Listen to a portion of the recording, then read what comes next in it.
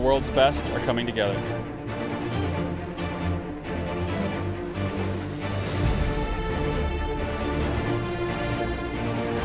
This is the Rolex Series. It's Rolex Series number 4. It is a first Rolex Series win for him.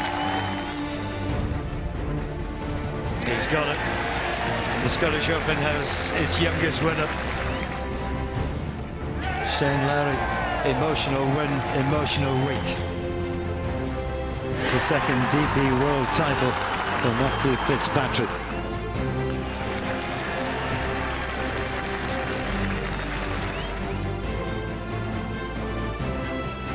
Victory for Xander Schauffele. This is the 2023 Genesis Scottish Open.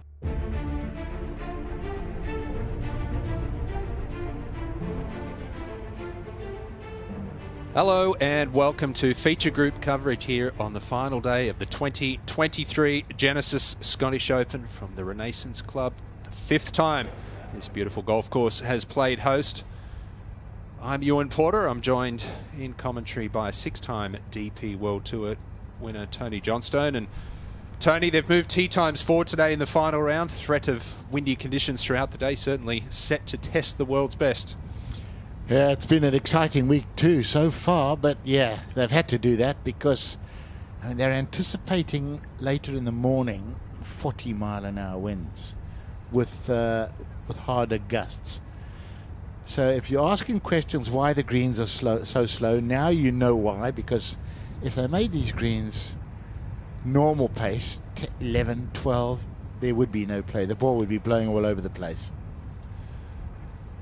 Well, one of our featured groups this morning, it'll be the second featured group that we're following. Min Woo Lee, the 2021 Genesis Scottish Open champion, the youngest Scottish Open champion. He's been playing some terrific golf.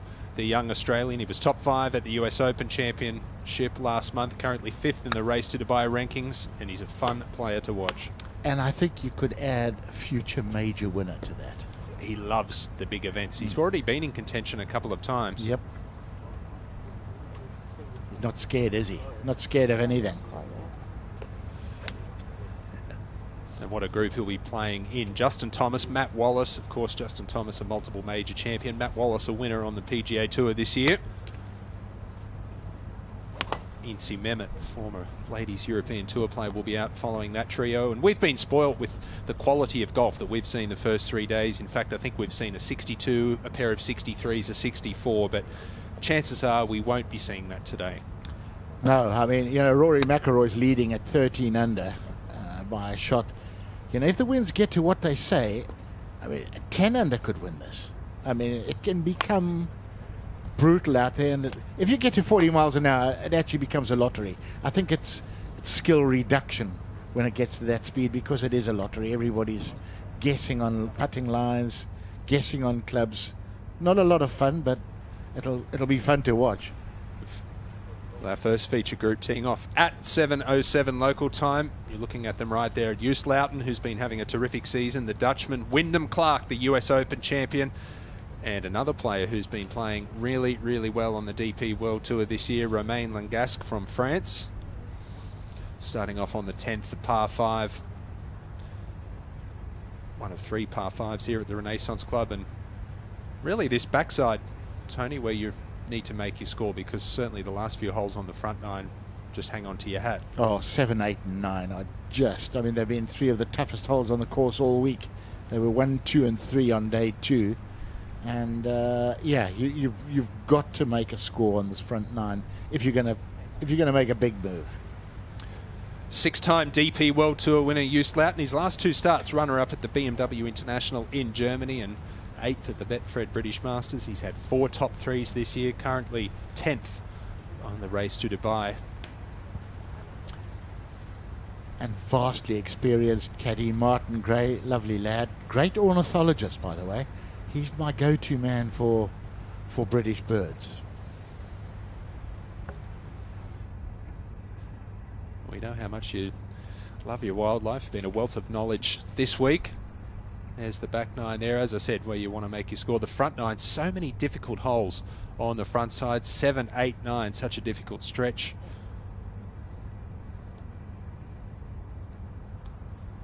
love the fact that so many of the holes, you know, there's such a variety of different directions that these holes run.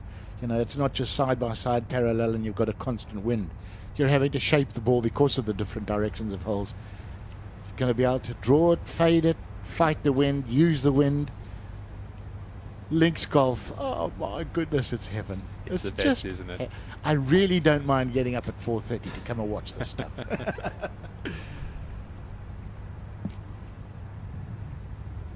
I feel like we've cheated really, because we've done the morning feature groups and we've been treated to the best every day. Every day we've had the absolute best you could see. No one's shot over par yet in our feature groups. It's unbelievable, isn't it? It's fantastic. And what a season this man's been having. Not only the US Open champion, but he also won the Wells Fargo Championship in North Carolina. 7 top 10s, currently 7th in the FedEx Cup standings. And starting the day at 5 and 6 under par, this trio, are they too far back? No. 6 under par. 10 could win this. Do something special, you never know.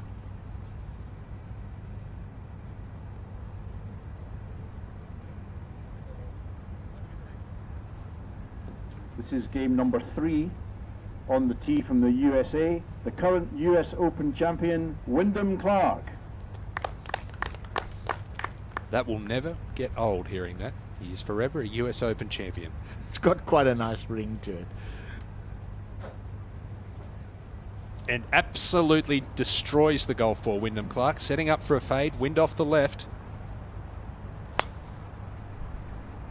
Well, that's more than a fade. Yeah, I mean, you know, it would be a bit of a cut, wouldn't it? Really, without the wind, but with the left to right wind pumping, it's accentuated and ideal first tee shot.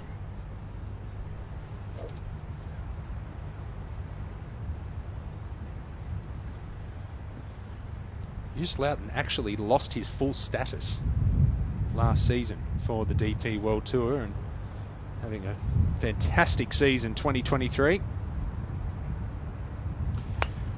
Wind has turned to the same direction that it was on day 1, out of the southwest. We've had a bit of a mix.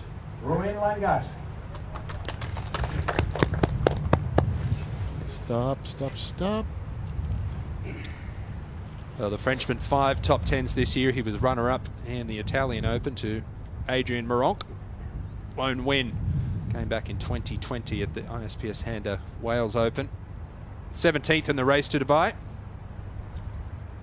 Setting up a lot squarer. Is he going to try and draw it against the wind? Try and fight the wind? No, just straight and let it drift. You can fight the wind till it gets to above 25 miles an hour, and then it's pointless. You've just got to use it. The left to right breeze for a right-hander I always just had fits with. Oh, nightmare. Nightmare. I used to spend so much time so far right, it was ridiculous. Oh, no doubt we're in for some terrific golf again today. It's going to be a fascinating finish with the wind up here at the Renaissance Club.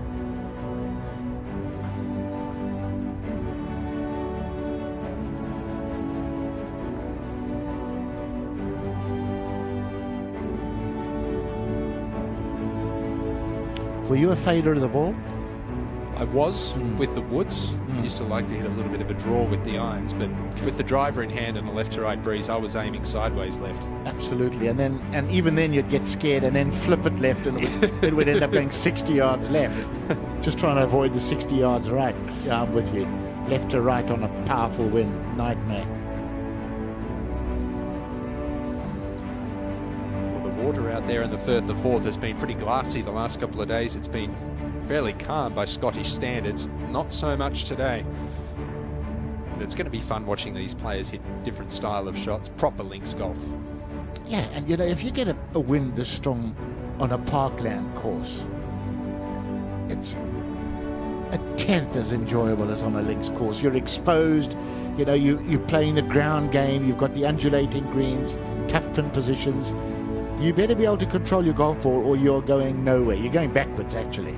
And we were speaking about this before we came on air. If you came to Scotland or Ireland, the UK in general, for a week of links golf with your friends on a golf trip, you'd almost feel cheated if you didn't experience conditions like we are today. This is what it's all about.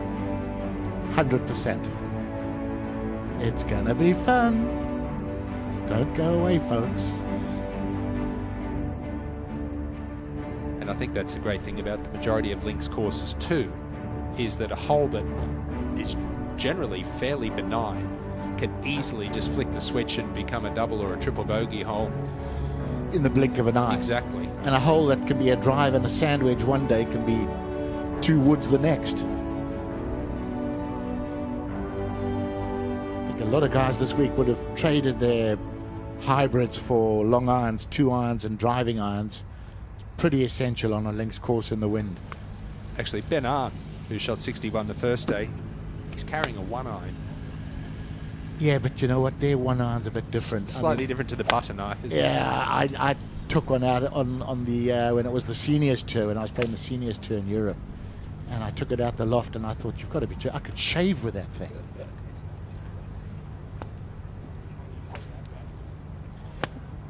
Added to the fact, Ewan, that the old equipment, the old tech, with a modern ball.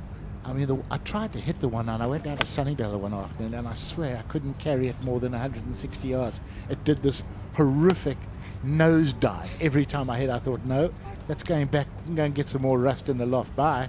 Well, speaking of retro equipment and the man in your screen, I played the Pro-Am for the Australian PGA Championship last year, and I took my old wooden persimmon driver out for a round, and I gave Minwoo a hit of it.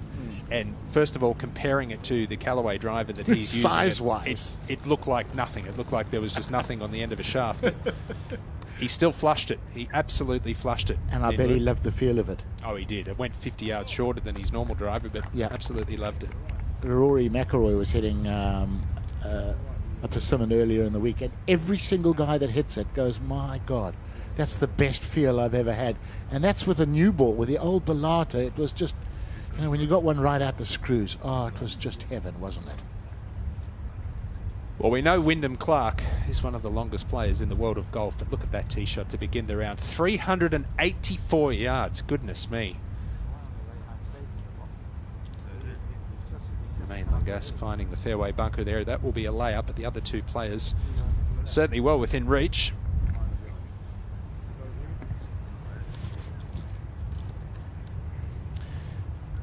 Such a difficult green to hit this. There's a big mound and a hard right to left slope, sort of from 50 yards short of the green all the way up to the front edge, and anything pitching on line with the middle of the green or right of it just bounds straight left. To keep on this, to get it on this green, you've almost got to pitch it on the green, but the flag is 12 on, 7 left and downwind. If you pitch it on the green, you're going to have a monstrous putt.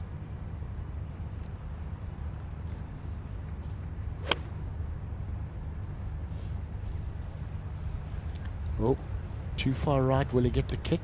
No. And a nasty chip to start the day, and it's not his strength. No, it will be pitching back into the breeze. Romain Langasque is laid up. So Wyndham Clark, the final member of this trio. Had it going yesterday, got it to 8 under par, but dropped a few coming in. Needs a low one today. Can he get off to a red hot start here at 10? Just 196. He could definitely pitch it on the screen and get it to stay a little no. Well. Wow.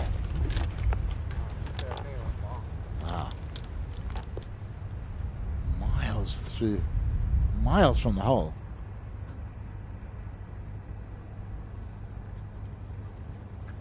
I wonder if he's trying to draw that back into the wind and just hit it straight. That's 30 yards past the flag. This man was in our feature group coverage on day 1, and again today, Justin Thomas, he's really been embracing the links culture, the UK culture here over the past week.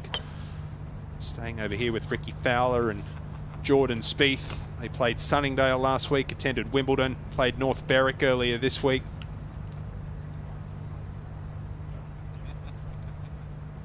I love the fact that they're doing that, embracing it. You know, in the old days, the guys used to come over, Jack Nicklaus, Tom Watson, and play links courses the week before, but these guys, they just seem to chill a bit more than the previous generation. And he's an investor now alongside Jordan Spieth in Leeds United, who have just been relegated to the championship. Amazing how many of the American players genuinely love football. Billy Horschel, West Ham. Absolutely. I'm not going to call it soccer. I'll get berated by all our British viewers. Well, we know that Justin Thomas and co have been enjoying their time here in Scotland.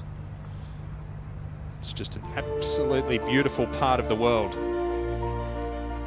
Population just over 5.5 million people. We're at the Renaissance Club in North Berwick, just east of the capital, Edinburgh. It's an outdoors enthusiast paradise here. Some beautiful hiking trails and highlands. The population of Edinburgh itself, just over 500,000 people, and so many wonderful attractions like the Edinburgh Castle, one of over 1,500 in the nation. The cannons, they go off at 1 p.m. every day except Sundays. No, it's the home of golf, the national sport of Scotland. Over 900 offshore islands, 600 square miles of freshwater locks. And Tony Johnston, I know it was one of your favourite places to come and play golf. Oh, heaven. You know, I mean, I've got to admit, the first couple of times I played links golf, I thought it was some kind of aberration. I thought, this is just a joke. This is just a ploughed field, and they've stuck a few greens and things. But, man, when you finally realise what links golf is about, you can't love any form of golf as much as this. Langask drove into the fairway bunker, laid up to here just to sand wedge for his third.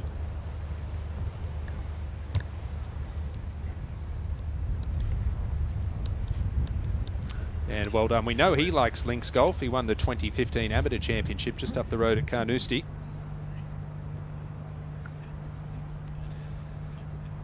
So Justin Thomas playing alongside Minwoo Lee and this man in your screen, Matt Wallace, today. And it's a wonderful golf swing. I'm more interested in the outfit. Beanie with just a shirt and vest. Now, I think if you've got a beanie on, you'd want the long sleeves on too. Thoughts? You know, some guys just detest the feel of, you know, long sleeves, rain jackets. I mean, this is a relatively modern thing, isn't it? The short sleeve. Cross-handed.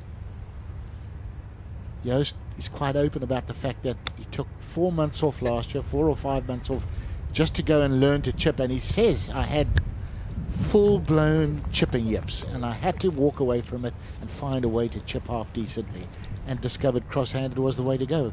Well, of course, fair enough. Matt Fitzpatrick made it famous, didn't he, by winning the US Open Championship last year, chipping cross-handed. But I remember Peter Senior chipped cross-handed many, many years ago. Vijay Singh did it for a while. Chris Couch won on the PGA Tour doing it. Strangely, Matt Fitzpatrick was a superb chipper when he changed. He used to chip cross-handed as a practice routine, and thought, hang on, I actually chip even better like this. So, you know, I know Peter Senior, you know, he had chipping yips, went cross-handed. He was the first one we ever saw do it, and did it really well. Wyndham Clark, third shot at the par 5 10th. Oh, beautifully played. And certainly today with these conditions, you want to be taking advantage of these birdie opportunities because there are not many of them. No, I mean, every player's standing on that 10th tee today with this wind thinking 4 would be lovely, potential for an eagle 3. 5 will feel like a bogey.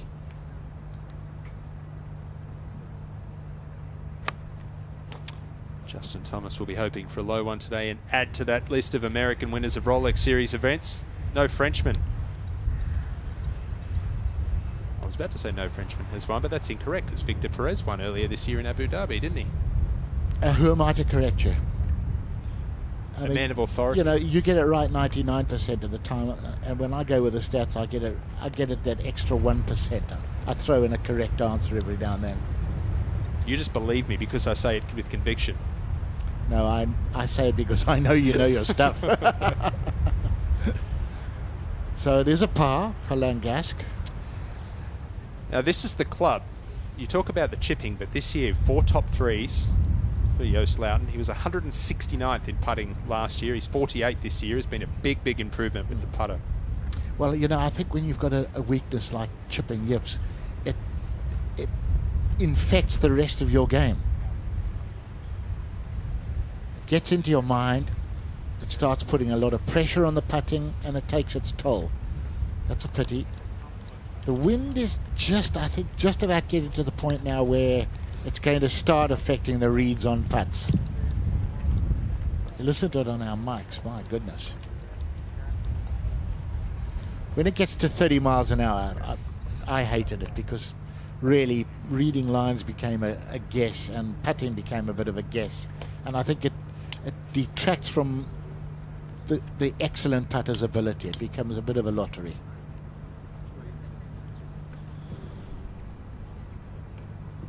Stuart Davison, Minwoo Lee's caddy, and Richie Smith, his coach from Australia, over this week. And we mentioned the wind. It's consistently 20 to 26 miles an hour. Gusts expected, as you mentioned, up to 40 miles per hour today. And it's making it feel even cooler than the 14 to 17 degrees that's expected. It wasn't boiling when we came in at 5:30. Gee, you're eager getting here at 5:30. Well, I am lying. I got here at 6. But I was supposed to be here at 5:30. I've just buried myself. Well, the 11th hole hasn't been overly difficult this week, but it should be playing back into the breeze today, and I think it's going to be an extremely different kettle of fish, especially with that flag in the back right. Now, I think it's actually still downwind. Yeah, I think the southwesterly, it was yesterday, but left to right on 10? Down and off the left on 10. So, hang on, let me check out my compass bearings here. It was, you're right, it was down off the left on 10, Yeah, but this is heading in... Yeah, it's a little more off the left, but still helping, Okay. I think. Because, I mean, this is, you know, we talk about holes that can change. You play this hole into a wind, it can be a monster. But, I mean, for Wyndham Clark, if he canes one here, he's going to go in with a lob wedge. But with that wind off the left, I think we'll see a lot of balls in the right rough here today. Yes, no question. Teeing it down low. And looks to be setting up a little squarer than he did on 10. Uh-oh. There's that big tree, and right of that there is... Well, that's 50 to 60 yards offline, but as we know, that's so easy to do. He's got so much speed in his golf swing that when it just gets a little off, that ball is going sideways. Do you know how far he's carried that? That tree is 295 off the tee. He's carried it 60 yards. Well, the past ball was that. still going up when it went past it.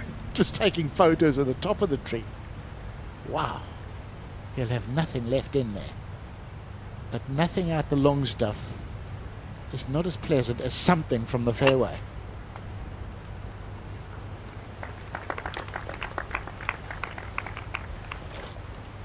Solid ball striker, isn't he, Joost Luiten? Yeah, and renowned as a fantastic driver of the ball.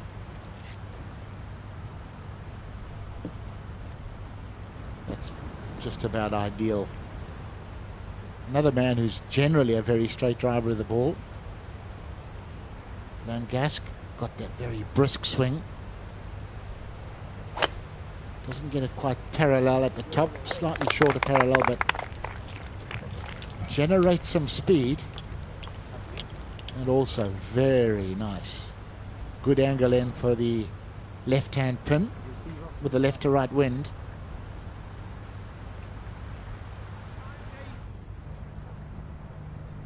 Not too many Americans, to be fair, come over here and really embrace the links challenge, but Justin Thomas is not one of those. He loves it and can play all the different shots. Yeah, you know, I mean, over the years when you think guys like Tom Watson, you know, they only came and played links golf the week of the Open Championship and maybe the week before if they came over early, but they don't get to play a lot of it. And yeah, some American players never really come to terms with links golf. They just think it's, you know, just it's awkward and it's different. But if you're going to win majors and win an Open Championship, learn to love it. And he does. His father there, Mike, keeping a close eye on him. Fellow PGA of America member. And Minwoo Lee hasn't driven the ball as well as he'd like this week, but certainly made up for it in other areas. 5 under par. How good is that position at address, that setup? I mean, you know, you could be from a different planet and you think, wow, this looks quite nice. I think I know what he's going to do. He's going to just absolutely murder it. I mean, everything. I mean, just technically. And the swing. Beautiful. Top 15 his last 3 starts. Minwoo Lee. Look at that, down the grip. Practicing little low chippy shots. How cool was that? I think he just about topped that. I think he got that very thin. But you know what? If you're going to get it wrong today, get it thin. I think this will be a little higher. He looked down at it a little mystified. A little higher. It's the right thing to be practicing today, that's for sure. It's not easy to go that far down the grip and hit the ball that smoothly and still hit it with a lot of control, but he does it very, very well. He's going to go for the draw now.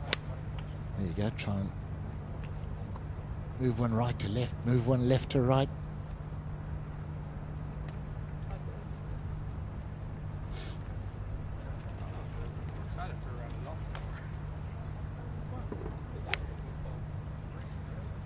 Good man on his bag there as well, Tony. Jim Bones Mackay, been out here over 30 years now. Yeah, caddied for a lot of fantastic players.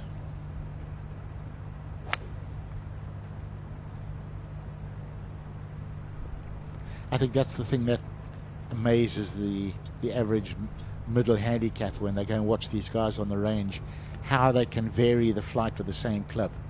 You know, they can hit the ant killer just off the ground, or they can hit it into the stratosphere, same club, and vary the shape and make it look so easy.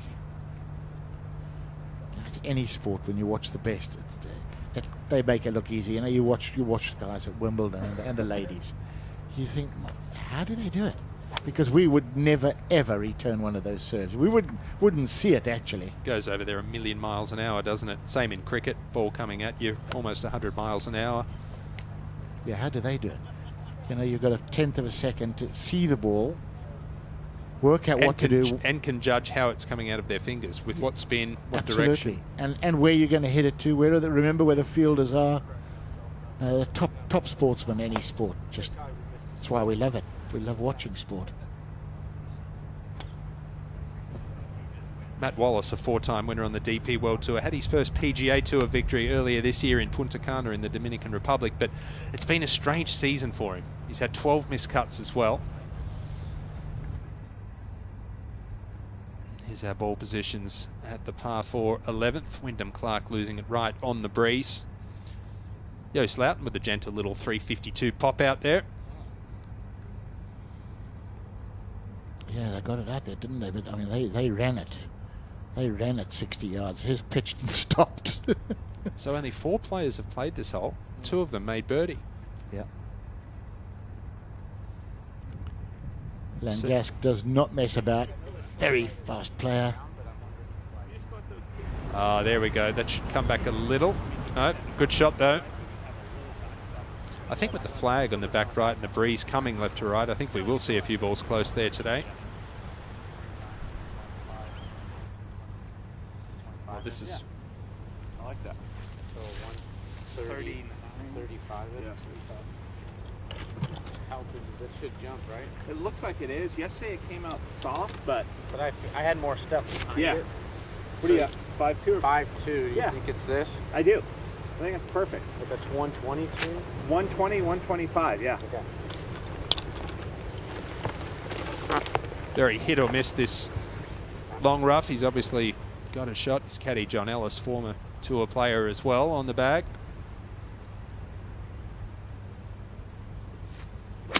How by the fact, sorry, and that it's 40 yards on. He can pitch this on the green and let it run out. Oh, what a golf shot.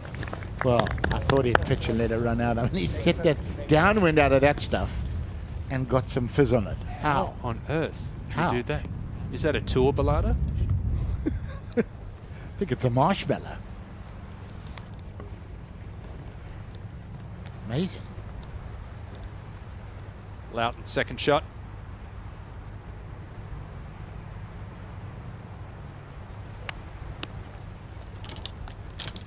Yes, we've had a little bit of rain, which has softened the greens up, but they're not exactly spongy. That's the one thing you would like to see, is dry conditions, hard running greens. That makes links golf even more interesting. He's got so much width in his golf swing, doesn't he, Joost Loughton? Yeah. And repetitive. It's very repetitive.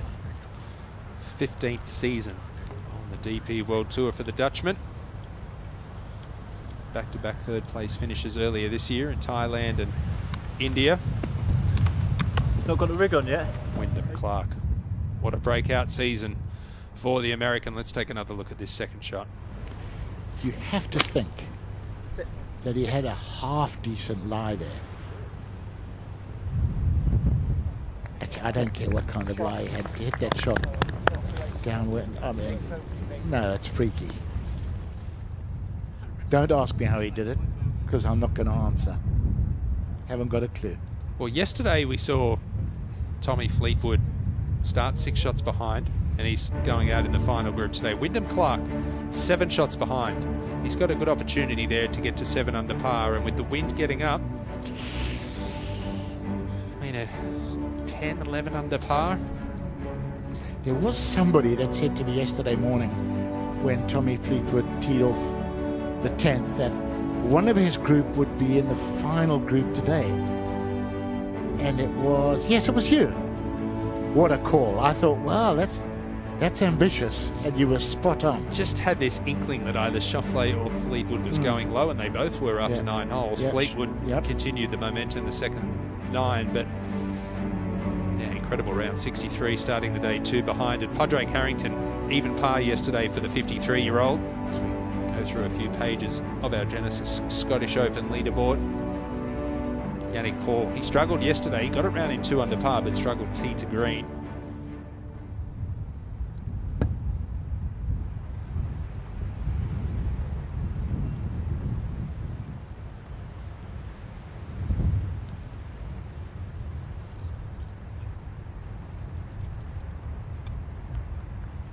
I know earlier in the week some of the guys were a little bit put out about the slow pace of the greens. They're going to be pretty grateful later today.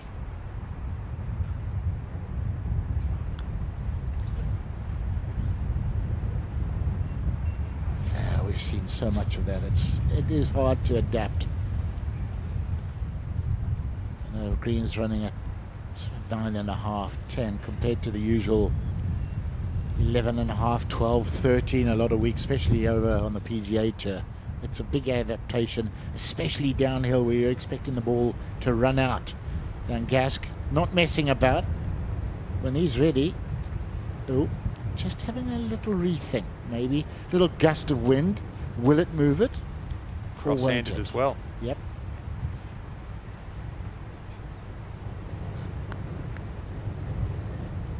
Very short backstroke.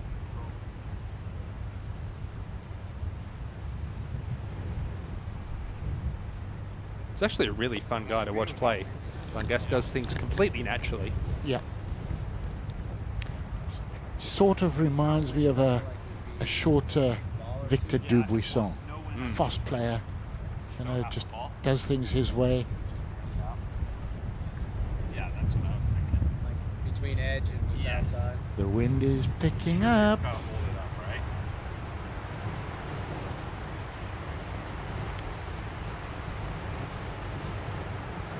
It's like a millimeter out. Caddy just checking the line on the ball to see if he's got the line aiming where they've decided they want to start it.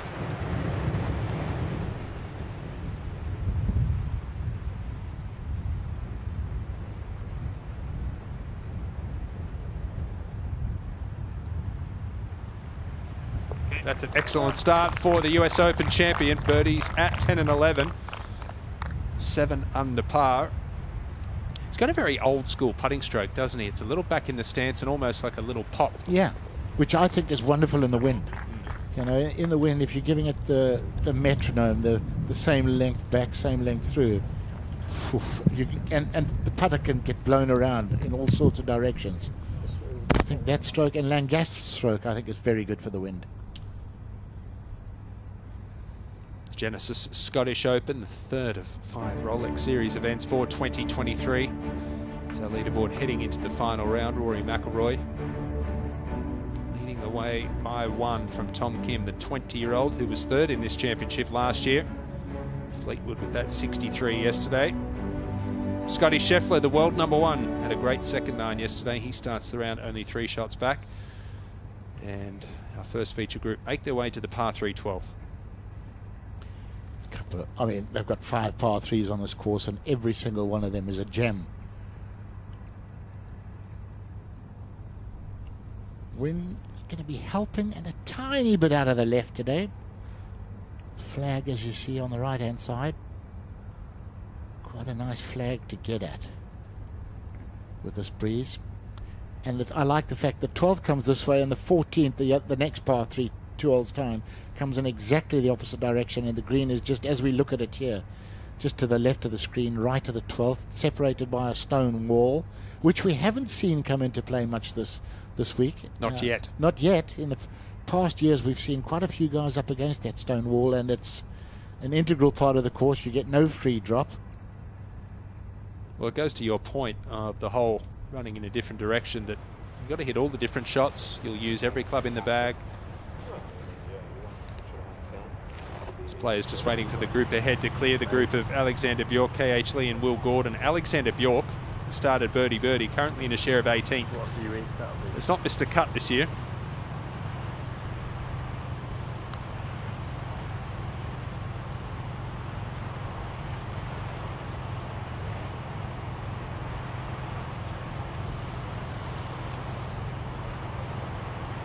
You got a pick for today? Who do you think? Do you think Rory will hang on? You know, it depends. It depends on the wind. You know, Rory's got something to prove. He's never won a tournament in Scotland. He's never won a tournament in very windy conditions. So he's got a point to prove to himself, I think. I think Hatton's going to be a threat. Starts the day 5 behind. Shot 62 day 2. We know he can obviously go low. And he thrives on the wind, and he thrives on tough conditions. And he's very good in the wind. He can alter his flight. He can hit it very low. Good judgment of distance, which is vital in the wind. Just over a minute now until our second feature group gets underway. They're starting on the 10th, the par 5. It's a great hole. Good opportunity to start with an eagle or a birdie. Just the 2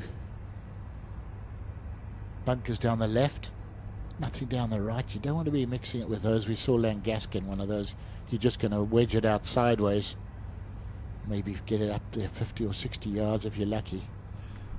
Yesterday I had an inkling that either Scheffler or Fleetwood was going low. What about one of these players, Thomas, Wallace, Lee? I get the same sort of feeling. One of these players will be a threat at the end of the day. I'm straight off to the bookies after your call yesterday. I'm out of here. I'll see you later. Well, it promises to be a fun day.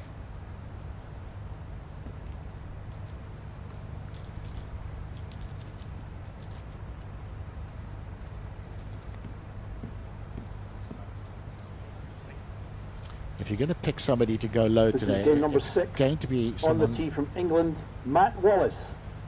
It's going to be someone who's patient. If you're lacking in patience, you're not going to get the job done on a links course in windy conditions. Matt Wallace, now resident in Sunningdale, lives just down the road from me. Matt Wallace has a pure golf swing, and he's 161st in driving accuracy this year. His ball striking has been off. Is that a 3-wood? It is.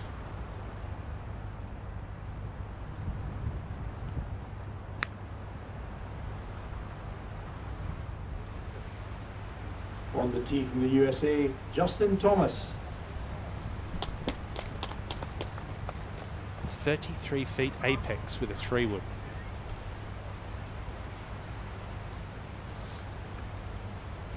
I'm looking forward to seeing how low Justin Thomas hits it. I mean, let's see, has he got the driver or the 3-wood? I would think driver.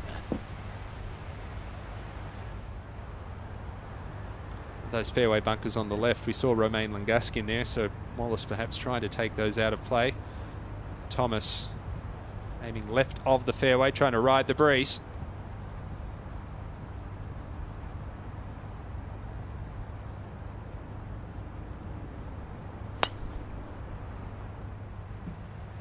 And on the tee from Australia, Min Woo Lee. Amazing that. Should avoid that bunker. I hope so. Close to it. But, I mean, that was 69 feet with a driver as opposed to Matt Wallace's 33 feet apex with a 3-wood. And 69 feet is still a low apex. Yeah. This man's got all the shots. Min Woo Lee.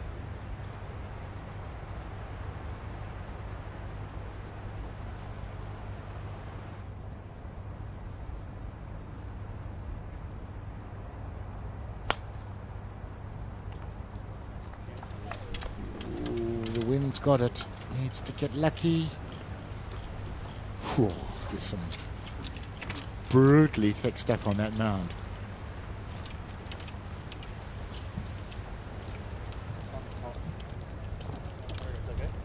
He's a fun player to watch, Min Woo Lee. He's been having a terrific season, playing alongside Thomas and Wallace today.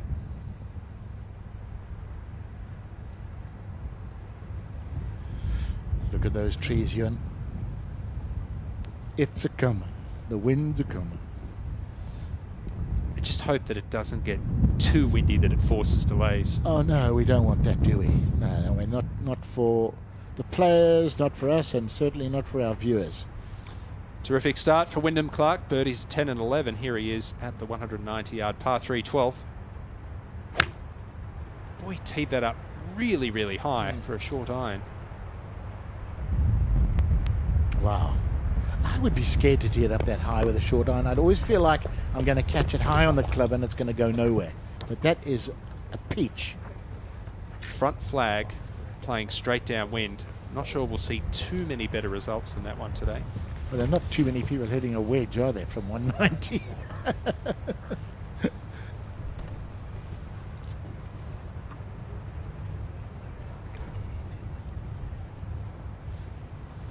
'68 career top 10s for the Dutchman. And a very consistent performer. You know, he won 2 Dutch Opens back-to-back a couple of years ago and won them in style. And, you know, he was sort of renowned as a great finisher when he got in the lead. And of late, he's had a couple of chances to win and hasn't managed to get the job done.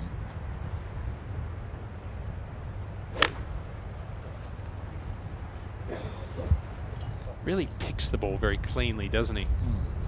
Oh, that's a terrific shot. You surprised he's never played a Ryder Cup? I am. Yeah, I think he's going to eventually. You know, you want a guy with that level of consistency. It's all about the chipping and pitching with Joost. You know, really he wants to avoid missing greens because it is a weakness. You know, we can't hide that fact. Pars at 10 and 11 for Langasque. And how differently these two are playing this hole to Wyndham Clark, who just lofted it up so high. They're pitching it short and running it on. Oh! Playing a little snooker there. Loughton will replace his ball in its original position.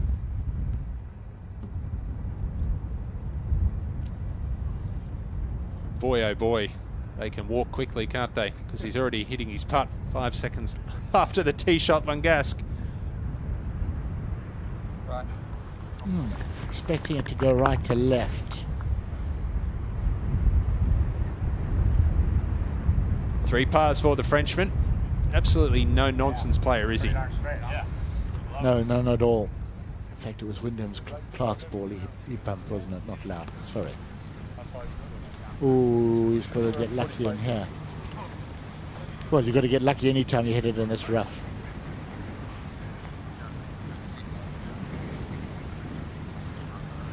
Don't think he reached the long stuff. It looked like it ran out just into the semi short of that mound, hopefully. Let's see. These are the ball positions of Wallace, Lee and Thomas. 323 with a little low burner 3-wood. Thomas looks like he has found that bunker, but to tell us more, she's out there with the featured trio. Former Ladies European Tour player Incy Mehmet. Good morning, Incy. Good morning, Ewan. It's a beautiful day out here, but it's completely different to what we've had in the last couple of days. By far the windiest, and I'm shocked to hear it's rolling at 9 on the stimp meter on the greens, but it's understandable why, because otherwise the ball definitely won't stick on these greens, especially given how much undulation we have. It's going to be a real test out here, guys. Yeah, no question. You're going to have to play a lot of different shots. All three players missing the fairway here. Incy, how are they looking? Yeah, I mean, the further down you go, because it's kind of down breeze, it does turn into quite a small target. But for Matt Wallace, he's got 255 yards to go. The people in the group in front just left the green. You need to chase this one, but there's a big mound short right.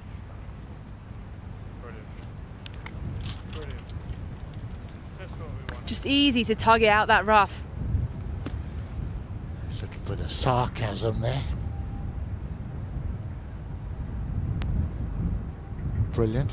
Just what we wanted. Not.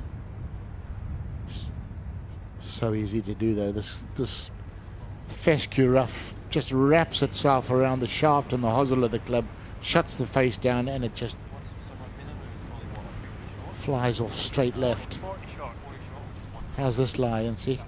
It's okay. It's on a steep uphill slope, so there's going to get enough loft on the ball, but you've got a little bit of plant, let's say, in front that could maybe turn the club over, which is the last thing that you want. But Minwoo Lee is one of the strongest players out here. He can generate a lot of speed, and I think from 225 yards he's going to be able to advance this up far enough where if it catches the mounds it will kick forwards, but if it's too short it will land on that uphill slope and just die. So you need to try and muscle this one out for Minwoo Lee.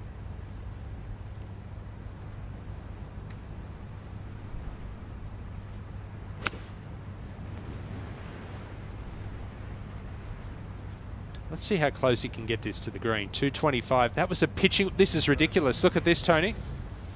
That is absolutely insane. It's unbelievable. That was a pitching wedge off an upslope. 225. Oh dear, I have no words. Amazing. The club head speed. Now, serious question. His caddy, Stuart Davidson, is a Scotsman. I wonder how big his experience will come into play today. Well, when Minwoo, look, he's been on the bag for a week, but when he said, I think I'll get there with a wedge, you know, an old school caddy, you'd be thinking he probably can, but that's nuts. I'm not sure I've seen that ever in professional golf. 225 pitching wedge. It's unbelievable, isn't it? And read the flyer so well.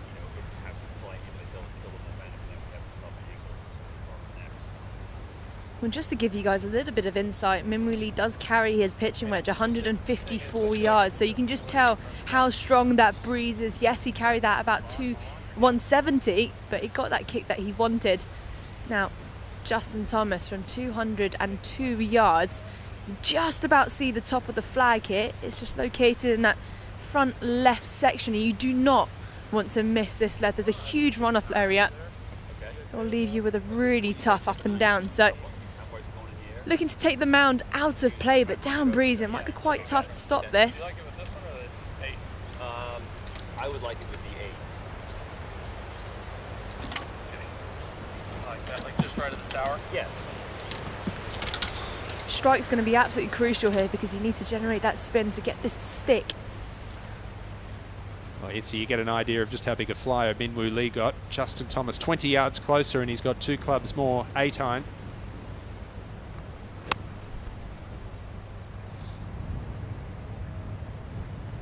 trying to chase it up there, but got way ahead of it, and pretty awful result, really.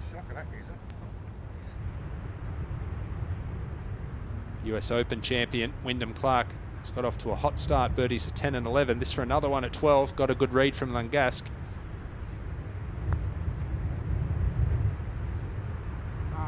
Did the same thing. Wow. Yeah, I think the way he looked up there, I think the wind is starting to have effect. On the putts, on the reeds.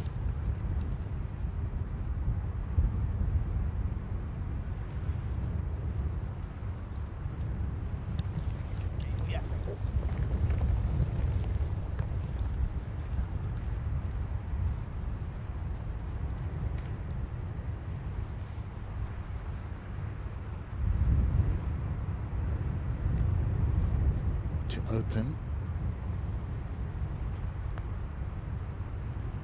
His birdie at count, no. Do you think the putting will be the biggest difference today? We're going to see less putts hold? Yeah, I do think so. You know, as I said earlier, when it gets up near 30 mile an hour, it starts affecting it. You know, you want to hit putts firmer to take break out of it, but you know, if you get it wrong, you've got a nasty one coming back. Oh dear. Yeah, this is really horrible. I mean, virtually impossible to get this one close. Needs to flirt with that big mound just short right of this green. It'll be very difficult to carry all the way. There's no chance that this is going to stick either. It's going to release. Needs to aim this way right, try and get some height on it. Incredibly difficult to get this one close. Well, you're not wrong about him aiming right. He's aiming up near Justin Thomas. You need a pot of luck with this one.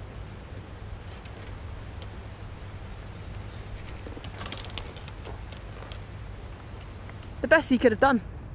Yeah, I don't think he's going to be too displeased with that. Almost a take your medicine, isn't it?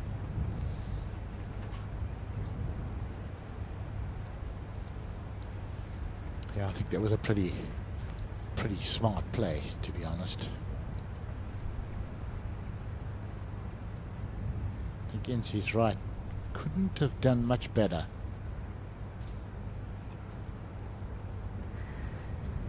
I must admit, this is equally pretty tough. I mean, anything down breeze, if you're short of this green, that big mound comes into play.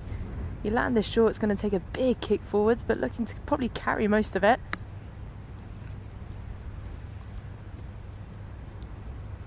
Oh, how good is that from Justin Thomas? It's been a messy hole for the American, but can hopefully extricate himself with a par out of it. That was a beautiful shot. Had the benefit of an upslope there, Tony. Yeah, he did. But you know, you're taking the upslope into account, you're taking the wind into account, the little ridge that you've got to run up. Just beautifully played. Always had vast ability around the greens, hasn't he, Justin Thomas? You don't have his record if you don't.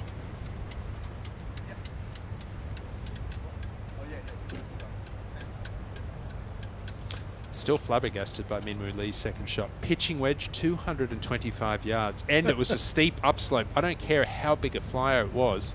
That is unfathomable. Really I've never is. seen it. I know people at home think we're lying. 225 pitching wedge, but my goodness. Well, we saw the P on the bottom of the club. Yeah. It is astonishing. Thing is too, out of that lie, it can come out dead. You're playing for the flyer, it can come out dead and come up, you know, 50 yards short.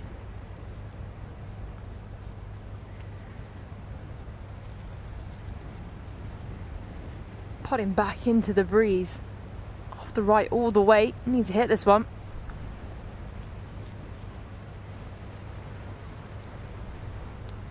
Wow, he did too. I mean, he gave that a proper thump, didn't he? And still didn't get it there. We've spoken about the challenges of putting today, but I think what we saw there with Matt Wallace will be a common theme throughout the day. We're going to see a lot of players have very, very testing second putts. It's going to be so difficult to lag the ball. And those 5 and 6 footers are hell in the wind. The hell without. Oh, absolutely. You know, you've got a putt that's right edge, and you've got a gale blowing off the left. Now what do? Do you go straight? Do you go left edge? How hard do you hit it? Do you trust it? Overcoming doubt is the difficulty. This for an eagle for Min Woo Lee. Not to be, but a good start. Birdie moves to 5 under par for the Australian. Can't believe he's still only 24 years old. He's been around forever. I remember when he won the US Junior Championship in 2016. He was only 16 or 17 at the time. His sister had won that US Junior a few years prior to that, but been around a long time and still got a long, long career ahead of him.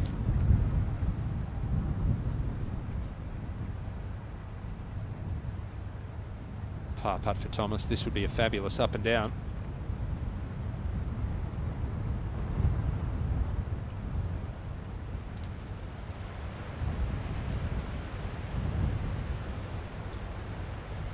Exactly the opposite start to what he would have anticipated. Not many scoring opportunities out here today. This is one of them, 10, and he's made a bogey.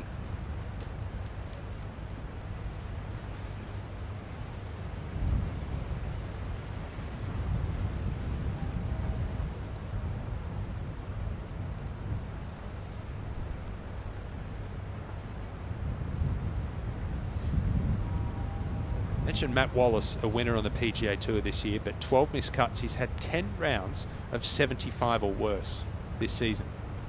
It's mind-boggling, isn't it?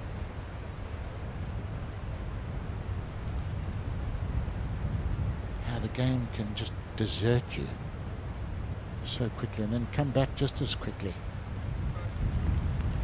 Just get a bit of confidence back again.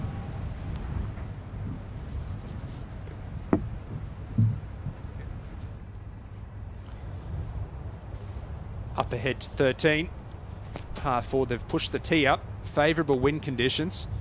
Hovland almost drove it yesterday. Wyndham Clark with a 3-wood. He can get there. All right, all right.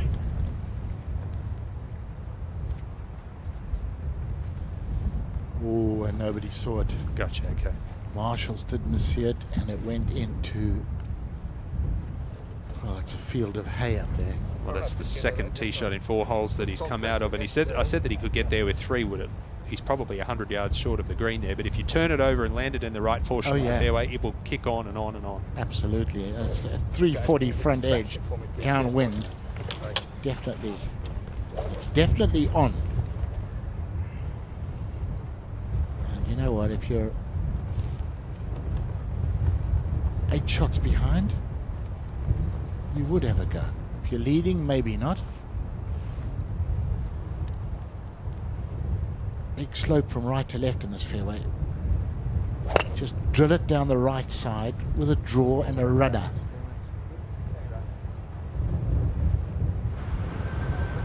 Here we go. Here we go. Look at this. Yo, Sloughton, get in.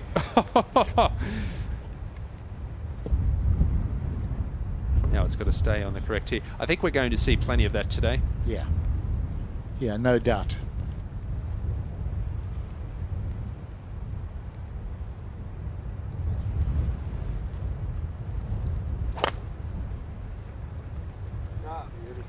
They've pushed this tee up 45 yards. They said they would do that on Sunday to tempt them. Here's another cracker from Langasque. Huh. Probably going to end up in pretty much the same place as Loughton's. Do the wall of death around the side of the slope, and he'll show him the way. It's going to be fun, that hole this afternoon.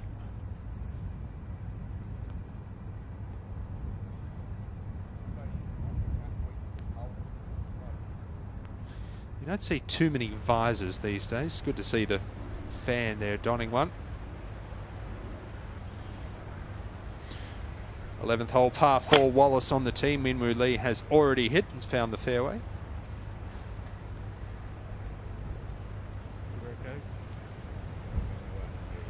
Oh, chasing on, that's a long one.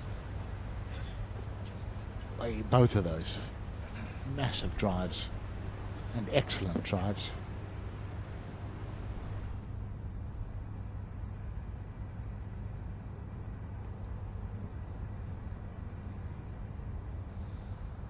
What's your go-to Scottish breakfast? Scottish sausage, the square sausage patties, fried eggs, bring on the fried eggs, baked beans, toast, and just keep it coming. JT going after it. Mine might not change though, but Oh. And a bit of black pudding won't go amiss either. It's good, isn't it? Black It pudding. is.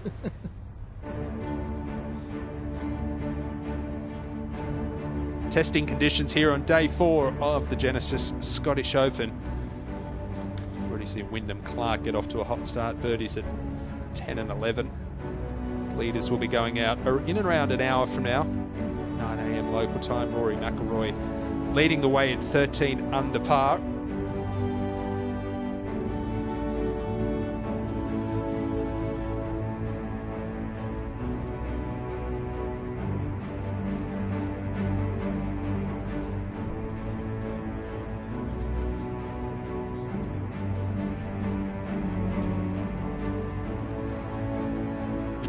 About the roughest the sea has looked this week, unsurprisingly.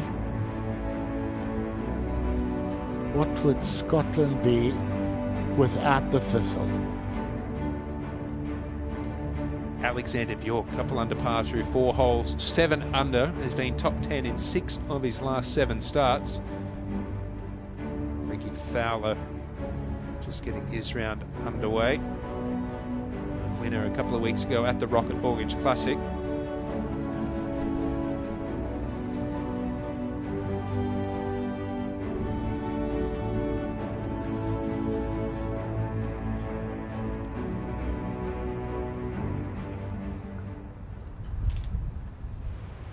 Boy, isn't this a precarious position for Wyndham Clark? Goodness me, what's he going to do here? Well, I'll tell you what, being the height I am, or the lack of height, I'd probably have to send up a flare to get found in that rough. You would not see the top of my head. Wow. I mean, I'm just worried about getting it out. Yeah, absolutely. This is... No, like I literally just getting it out. Yeah, for a man of his height, his strength, his power, and he's talking about just getting it out. This is absolute hit and hope. You're telling me they don't practice this shot? Well, only if you like visiting the physiotherapy a lot. Right here or anything? I mean, you can do yourself an injury in here. The club comes to such an abrupt halt there. You know, you're going at it with a 120 mile an hour club head speed. Oh my goodness. They're thinking about taking a drop, but I don't think they can get. They can't get their 2 clubs Well, I'd length rather swing hard. Well, I realize I don't know if it's going to come out there. to the cut area. This doesn't sound good, does it?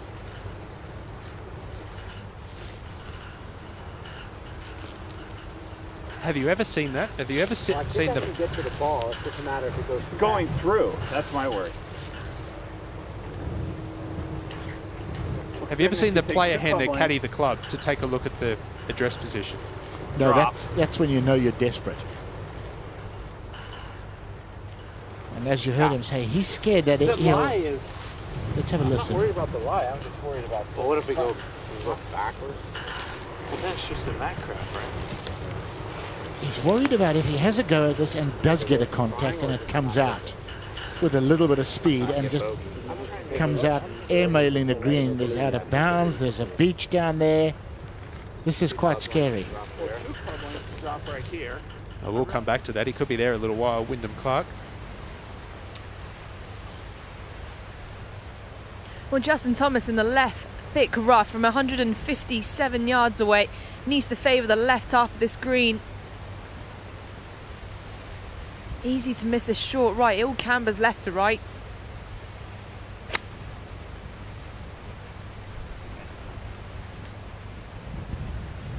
Beauty. That's a great result from there. Yeah, terrific shot, Incy. That looked like absolutely nothing compared to what Wyndham Clark did. That looked like a piece of cake. Looked like he had it on a peg. Fine shot, though.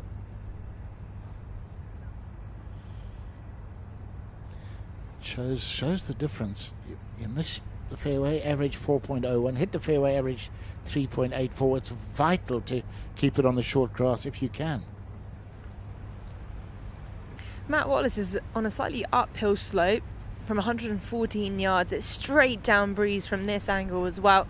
So you need to look to land the short left of the pin. Everything kicks to the right.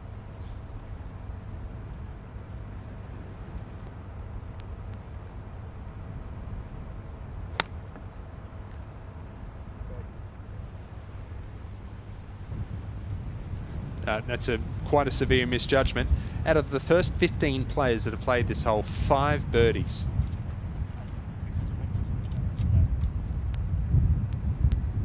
Yeah, it's gettable, isn't it? Incy, if you hit this fairway, you're expecting to give yourself a good chance for 3, aren't you?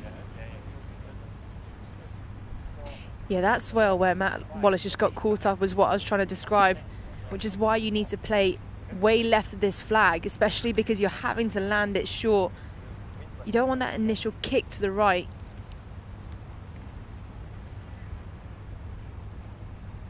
Looking to pitch this a good 10 yards short left of the pin.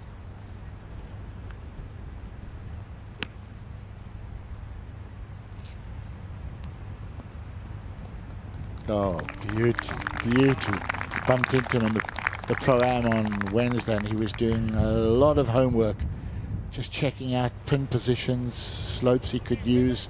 Langasque for an eagle 2 at the par 4 13th. Just trying to come back too. I think that's better. Just hit it. You know who he looks like with the hat backwards? Tell me. Johnny Morgan. Remember Johnny used to play with the hat backwards?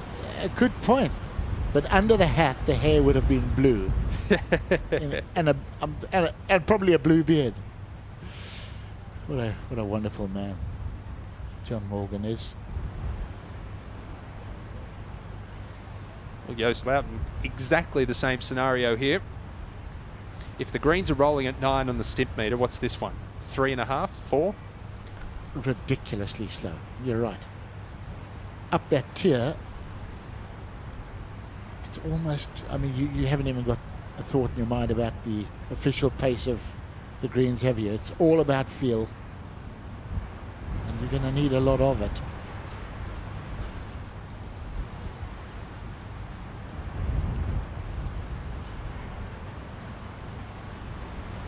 Good putt.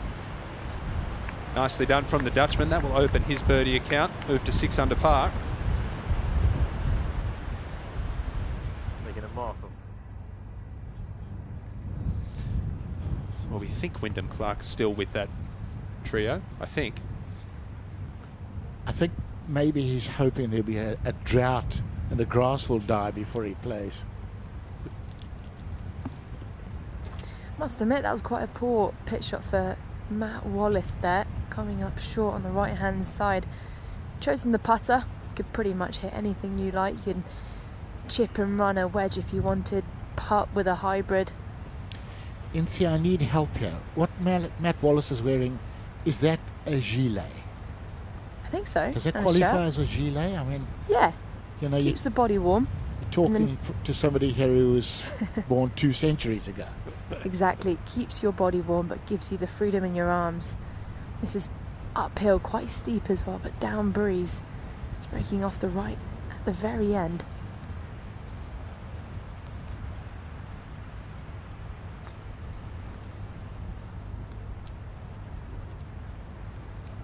Yeah, that's terrific judgment of pace.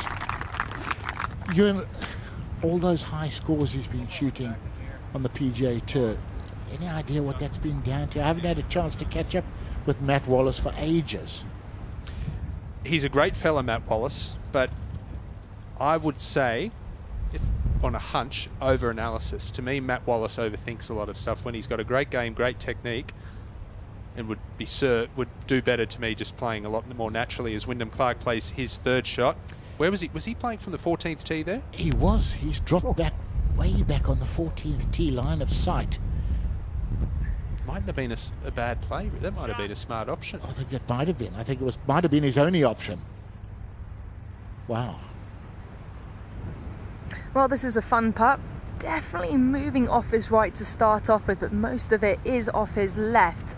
So a double breaking putt for birdie for Justin Thomas.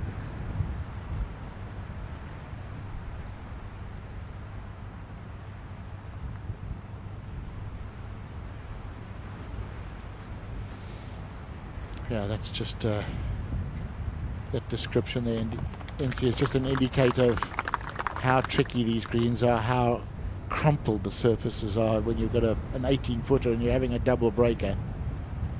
And then take the wind into account. Wow.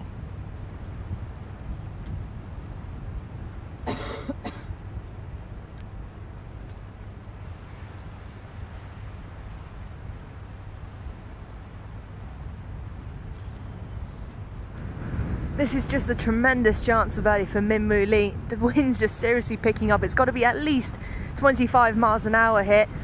This is breaking off his left, but once again putting straight into the breeze. And you'll see that a lot today. Players just backing up, maybe the ball just oscillating on this green. You've got to feel comfortable and put a good roll on it.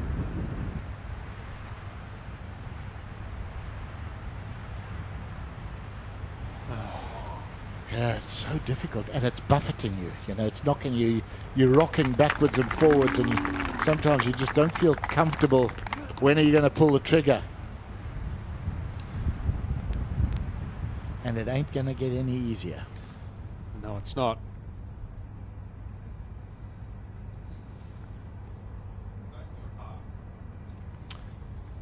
This would be some par, wouldn't it? Wow. Tip to the rest of the field. Don't miss it right on 13. It's jungle. Or left. Or long. Big for his momentum. Birdies at 10 and 11. You know, that putt should have been right to left. The wind has held it up. You look at the strength of that wind now. Oh my. This is going to get very, very interesting.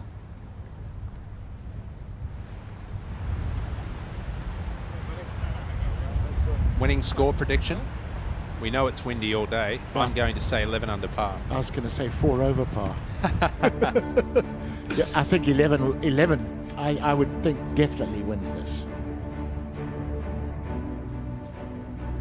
Rory McIlroy heading into today leading at 13 under par, final round of the Genesis Scottish Open. You can see there has one Rolex Series victory to his name. Tommy Fleetwood looking to add a third win, coming off the 63 yesterday. And our first feature group making their way to the par 3 12th. Not easy playing downwind today, Tony. No, getting it near that hole is going to be a bit of a trick. We saw Wyndham Clark just with a wedge. You know, when you're able to hit a wedge into that right-hand pin and pitch it on the green and stop it, what an advantage. But most guys will be bumping it short and running it on, I would think. You know, talking of winning scores, you know, somebody could get out there and just hole a couple of long putts. You know, with a bit of luck involved, I suppose somebody could go out and shoot 1 or 2 under. But if you offered me 11 under, sitting in the clubhouse all day, I think I would take it. So for the chasing pack, does it give them more of a chance, the fact that it is windy, so the players that 6, 7, 8 under par to start their round, does it give them a bit more hope than if it was dead calm? No question. You know, if you were 5, 6 behind, you would want a gale. Loughton at 14, the second of the par 3s on the backside. And 154 yards, that's 40 yards short. The way this wind is, it can make you look pretty silly because that's an elevated tee, so it's more exposed anyway. That ball would have come backwards in the air. You know, if this wind is now a 3-club wind, basically you've got to treat it like a 4 or 5-club wind. You've got to add on the 3 clubs, or whatever you think it is, then go down another club or 2 and basically chip it. Keep spin off it at all costs, NC. We just had Richie Ramsey in the group in front just saying welcome to Scotland, because today is a completely different day. 190 yards to this right pin and 176 to the front. For all I know, this could be a wedge once again, if not less. Well, he should hit lob wedge if he hit wedge from 225 on 10, and he chunked that and got away with it. How good's your bad?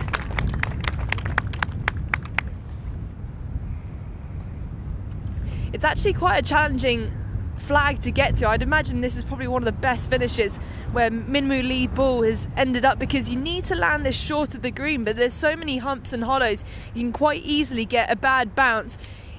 You know, if you pitch it on the uphill slope, it's going to kill it. If you pitch it on the downhill slope, it's going to really kick on. So a bit of luck involved, to be honest. I mean, there's so much luck involved anyway in links golf, isn't there? And so, you know, you're relying on bounces, especially on a day like today, and it's the ability to accept bad breaks.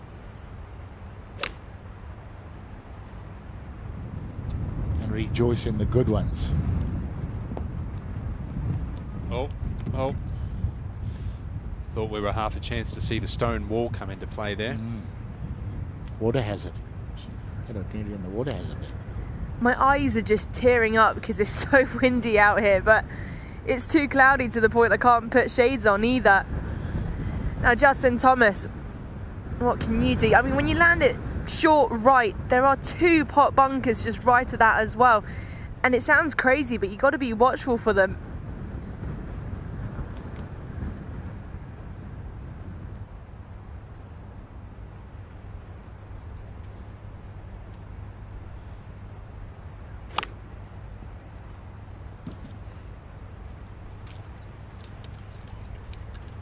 Oh, and that's what can happen. He played that nicely, but just landed softly. Itzy said she was tearing up there. That's when I saw I was working with you this week. That's exactly the same reaction I had. I tell you what, to be serious, I used to find it really difficult in cold, windy conditions. My eyes used to just stream. Now that's the way to be playing it. Just a little poke into the wind. Something I rarely see anymore, certainly with the way these players practice. You know, when I started making our state junior teams and state senior men's teams as a young player, and one thing that our coach Alex Mercer, who taught Steve Elkington for years and years and years, Coach Brendan Jones, who won many times in Japan, one thing he used to get us doing was he'd say, hit your 7-iron, hit it to a 150 metre target, now hit it to the 100 metre target, now hit it to the 80 metre target. Perfect coaching. And that is absolutely perfect for conditions like this, as Yep. Loughton hits his second at 14. Oh, wonderful. For a man who's not renowned for his chipping ability, that is great. But don't you think that's so advantageous to be able to hit 3 or 4 different distances with each club? Huge. You know, these days the guys, a lot of them stand on the range with their track man, and they're hitting everything full, and they're trying to hit it the same distance. Sit. Uh-oh. The TrackMan is obviously TrackMan, Flight Scope, whatever device they have. They're terrific. They're very, very beneficial. But in conditions like this, you would think that it would be rendered useless because it's all about feel. Absolutely. I mean, you know, we used to often stand on the range and you'd try and hit your 6-iron, 8-iron distance, your 4-iron, 6-iron distance. And gas down the slope, down the hill. Those are 3 good chips and pictures right there. Did you see his setup there? Really shut with his stance. Yeah, quite a few guys do that with a chipping, and I can see that if you're trying to come in shallow with a chipping. It's different to what, you know, was considered the norm 30 years ago, but guys do stand shut, come in very shallow, try to use the bounce more than we used to. Open your stance and cut across your feet. Yep. That's what we were told. Matt Wallace will be first to play here at the par 3 12th, Incy. God, the hair is really whipping my face. I need all sorts to help me out here. We've just got the players on 14 putting out. But this is a basic shot for Matt Wallace, chipping straight into the breeze. Pretty much carry this all the way. It's going to stop quick. It's a good lie too.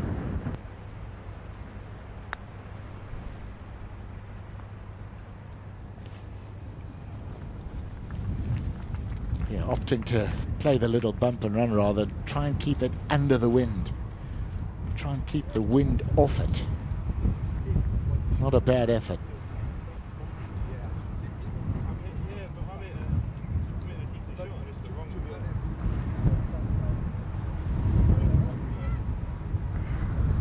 Today is definitely one of those days where by the end of it you're going to feel absolutely knackered. It's cold, you're going to feel windswept as well. It's going to test your mentality out. What a challenge. But this is what we love to see.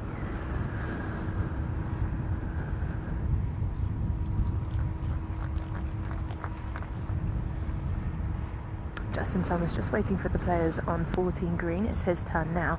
This is quite a steep uphill slope to start off with, and then it flattens out and it's all down breeze too, so it'll gain speed quite quickly. Yeah, these are always tough to judge, aren't they? When it's slow early and then lightning fast down the wind. Oh my goodness. It's almost one extreme to another. It really switches over quite quickly, which is what makes it so difficult to judge.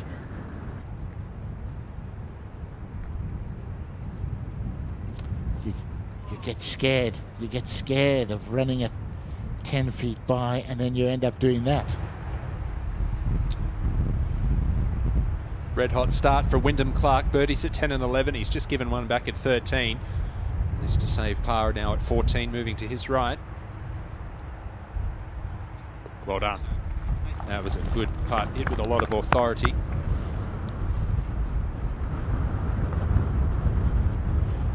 You have to try and get through this back nine in par or better, because the front nine's going to be playing very, very difficult. In fact, you have to try and get through this back 18 in par or better today, Ian. It's just, what a tough test. It really is. We missed a good chance for birdie on the previous hole, so Mimuli wanting to convert this one. I can see it breaking from either side, but with this breeze strong down off the left, I think it's a hint off the left as well.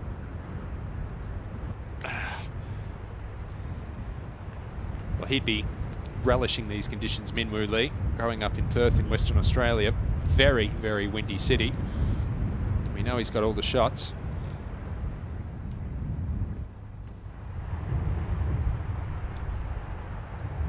Loughton, after that gorgeous little chip for his par.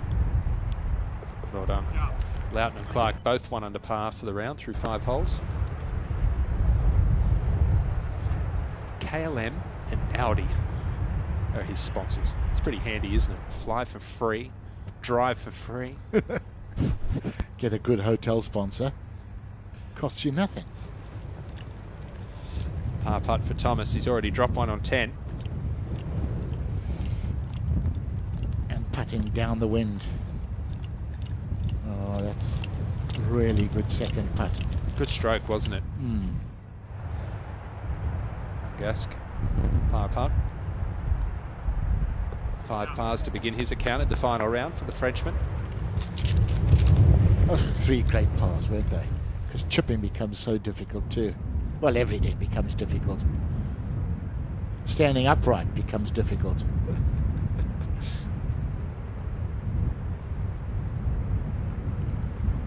I think what we're witnessing here with Matt Wallace is why he has some struggles. There's just too much over-analysis going on for someone who has brilliant technique and he's such a good player.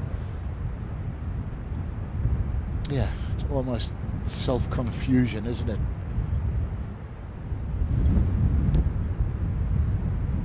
Well done. You know, you start searching for answers and you can get too technical, and then you try and become too scientific and you forget about feel, pace, natural instinct.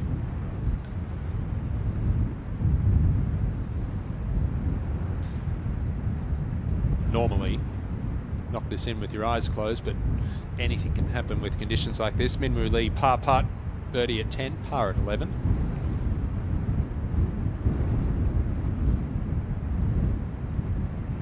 Another one here at 12. Good start for the Australian.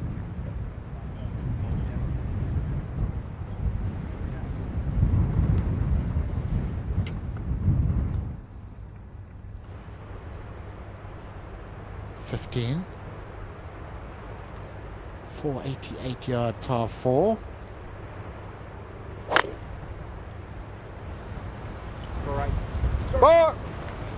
Straight downwind. Finish on that left trap, bud. Oh, jeez. My goodness. And downwind is easier because it straightens out wayward shots. So to be missing it by that much, it's a wide. 3 wood for Clark. He's lost 2 well to the right already.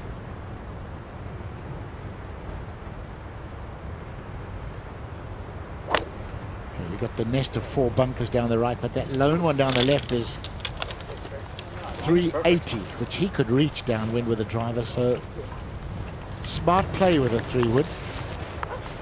Good course management. 173 ball speed with the 3 wood.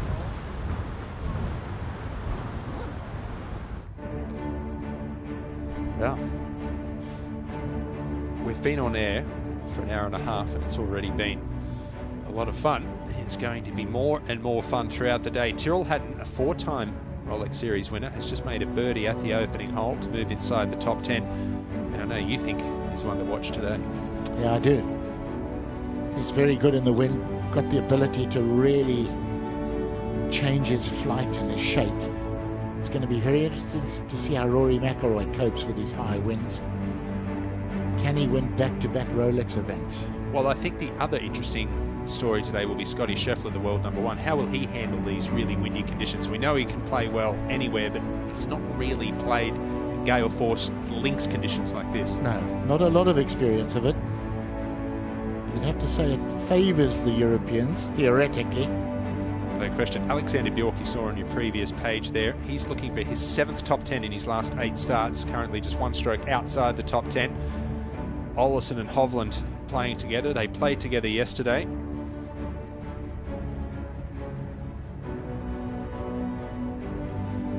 Gary Woodland, the 2019 US Open champion.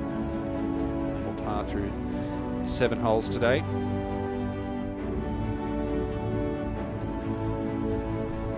Final round of the Genesis Scottish Open.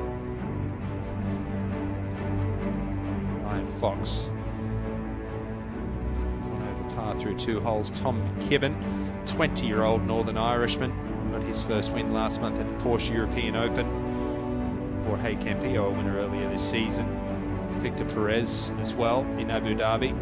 What about that bunker shot Perez hit on 17 in Abu Dhabi where he spun it back 10 feet into the hole on the 71st hole? Bonus. A lot of these guys putting in decent scores early on, which you've got to do. I think 7, 8 and 9 are going to be crucial holes in this championship. No question. We saw Billy Horschel's name on the previous page. He's a little upset at the moment. Declan Rice from West Ham has just signed with Arsenal. We know Billy's a big West Ham fan.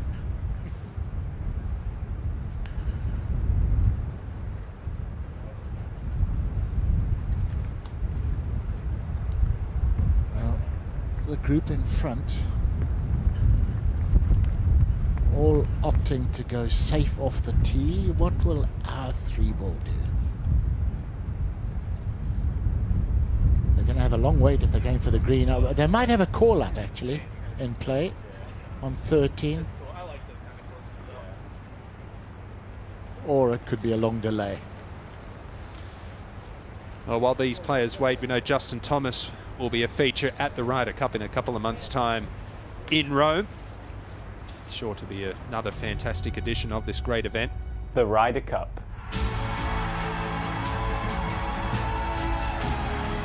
12 men, 1 team. Europe. versus the United States. 6 qualifying places up for grabs. Plus 6 captain's picks. It's all to play for.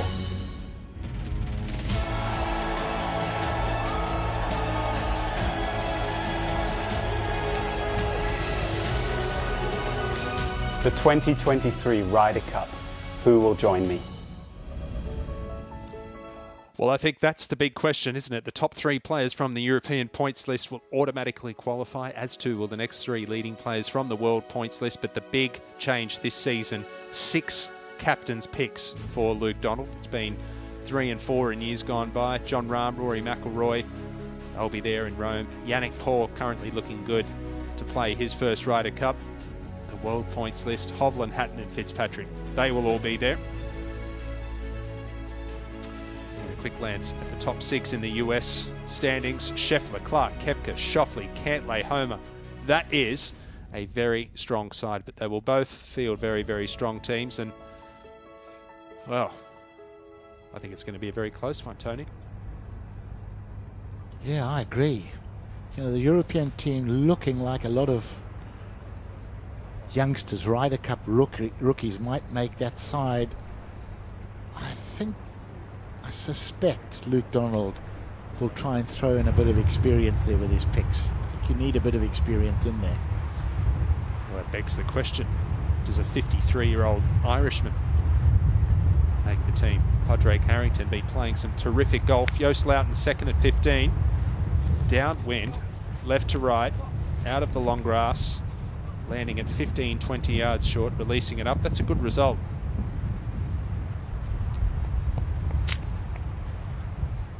Just thinking back to that Ryder Cup team, you would think the American team will be stronger on paper. Players like Meronk, Yannick Paul, Victor Perez, all in with a shout to play their first Ryder Cups. But on European soil, the course will be set up for the Europeans. Got to think that they've got as good a chance as the Americans for sure.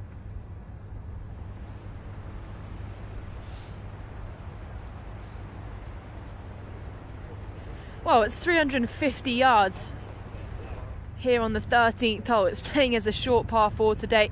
There are players still on the green and it's drivable because it's straight downwind. And I just wonder if Mimui is going to wait or go for it. He can get there with a 3-wood. Yeah, driver's way too much. He carries this driver 315 yards and straight down breeze. You're going to get a big kick as well. 3-wood carries about 270, but with this wind it's going to make it at least 300. Expecting it to release out a little bit. You've got trouble all the way down the left. You've got thick rough on the right hand side as well, so definitely a risk and reward hole. And see, are the guys on the green aware there could be incoming? Yeah, they've just moved over to the side now. Oh, good. Always uncomfortable heading into a par 5 or a short par 4 that you know you can reach, and there are guys on the green.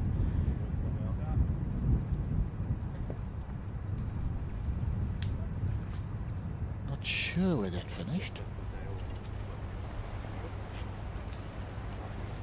It's a slightly awkward breeze. Yesterday it was straight off the right.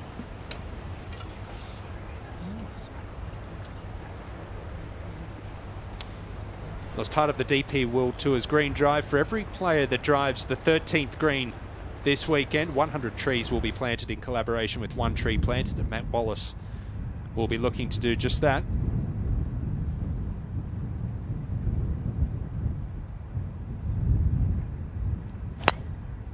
With a straight down breeze, a little bit off his left hand side, he's going to have to flirt with the left, but that is just knuckled into the rough. That can't be good news. No, that's Wyndham Clark territory, and we've seen just how brutal that is there. He had to take an unplayable. Yeah, he was trying to start down the right edge of the fairway with a draw, and completely the wrong shape. Do we know where Minwoo Lee's ball finished? No, I'm kind of standing in the middle of the fairway on the right hand side, so I couldn't quite see, but there's plenty of volunteers down there. Justin Thomas, you can understand why they're all going for it. It's tempting. Langaskin Luiten hit it to about 25-30 feet. Oh. Same story. Not as far right. It will scuttle. Go, go. It's got quite a good result out of that. Go. Oh, that rough just slowed it down ever so slightly. That's fine.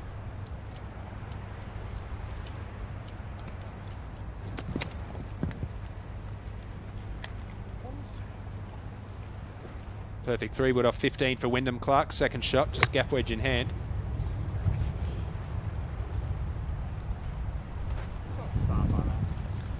Straight downwind, expecting it. Just flew a little shy. Yeah, a little shy. Just expecting that to skip on a little more. Not a bad shot. It is so difficult out there right now. Viper's Buglas, is that what those, is it, did I get that right? Yeah, Viper's Buglas. The Viper is because the stem is speckled like a viper's scales.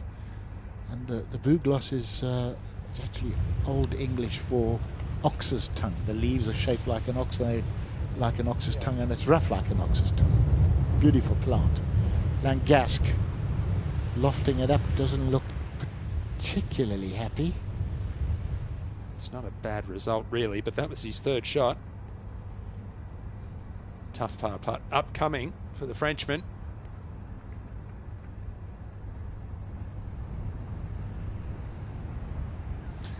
These players have really got their work cut out today. And it's certainly a shift in mentality as well, going from essentially 67, 68 being an average score to it will be a brilliant score today. I don't think there'll be too many rounds under par. No, I don't think so. I mean, listen to that. I'm surprised our mics are still on the ground, picking up the sound. I thought they'd be about 4 miles out to sea by now. Wow. You know, it's very easy to say keep it on the short grass today, but that is a trick in itself. Birdie putt. Clark, downwind. It's going to be fairly quick. Oh, looking good. Oh. Looking really good. 2 under par for the round. 7 under par for the championship. That's in a share of 18th. And you've got to make use of these downwind holes, haven't you? From 10, except for the par 3 14, they're basically playing downwind, and even that's not easy to get. You know, the ball's going miles and you're going in with short irons, but it's still not easy to get those close. But when you turn back into the wind, oh my. Par putt for Langasque to remain at 6 under. Well, look at the trouble that the players Minwoo Lee, Matt Wallace, Wyndham Clark have all had on 13 straight downwind. Yep. I could see why the group in front of them elected to all go with a layup and just hit an iron down the fairway, because yes, you can knock it on the green, yes, you can make a 3 or a 2, but yes, you can make a 7 or an 8 as well. Well, you lay up there straight downwind, you're pretty much going to make 3 or 4, aren't you? One of the two. Yep, 4 at worst if you've hit a half decent tee shot, second shot. You go for it, you can make anything from 2 to 7.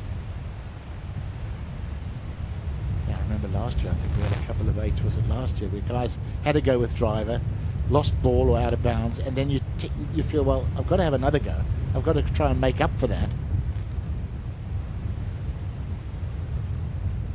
Lout skirting the edge, and a little bit of work coming back to remain 6 under par.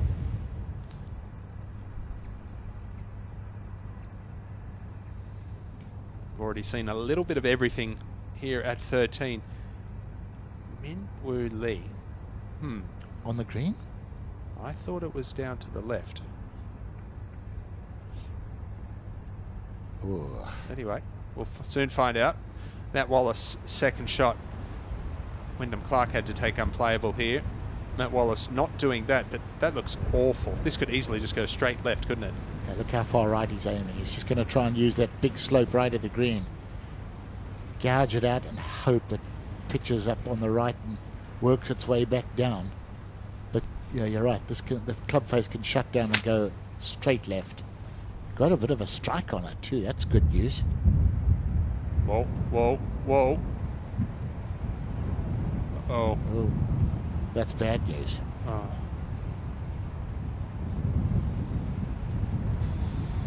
And the other thing too that this wind is going to do, the pace of play, it's going to slow it up significantly. Yeah. Spectators are going to love this because it is going to be mega interesting. And all the local Scots guys will say, no, this is just a breeze. It's just a mere zephyr. Yeah, we play in this every day, laddie. Langask back into the breeze at the par 5 16th. You know, you mentioned Victor Dubuisson before. He actually swings it very, very similarly to him as well. Similar follow through. Similar walk. Similar look. Yeah, similar mannerisms.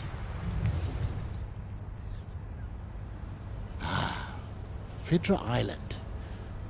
Robert Louis Stevenson used that, they say, as the basis for his wonderful book Treasure Island. Lovely lighthouse out there. They have about 1,000 puffin nests on that island. And Fidra is an old Norse word for feather. You can understand why. They have 150,000 gannets in high season. Feathers everywhere. Feather Island. Love it.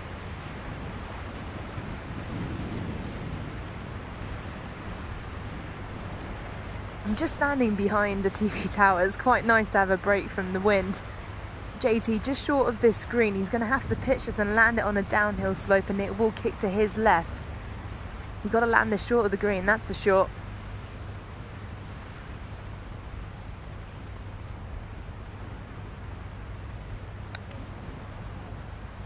All about the ground play today. Look at that. I mean, that was a pretty straight-faced club, wasn't it? I mean, it was the right idea. He just well, that was interesting. Didn't hit it.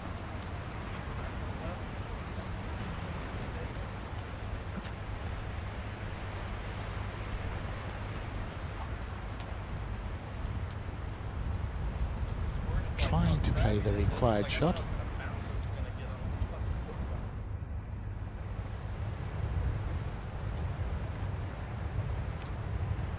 The 16th tee has been moved up about 40 yards today. Loughton back into the breeze.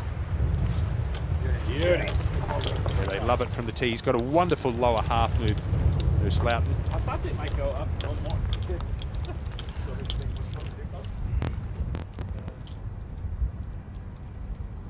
Don't think there'll be too many guys getting it home in two there today. No, and they've moved the tee up 40, 50 yards, but it will still take still two significant blows to get it close. Serious test. I'm still scratching my head what JT tried to do there. Matt Wallace went long with a second shot on an uphill slope, chipping straight into the wind as well. Looks like he's got quite a bit of loft, so looking to carry this at least 2/3 and most of the way up.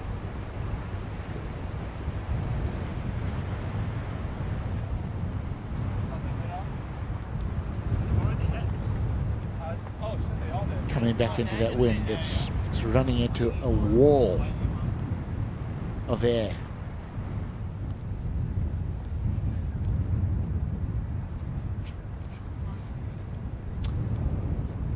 Tony, we'll take another look at Justin Thomas's shot, but you know what I really like about this?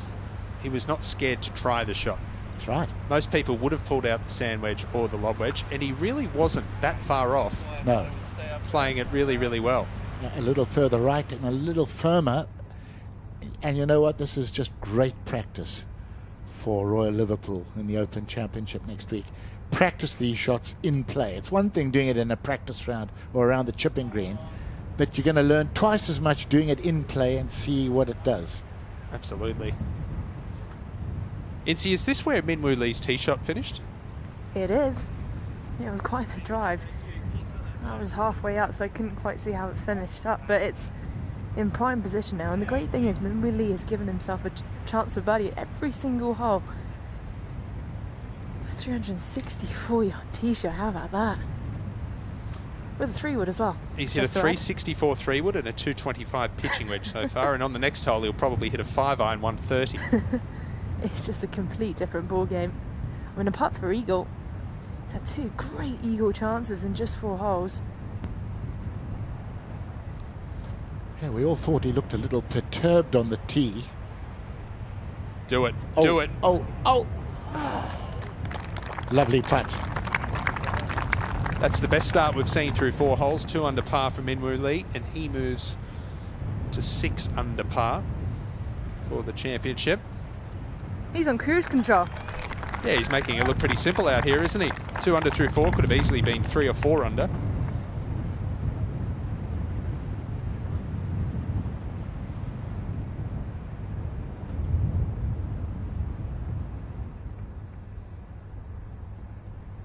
He always looks like he's enjoying himself out there, no matter how he's playing, Min Woo Lee, and I love that.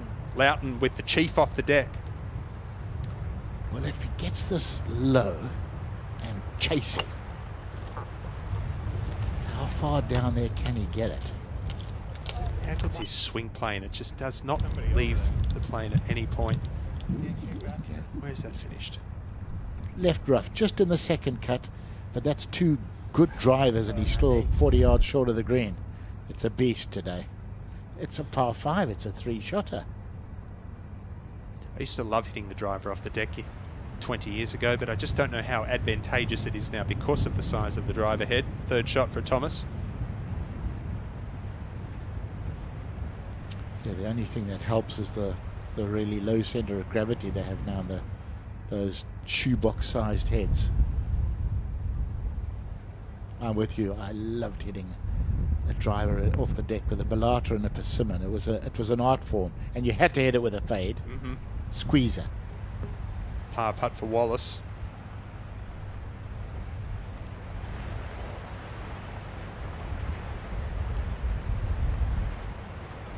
I think he was expecting the wind to push that for him and help him a little left or right.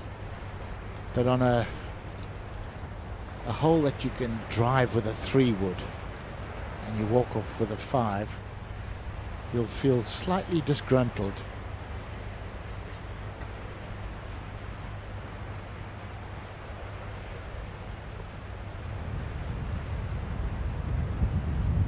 This by no means a gimme for Justin Thomas. 1 over par through 3 holes today. 4 feet left for par.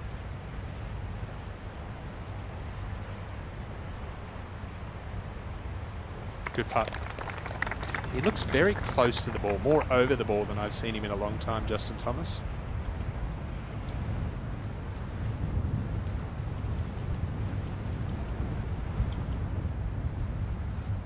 Par 5, 16th. Langasque, the Frenchman, 3rd shot from the first cut of rough.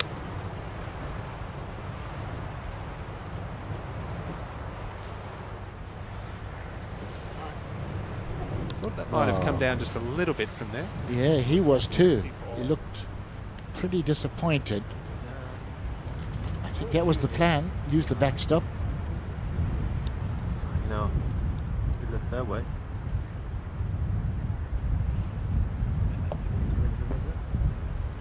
Wyndham Clark will be playing from a similar position. Now, every conceivable chance he'll get this up, get this close, get up and down, move to 8 under par. All of a sudden he's in the picture, isn't he? Without doubt. Well, I thought he was in the first cut. Because you saw his lie.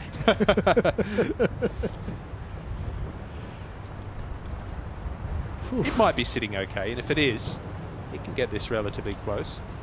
If he is, he's very lucky. You can get a line there, but you can be almost unplayable within a foot. Oh, good call, Ewan. Wasn't that pure? Exactly what I would have done. His caddy says exactly what I would have done, yeah, with a stick of gelignite. Yes! You're going to get arrested now. Oh, they're great, the Scottish fans, aren't they? 3rd shot for Loughton. With an orthodox grip? Might have been a little too far, do you think, for a cross-handed grip? We've seen him hit pet shots from 40 or 50 yards cross-handed. Might have been something to do with a grassy lie, perhaps. But it's well played.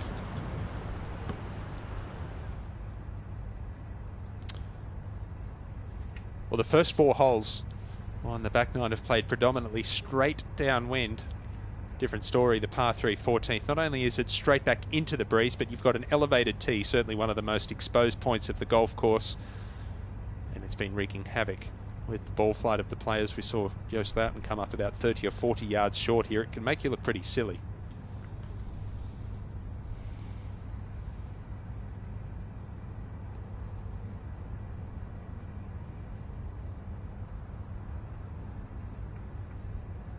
Garrick Higo in the group in front there. We watched him yesterday in our feature group coverage. It was a wonderful fight back. 3 over par through 9 holes. Shot even.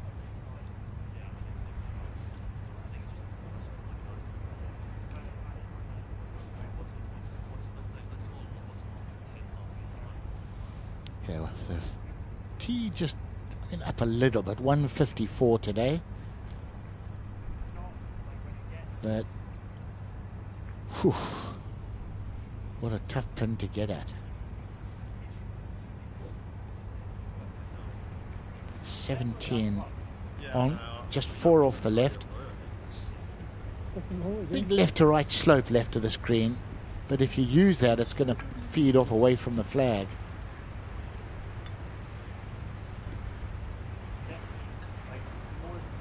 I don't think anybody today would be disappointed to get this to within 20 or 30 feet of this hole. If you pick the right club, you can get it close. You can stall into the wind and come down like a butterfly with sore feet. You can get it close to the flag, but it requires a perfect shot.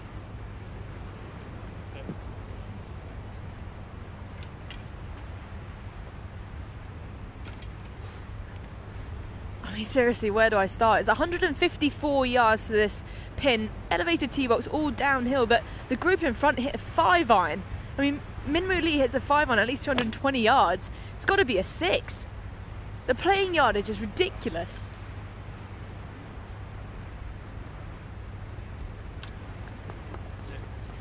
That looks very ordinary, but it's not a bad result. Just get it on the green, make 3. In fact, that's pretty much every single hole into the wind. Just get a par and get out of there. And most of them downwind. Yeah. What a test this is. Wow. I'm not even kidding you guys. It's at least a 4 club breeze, I would say. At least.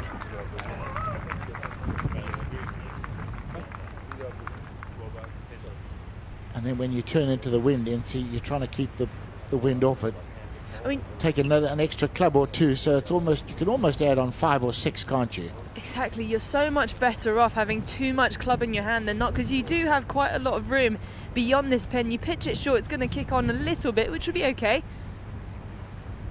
But it's just so difficult to control your trajectory and ball flight. That's the absolute priority right now. This is ridiculous. It's crazy windy right now. Rule number 1.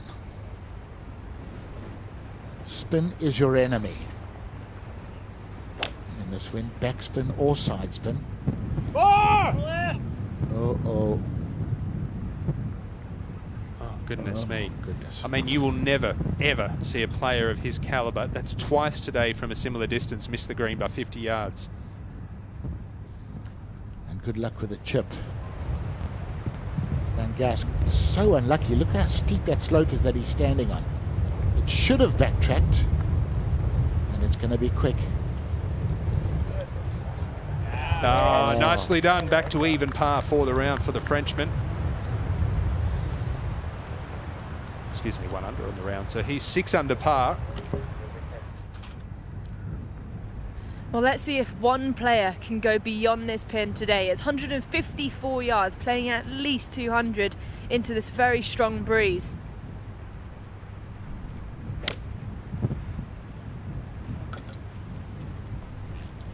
Lovely swing.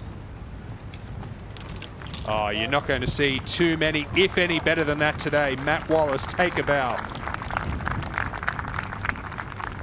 That's technically past the hole, isn't it? What a shot. I'd have to give him 11 out of 10 for that. Brilliant. Absolutely superb. Look at this. Total control. What's the length of the backswing?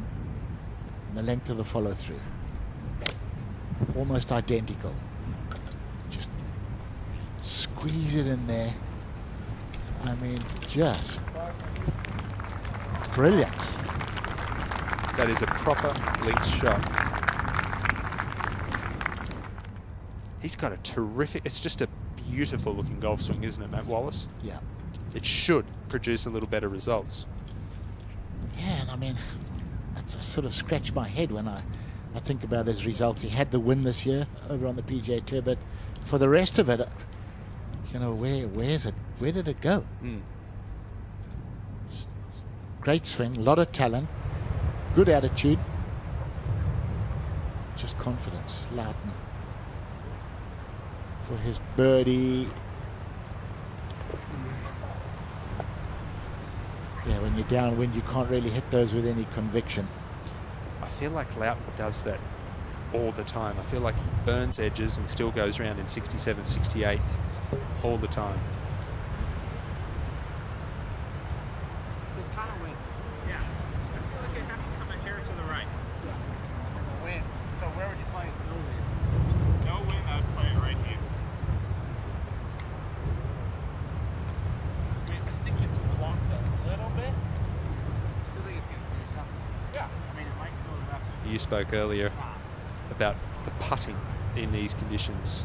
Tony, how this might be a left centre putt, but with the conditions the way they are, it's really dictated by the breeze. You may have to aim it outside right. Yeah, and if the wind is off the left, you might have to aim it 6 inches left. Especially if you're just tickling it. The last foot or so, as it runs out of pace, it can just go sideways on you. Thomas, second at 14. Off a downhill slope, looking to get some height, get this landing softly. Try to carry a little bit more. If anything, that came up short of his landing spot.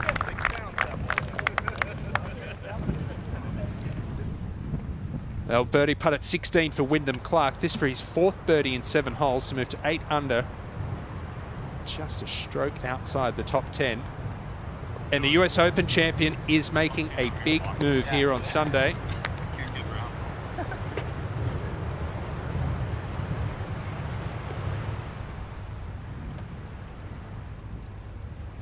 Three days in a row, we've been absolutely spoilt rotten with the play in our feature group. Could Wyndham Clark be providing us with the Sunday entertainment?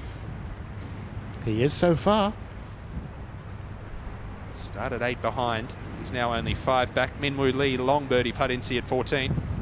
Absolutely. A long way to go, but even longer because he's putting straight into the breeze. Going for the flat stick, and the more break you take down the left-hand side, the more it will move over to the right.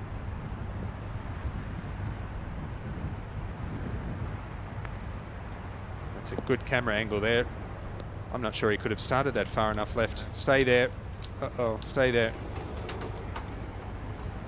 Is it? Is it? Ooh. I mean, the practice swing he was making there with the putter looked like he was preparing to hit a sort of 60-yard wedge. Incy, could he have used a lob wedge then? Taken that slope out of play? Absolutely. That's the shot I had in mind. He could have chosen both. Obviously, he went for the lower route, trying to take the wind out of play, but I actually prefer the chip shot, trying to land it 2/3 of the way up, and like you said, take that slope out of play. But there's more than one ways to play it.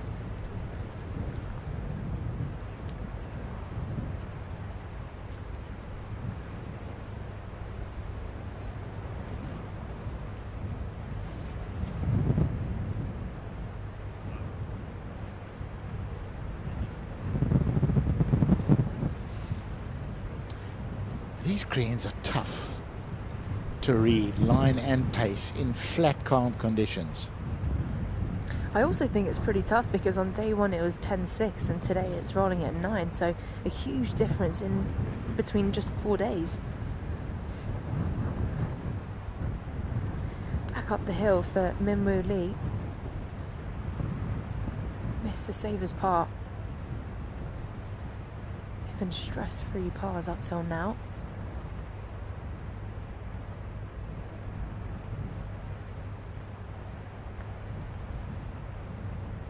Yeah, well done, Minwoo Lee.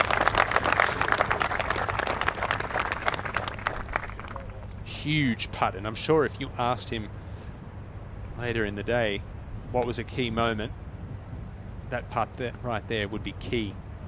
Did you see how much that putt turned right to left in the last 2 or 3 feet? Wind affected? 100%. He read that beautifully.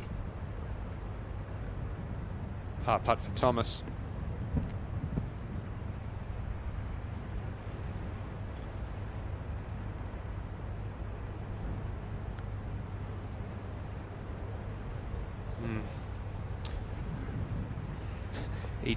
He played a 50-yard pitch with a 5-iron on the previous hole. He played a flop shot here.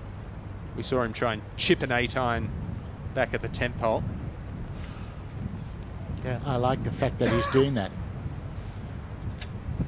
He's going to be learning a lot if the wind blows next week at the Open Championship. Now, if you're just joining our coverage, that graphic is correct. That's a birdie putt from Matt Wallace. Absolutely sublime tee shot, well deserved. Will we see anything closer? Well, it'll have to be a hole-in-one to be closer. Nicholas Colsaert's made a hole-in-one here on Thursday, but completely different conditions. This is just the perfect example of how to play a golf shot into a seriously strong headwind. A joy to watch.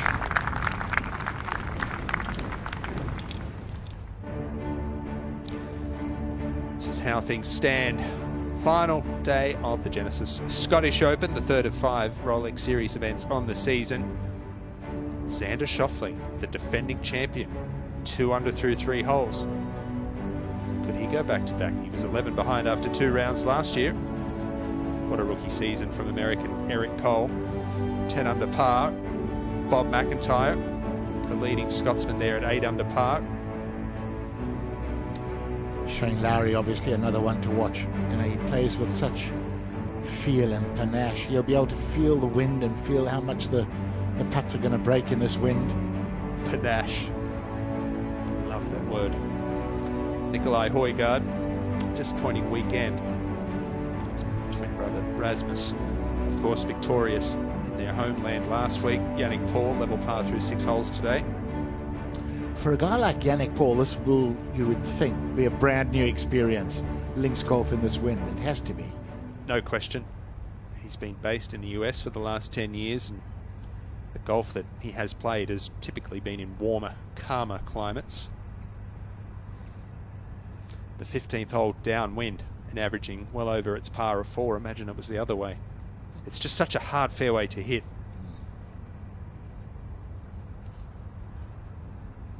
Fedra Island in the background.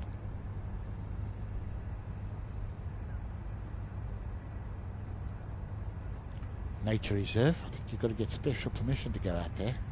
I'd love to. We went out to Bass Rock, the next island out, last year with Jamie Spence. We went out to see and photograph puffins and seabirds. It was a great experience. I'm not sure I'd want to be out on the waves today in a boat. Yeah, rocky old ride. What about a light plane today? No, thank you. Not any plane. Just stay behind, please. Well, the 15th today is pretty much straight down breeze, a little bit off the left, but Matt Wallace clubbing down with the fairway metal. You've got 5 bunkers on the right-hand side as well, so looking to hug the left. Normally likes to visualise a wall down the left and try and fade a ball off it.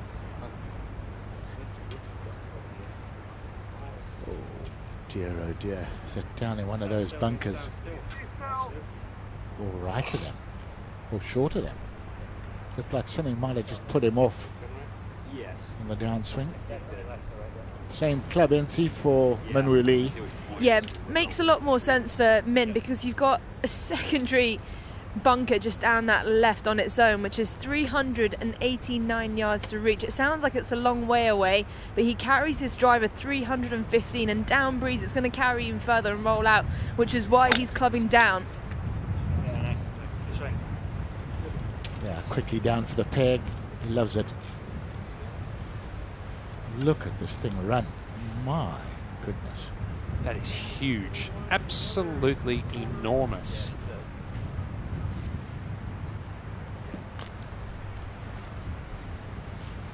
Well, Justin Thomas, you know what to do.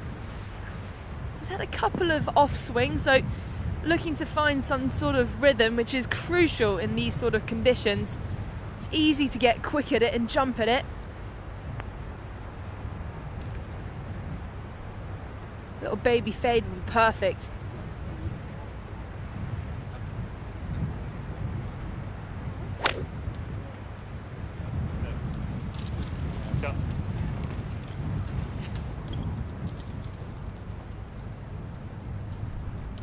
Yeah, perfect position there.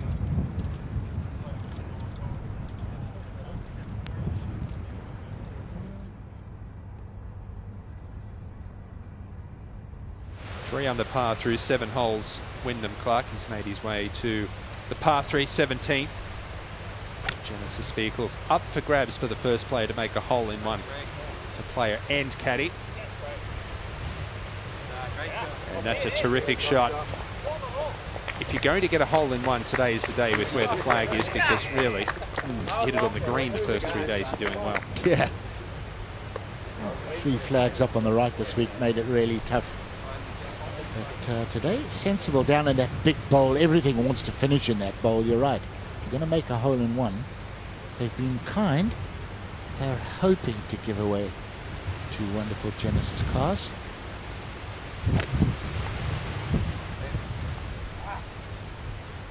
Now turning on the breeze. Well, you can get a double espresso from flat white coffee there. If you're coming down to watch the golf today, do yourself a favour and get a coffee from that van. It is delicious. You've been a good customer, haven't you? Not getting paid to say that either. Really, if you want to hit this right of the flag, you know, the tear running up the middle of the green, if you catch any of that, it's going to feed down into the bowl and leave you a good birdie opportunity. Quite tough to gauge the wind though. There's a stand of trees down the right sheltering this hole. Joost Loughton's golf swing, we're going to get a good look at it from the camera angle here from front on, and I mentioned it earlier, he has so much width in his golf swing, not just his backswing but his downswing as well. And the modern day golfer, you're taught to create a lot more lag, bring that club in much closer to the body. Watch the width here, there's just no getting stuck at all.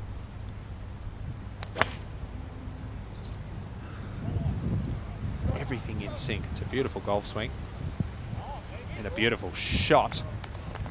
Could it be? Could it be? Oh. That is absolutely superb. Beautiful. Are we going to see a hole in one there? We have to, surely. You called it on day 1 on 14, and Nicholas Colsaert's made the ace. Would be nice, wouldn't it? Would be lovely. Look at this. How to play in the wind. Wind is into their face, off the right. And it's funneling between 2 lots of trees, so it's actually picking up as it gets to the green. So gauging this well. I mean, those are 2 great shots. That one especially good. He was dying to give Martin Gray a car.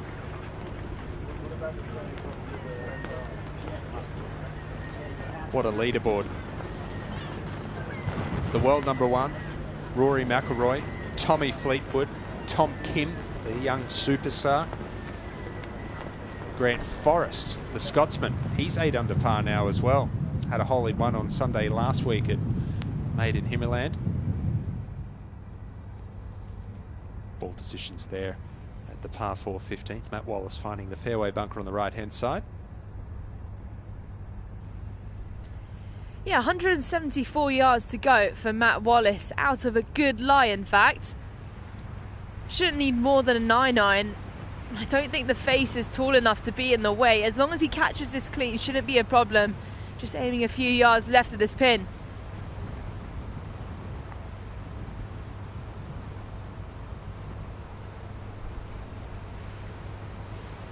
And on a bit of an upslope, trying to pick this clean. Always helps to grip down an inch and a bit to ensure that ball first contact. strike was good. Oh, what a shot. Superb.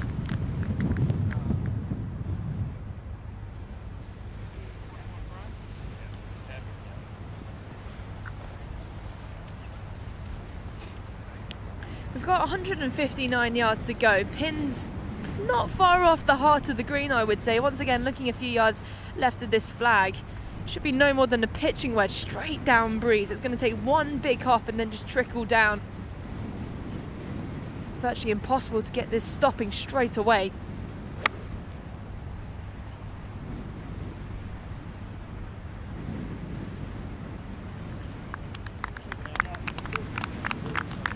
Okay, shows how good Wallace's shot was.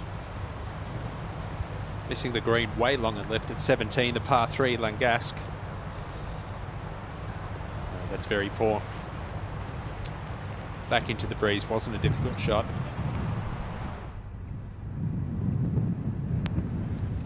.128 yards to go. Up till now, apart from a slight little wobble on 14, he's been in total cruise control. He's been giving himself birdie chances every single time, and this is another fantastic opportunity. There is a small pot bunker short right of this green. 80 shot will go, what am I saying, 105. Yeah. Maybe a bit more. Yeah, just a little bit more. Like I can nearly hit this full. Yeah. Even if like to those balls to the flag. Yes, yes. Winds left to right, yeah? Yeah. Okay. There's really only so much I can say. All about finesse and feeling the shot.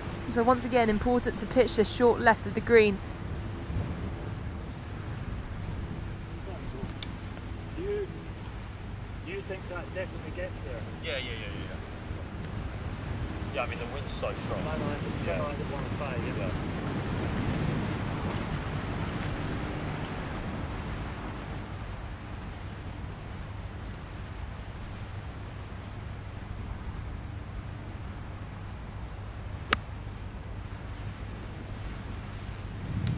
Just a bit of gust picked up as he hit that shot. Oh, what a result.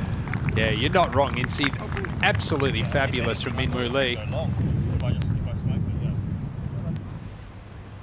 If you overheard his conversation there with Stuart Davis and his caddy, he had 117 metres to the flag. He was playing an 80-metre shot. Phenomenal. Par putt for Langasque. And in yards, that's 35 or 40 yards he's taken off that shot with a sandwich. Some wind blowing, some wind.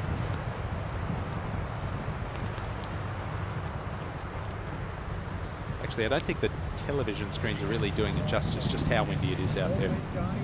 Now, if you had a lot of trees out there, we've got some trees. There were a lot of pine trees on this estate before the golf course was built. They took a lot of them out. But if you see the trees, there's a fair bit of movement. Hard to tell when it's just fescue grass. Ah, there you go. Nice to know our producer's listening. I'm waiting for it in my headphones here, and I'm waiting for it now. Wyndham Clark. This is a big chance to get to 9 under par. It would vault him inside the top 10. Leaders have only just teed off as we're speaking. He's going to finish roughly 2 hours ahead of that final group. How much experience would he have had of high winds, do you think? Minimal. He's adapting pretty well, isn't he? Absolutely, he is. Look, I mean, over in the US, if he went to college in Oregon. You've got Bandon Dunes in Oregon. You've got golf courses being built up in Wisconsin and in Nebraska that are exposed and windy, but nothing replicates the experience you have here in Scotland. This to get to 9 under and move inside the top 10. Oh. Quickly to Justin Thomas. You know, Justin Thomas is 77th in the FedEx Cup this season. He's played 3 major championships this year, 2 missed cuts and a 65th. It's easily his worst season, statistically, since he's been on the PGA Tour. But you know what? A win next week It's irrelevant. All changes. Becomes one of his best years. So true. So true. And it can happen. We know how talented he is.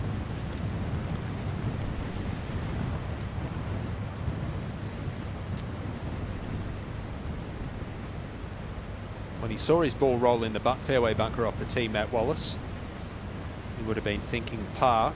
Would have been a great score. All of a sudden, this is for a birdie. Tremendous second shot.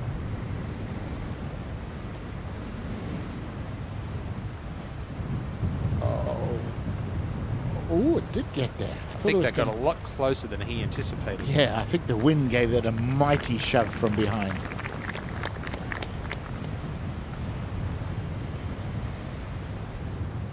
Good par.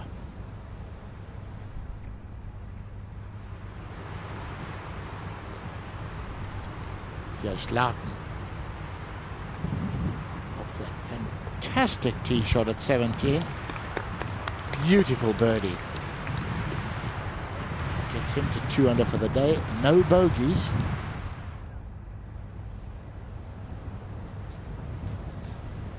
Minwoo Lee is to get to 7 under par and jump inside the top 20.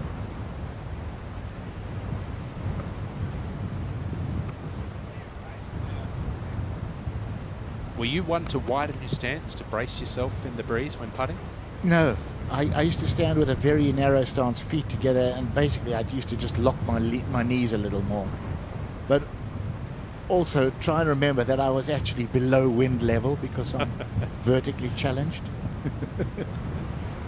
But these are the ones that are disconcerting when the wind is this strong. I can understand him just backing off just to clear his mind. There you go. That's wind.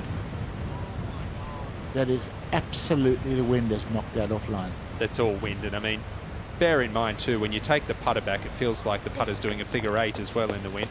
Absolutely. You sort of lose feel of the putter, don't you? The head's all over the place. Oh, it's frustrating. So frustrating.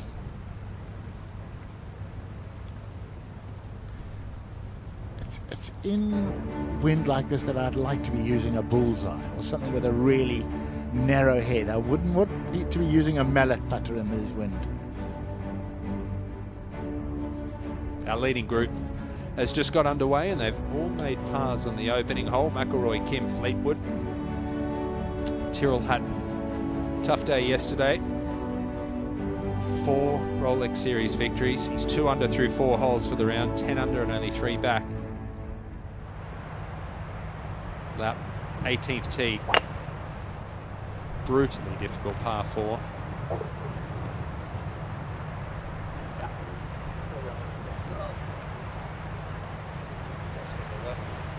Hardest hole on the golf course this week or second hardest? Oh yeah, and today it's just a beast. Straight back into the teeth of the wind. Wow. This is a look overhead at the par 5 16th. As I said, they've moved the tee up over 40 yards today. Straight back into the teeth of the breeze, and still only the longest players will be able to reach into. It's nice to see a par 5 that's actually a 3-shotter for the pro golfers, because, you know, we mentioned it earlier in the week. You know, these guys now, a lot of them, especially on links courses, they're hitting their drive 350 plus. They can hit their 3 woods 300.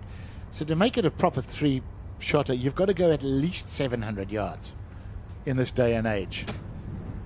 Well, just to give you guys a little bit of insight, the 10th is 594 yards, straight down breeze. It was driver wedge for Minwoo Lee, but today this is playing about 535 roughly, and it's still going to play really long.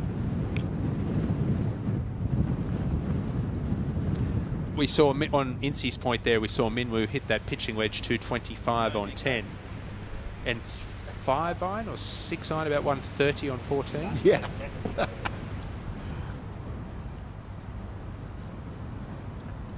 Yeah, it really is quite a brute. At least a 4-club wind, to say the least. So these 2 fairway bunkers definitely come into play today. You need to really look at hugging the right-hand side.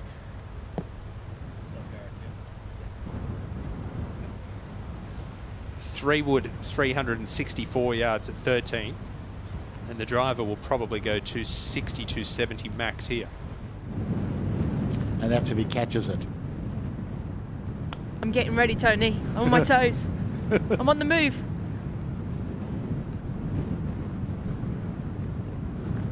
Yeah, perfect. Still able to create 183 ball speed into the breeze. That's ideal. Smart move slowing these greens down to 9 on the stimp meter, because if they had stayed at even 10.5 where we started at the beginning of the week, they might all be sitting in the clubhouse right now, because the ball would have been moving around, I think, on these greens. Absolutely, it would have. Thomas now. Well, this par 5 is playing the shortest it can do, with the tees moved up forwards, pin right at the front as well.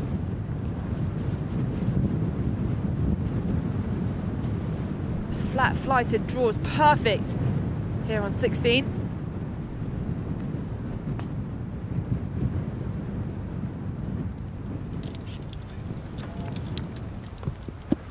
Oh. Overcooked it down the left-hand side. Notice he teed the ball up very high there into the breeze, which is, you don't see that too often. No. Wait, so do you, honestly though, do you think this gets there?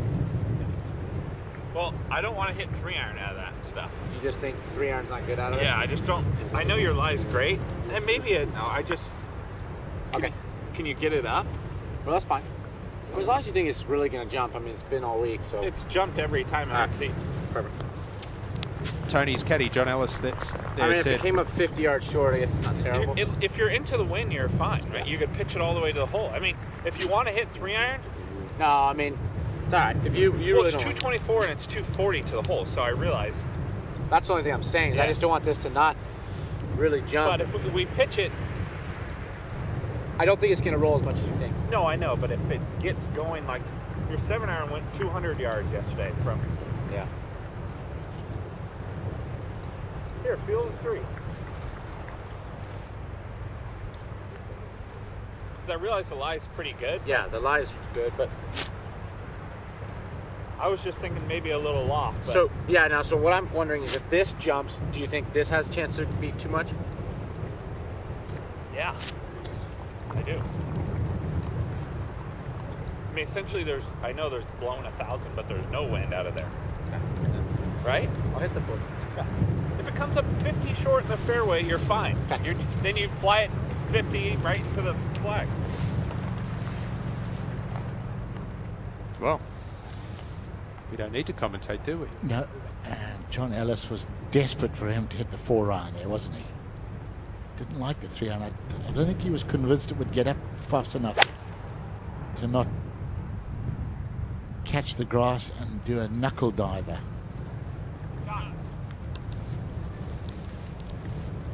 Pretty good from where he was. Pretty good. It's 50 yards short. I do find it hard to comprehend that a 3-iron would have gone long. One more club. No way it's going an extra 70 yards. No. All right. John Morgan. Excuse me, Romain Langasque, second shot.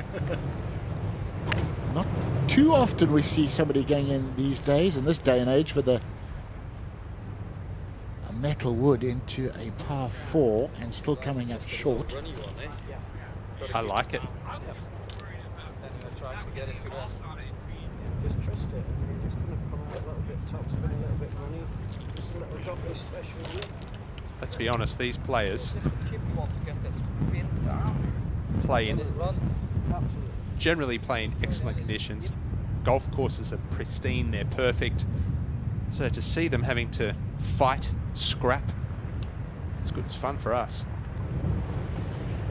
Are we masochists? Are we sadists? But man, it is interesting, isn't it?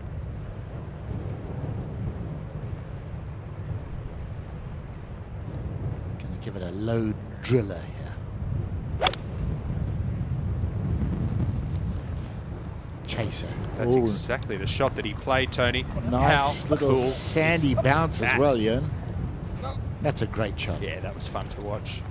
You know, we don't want the wind to get too much stronger, because we want this to keep going. We want play. There are a couple of really exposed greens, like 8 and 13, mega exposed, and we don't want those to start causing us a problem.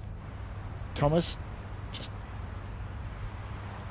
gouging one out there with a metal wood. Just trying to keep it in play. There's no chance of getting it anywhere near the green. Exactly, he's just had to lay up and put it back into play. Incy Minwoo hit a 3-wood 364 at 13 and he just pumped that drive 266. It's quite amazing, isn't it, the power of the wind. It is Matt Wallace up next though from 279 yards. Got the players in the group in front still on the green. It's quite a tough ask though. Where? I think he's got the driver out. I was wondering actually if he would go for the driver or not. Yeah, I've got him. It's Wallace, yeah? Must be a perfect lie. It's a good lie. It's not really a shot that many practice often. However, you come into a week like this, it's probably something you instill into your routine. He must be looking to chase this one. Got to watch out for the spine just short of the green though. He can have any sort of bounce.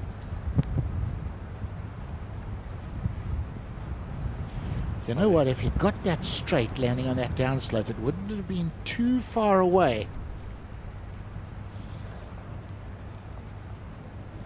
Slightly awkward pitch landing on a downslope, but he's taking it on. Should I see what three? I don't know. Three was going to get up in the air as well. I like it. I like this. I like this. Yeah. So we're looking at the camera tower to like get it. Yeah, I mean, I was thinking of the other broccoli tree, the flat broccoli tree. Yeah.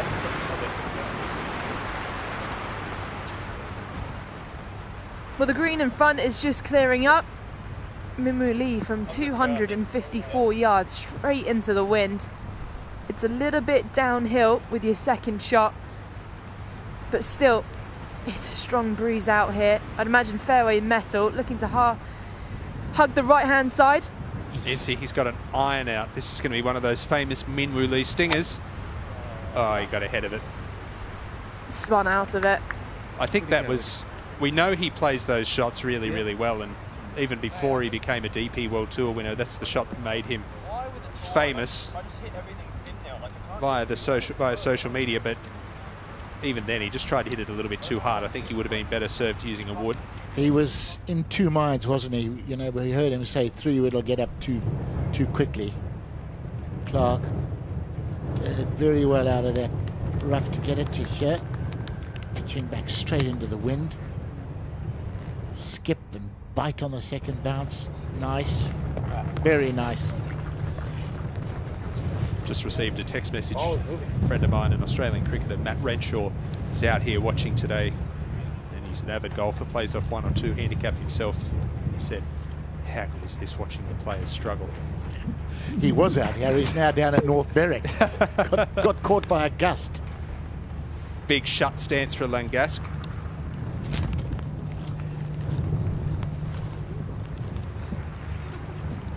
Just so difficult to gauge how much it's going to grip. You know, even when you take a slightly straighter club face, will it grip? Will it skid? Will it run or won't it? It's all the indecision that's the hard part.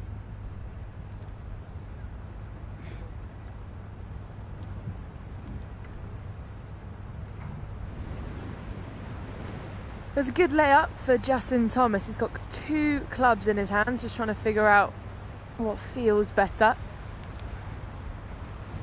Also helps with the whole visualization process. With 91 yards to go, you pitch this short of the green. It does slope a little bit front to back, but beyond it, maybe favouring a little bit left as well. There's a backstop.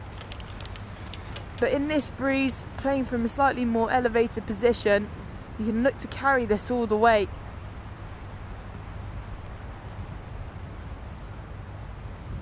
Slam dunk, anyone?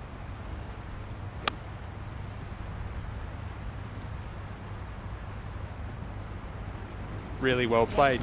You know, he's had the 2 clubs in his hand all day long, but not so sure about that. Like, typically that tells me a little bit of indecision. Well, I think the wind does that to you, doesn't it? Let's see if Loughton can make a birdie at 18. What a birdie this would be. Good try. That's a good 9 holes, isn't it? Solid 2 under par. Superb. You know, week in and week out, we hear these guys, you know, they have specific numbers. It's 118 yards, but it's playing 121. And they dial it in and they can be specific, and so often they'll pitch at 121. But in this, it's more or less all the time. It's playing about. You'll hear them all day long. It's playing about 120. It's a bit of a guess, and then it's feel. Well, you could almost throw the yardage book out today, really, couldn't you? It's pretty much all field. Taking a look at Min Woo Lee's ball. Yeah, this could be quite fun. He's got just shy of 50 yards. Pitching this into a cross breeze. But from this angle, beyond the pin, you've got that backstop. It could catch it and spin back down, but I think the greens are a little bit too slow. But then if you land it short of the flag, it's going to take a big kick to the left and forwards as well. I personally prefer the aerial route, looking to carry this most of the way, take that big slope short out of play. And it's a decent lie too, so contact shouldn't be a problem.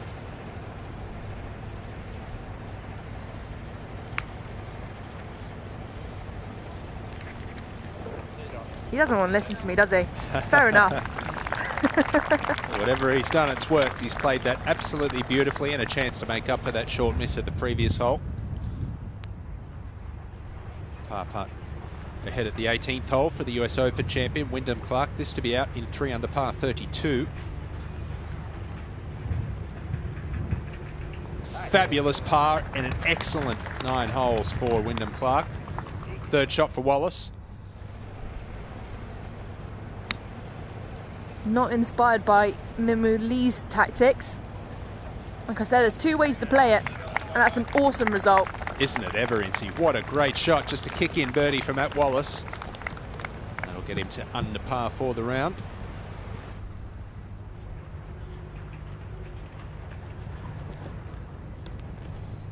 Up ahead at the 18th, the Frenchman, Langasque, coming off a bogey at 17. For a par at 18 to go out in even par 35. Well done, good up and down. It's a really good 9 holes from this trio. 5 under par combined between the 3 of them in these conditions.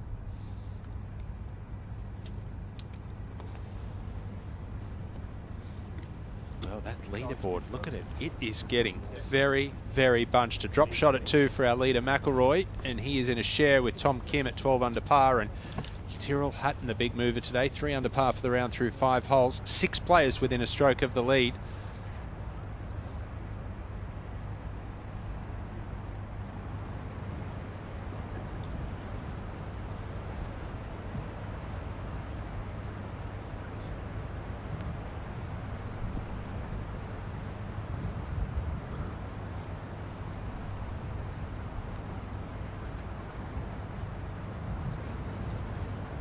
Min Woo Lee, just to get to 7 under par, started 9 strokes behind our leaders.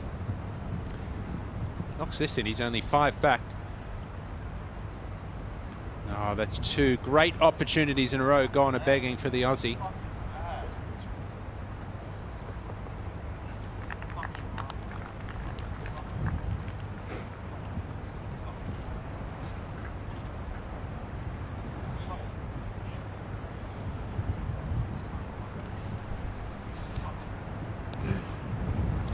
Apologies if you've heard any untoward language there from Min Woo Lee. Golf will do that to you.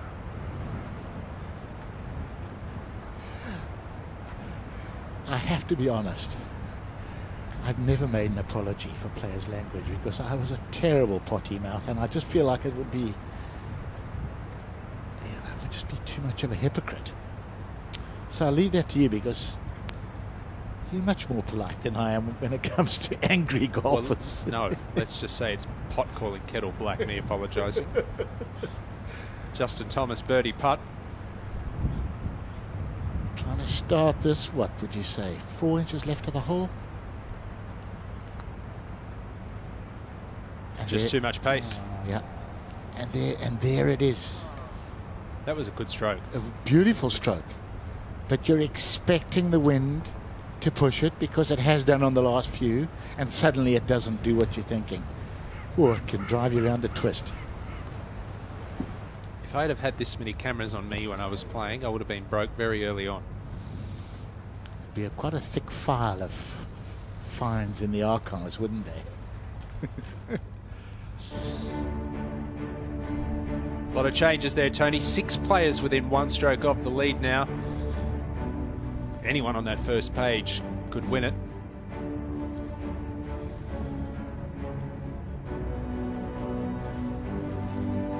How is McIlroy going to cope with this wind? That has been the big question overnight.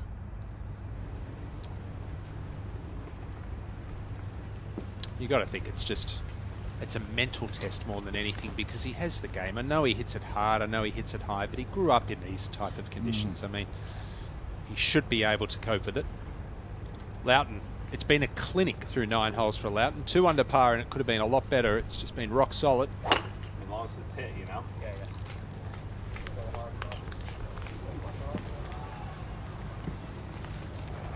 In the left, big stuff. But Tony, this trio, 5 under par combined through 9 holes. It's top quality golf again. Quality of the highest order. I can't believe how fortunate we've been. Golf that we've seen this week. Not one player in our feature groups through 3 days has shot over par. There's been a 62, 2 63s and a 64. I mean, I can believe how lucky we've been, because you know what? There aren't 2 nicer guys on this planet. That's true as well. And we're very modest.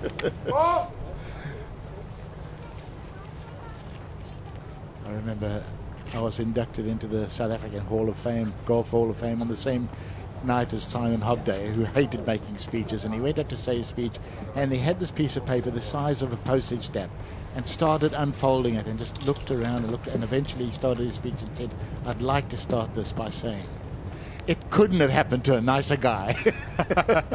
And when he finally finished unfolding the piece of paper, it was about 2 inches by 3 inches. One of the funniest men that ever walked on a golf course, Simon, the late Simon Hobday. What a legend.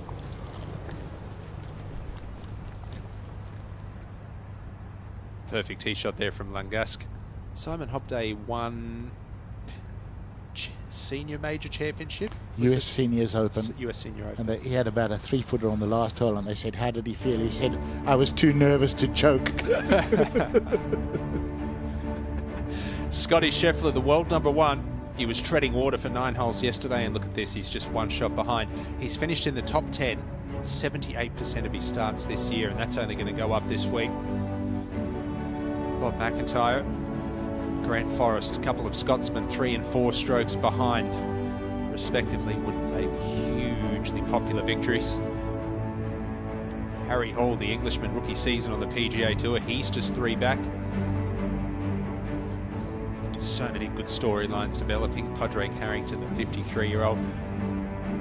I sound like a broken record, but I want to see him in Rome. He said after round 2, "I can hold my own with anybody in the world on a links course." He believes it, and he shows us he can do it. And he's still playing well. He still has the passion, the enthusiasm, the drive. At Ryder Cup, his match play over 18 holes. Half of that alongside a teammate. His experience has got to count for a hell of a lot in that situation. Tell you what, I'm seriously looking forward to doing the British Seniors Open at Porthcawl with Bernard Langer. You know, the way he's still playing. Harrington, who loves links golf.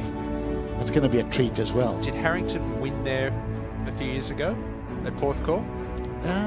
No, Langer won the last one, I think, with the best exhibition of striking I've ever seen in my life, actually, in a gale. I've never seen anything like it. I don't know if Harrington did win there, but I mean, Langer loves the place.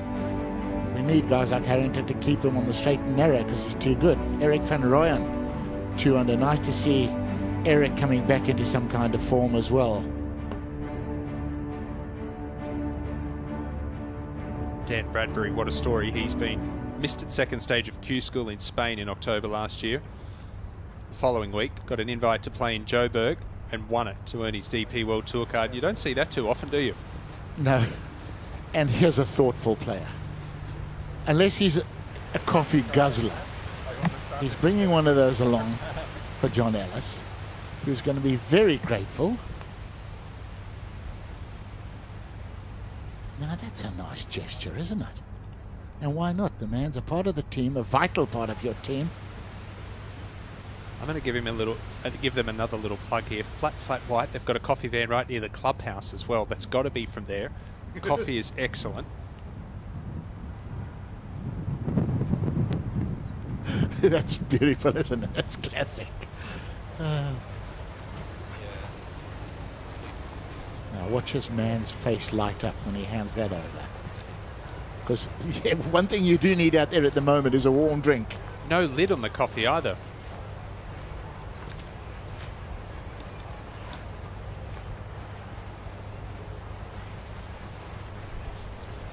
Double parked on the coffee. Where is his caddy?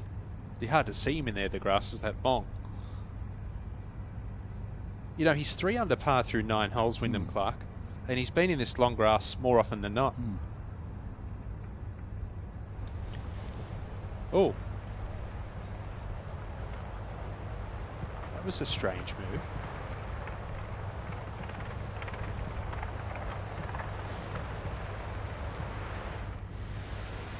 I'm perplexed. Which is life in general, to be fair. Matt Wallace group waiting for Richie Ramsey. Garrick Higo in the group in front.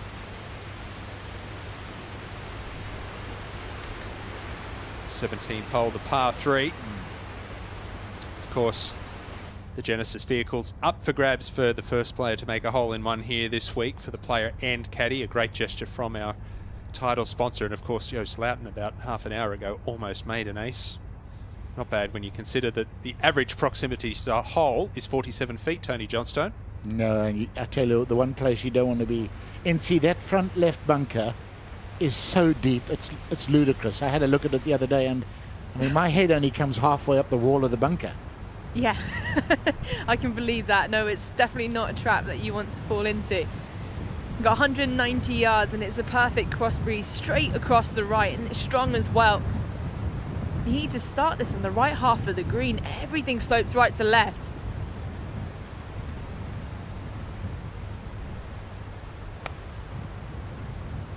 Wow, look at that move. Goodness gracious, and that's with low spinning golf balls. It's just gone sideways. Right around where Romain Langasque was. And is that right that the bunker lip is 4 feet high? You said you half. Stop it, you two. Stop it.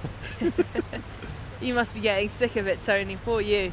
Well, no, I brings it on himself. I love it. You know what, NC, my dad was 6'2", 6'3", and my mum was a little Italian mama, about 5'1", and I got so you've done quite well. I got her genes. Well, you would have thought if there's going to be a hole-in-one here today on 17, this is the pin that would give you the greatest chance of making one. If this pitch is in the heart of the green, it will definitely kick to the left, and then it trickles down because this flag's in a bit of a bowl as well. Yeah, we saw Joost Luiten pitch it just short right and come down to within 2 feet. Wow, that wind. Oh my goodness. Well, it's 190 to the flag, 180 to carry the front pretty much. His 8-iron goes 180, so he's either going to work at 8-iron right to left to hold off a 7, or he's just going to hate it. I mean, it's unbelievable. Oh boy. Man, I've just done a little count on the yardage book. The yardage book, that pin is 30 yards from the right edge of the green, and they're starting at right to that green and missing 20 yards left. It's almost out of control. I bet you if you asked the last time Minwoo Lee hit a 6 or 7 iron 50, 60 yards offline, he couldn't tell you. It would have been years and years ago. Whew. Does that get into Matt Wallace's head, NC? Well, you've got about 30 yards right at this flag, and both players have missed it out to the left. I know it's a strong breeze off the right, but you want to keep things simple, right? A standard neutral shot, right half of the green. The wind will do the rest. You don't want to fight it. should have said Justin Thomas's head. Now that's better. That's better. Come on, catch the slope. Catch the slope. Do it. Oh, you... No. 2 feet, Tony. Oh, it was a beautiful shot. And that putt's going to be 37 on the stimp meter. And NC's right, 2 feet further left. That's a chance of a hole-in-one. Loughton, that big tree might be in the way here, all lie dependent.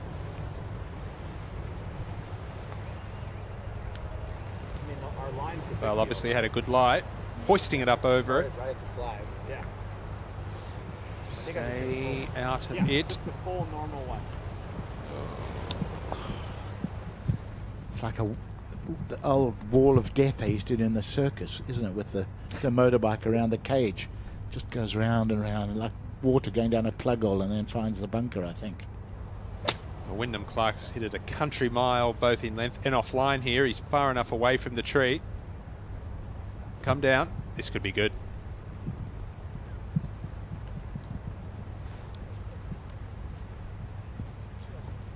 That'll do.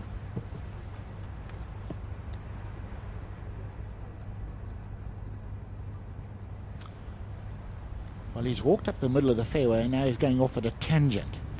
That was so far left. Well, he might get relief from the grandstands. At least he's pitching back into the wind. That's about... I wonder if they could use the backstop, the tier behind the green, run it up that and then back down to the hole. Might be a good way to go. Potentially, and I'm sure Incy will be able to tell us more shortly, but there's every conceivable chance that it could take a while for him to get relief here because you've got the coffee van, you've got the benches, you've got a grandstand, you've got so many things going on down here. We could be here quite a while. And that was long, wasn't it? Is he way long? Is he still with us? He looks like he's walking off. Remember, he's had enough. Dear, oh dear. Where is he? Oh wow. Incy, I'll take a double espresso, please, from that coffee van. I was actually just thinking to do the same. It's getting quite chilly out here. I just had a look at the lie of Minwoo Lee's ball. It's absolutely fine. It just has a few, when I say a few, probably about 40 wooden benches in front of him. Incy, from where that ball started to where it finished, that must have moved the best part of 90 yards. Well, I've just zapped the pin from the ball. It's exactly 50 yards. To be honest, it's actually very doable. It's a good lie. He's a skillful short game player. And then on this angle, beyond the flag, you've got that backstop. We already talked about the pins and a bit of a bowl. So you've got quite a bit of a insurance policy. So Incy said he's 50 yards from the flag, and how far right of it do you think he started? At 20 to 30? Well, the right edge of the green is 30 yards from the flag. So it's moved between 70 and 80 yards. I would say. With a 7-iron. That's quite scary, isn't it? All right, here we go. You can definitely get quite aggressive with this one. You've got to pitch it all the way at least, if not beyond, and whiz it back.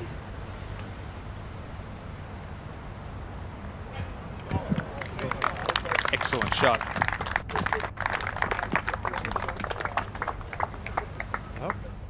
Keeping us entertained, Minwoo Lee. Ooh, this stayed out of the sand.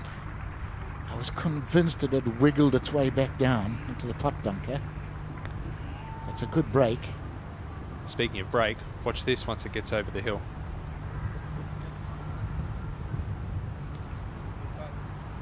Good effort, really good effort from the Dutchman.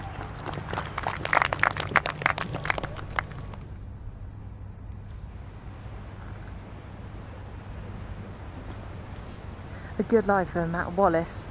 He's got a bit of loft in his hand. He can carry it all the way, if not bump and run it. Straight into the wind makes it a lot easier.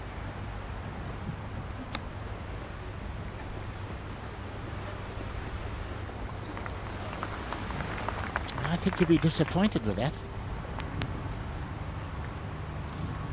Wyndham Clark out in 32 strokes on the back nine. 30 putt here at 1, but realistically trying to lag it up there close. Too bad.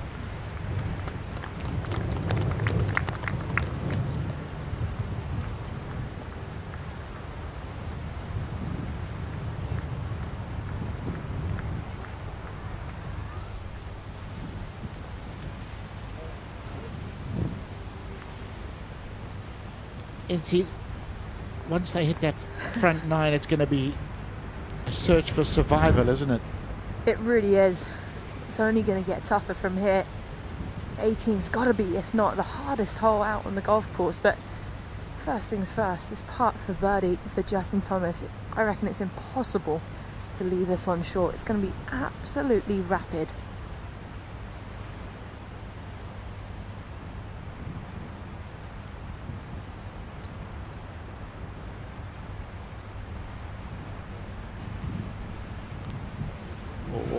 Such a good line. Wow. And such a good putt, yes. It's a couple of inches short, but that's a really good putt. Greased lightning down that slope.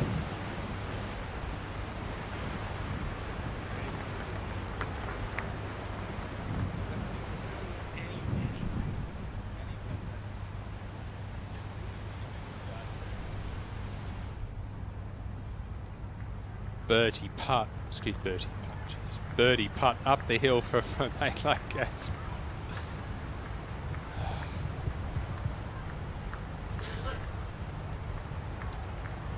I love how quickly he plays. It's quite brisk, isn't it? And everything, you know, his walk, his swing, everything, you know, it sort of relates to his personality. Everything is fast and sharp. Wouldn't this be an exciting par from Minwoo Lee? Missed a couple of short ones the previous two holes.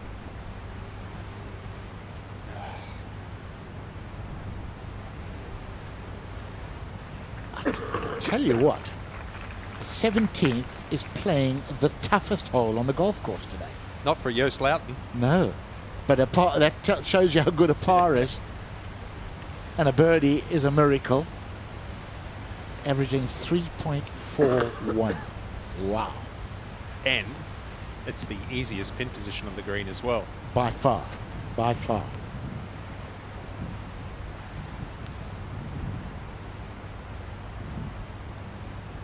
Wallace is to remain 1 under par for the round. It's been a good grind so far. Bit of a rough start, but a couple of birdies.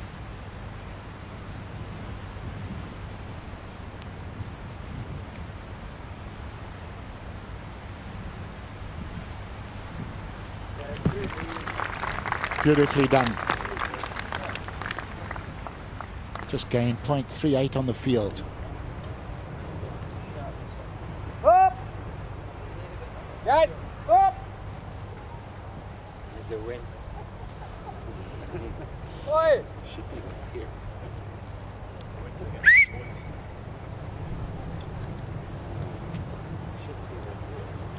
Wind strong off the left at the second. Hair into their faces. Just the one bunker up the left at 309. Yes. It'll take some smash to get it there today. We saw earlier in the week guys hitting irons off this tee, little hybrids. Driver the only choice today.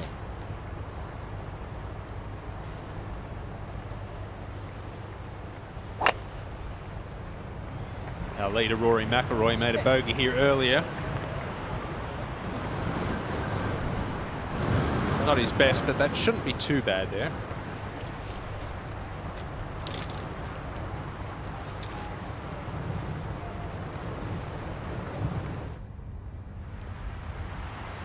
What a brute of a hole. He's going to play really tough today. Matt Wallace with the big dog. That's the only club you can hit. Got 3 fairway bunkers that really come into play. Even that one on the right today will be a bit of an ask, although the tee's been moved forwards just shy of 40 yards. Definitely looking to finish this down the right half.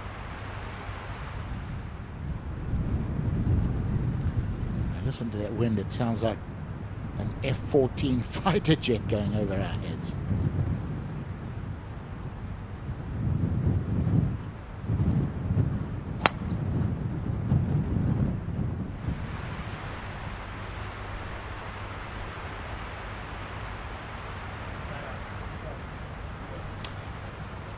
Will be interesting to see the percentage of fairways hit the first 3 days versus today.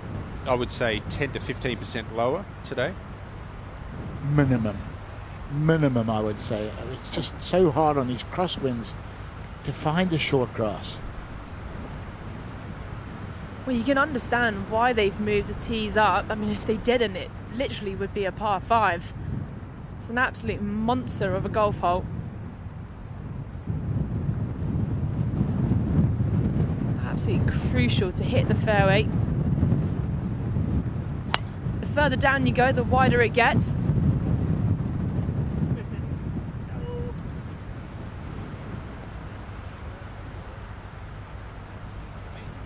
Asking it to miss the 2 bunkers.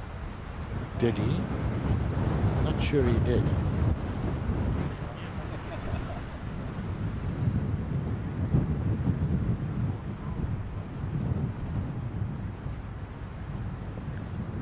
Definitely need to control your ball flight here. Try and keep it nice and flat. Anything going up in the air is going to spin and the wind's going to slap it.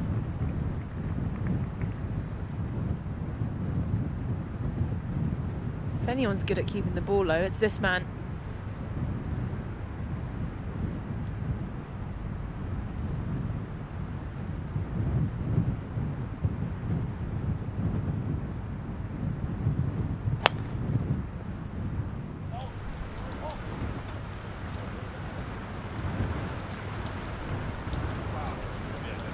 Oof, and looked like it nestled down. It's a brutal test, pure and simple. Wyndham Clark, 8 under par. If he can get it to double figures by the end of the day, which is obviously going to be no mean feat in these tough conditions on the front side, he's got an outside shot. He has been in the long grass all day long. It's like a wheat farmer, isn't he, out there? Thankfully, he's as powerful as he is, and he's managed to extricate himself just about every time.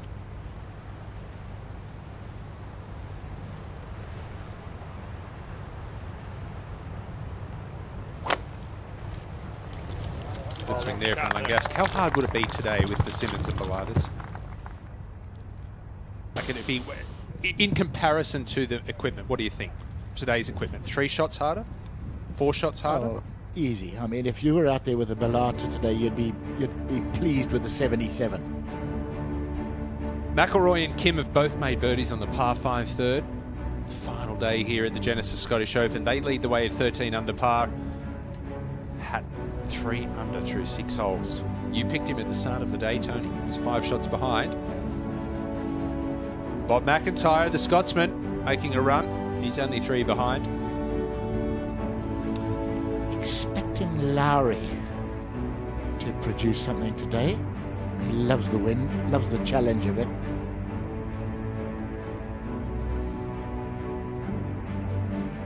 Callum Hill going along nicely. 3 Scotsmen inside the top 20. Ferguson just outside that. Great work from Victor Perez.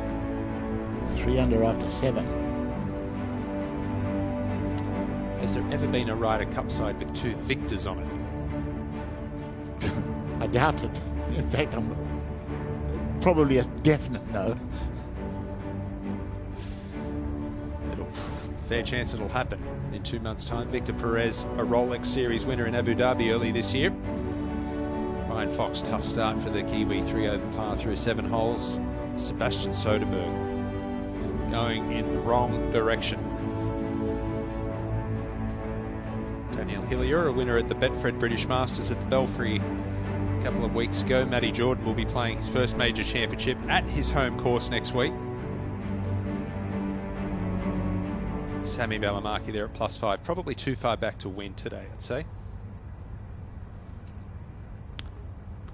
Justin Thomas avoided the sand, which is a big bonus. If you hit it in one of those bunkers, you're just nudging it forwards and leaving a difficult third. 229 off the tee for Thomas, Incy. Yeah, it's not gone that far at all, and he's got 226 yards left. It's not a bad lie at all, to be honest. I mean, this fescue bent grass is quite light, especially the more brown it gets, the lighter it is.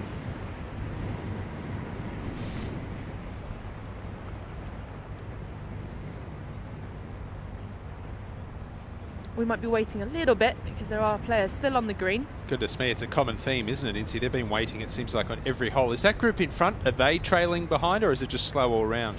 I just think it's slow all round, to be honest. It's such a tough day out here. It's an absolute brute. But it's not really ideal to be waiting around when it's this cold and windy, because then that body can stiffen up. Not ideal.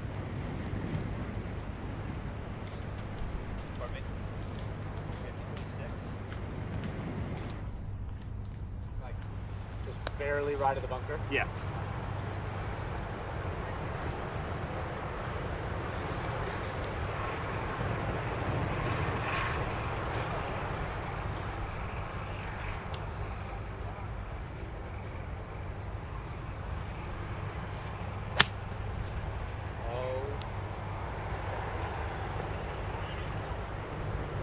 How is that possible?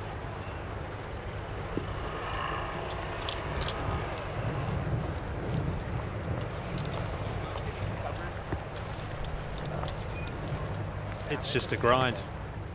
Romain Langasque second at the second.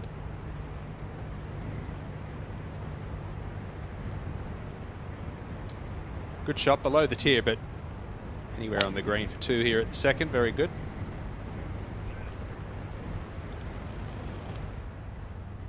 Look of delight on players' faces when they're hitting the green in regulation. Justin Thomas gripping it down on the shaft. I was going to say the steel, but it's the graphite.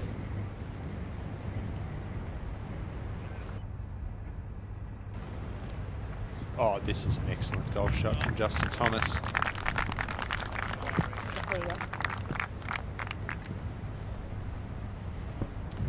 I think some applause from the gallery behind the green as well, because they might not have seen that many balls on this green into. 208 yards to go. I mean, this is playing at least 240, I'm going to say, straight into the breeze. If you can get it on the dance floor, that is a good result, because there's runoff areas just surrounding this pin. It's really difficult to hit.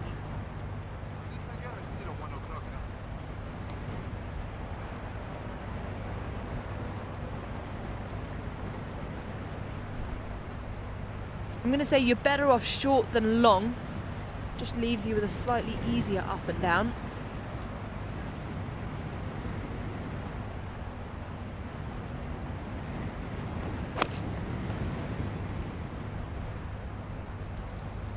Low bullet, but right.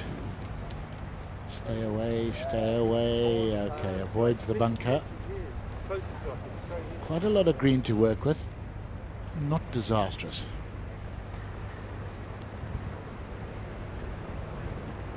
We've got just shy of 200 yards for Min Woo Lee. Looking to hack this one out. It's really nestled down.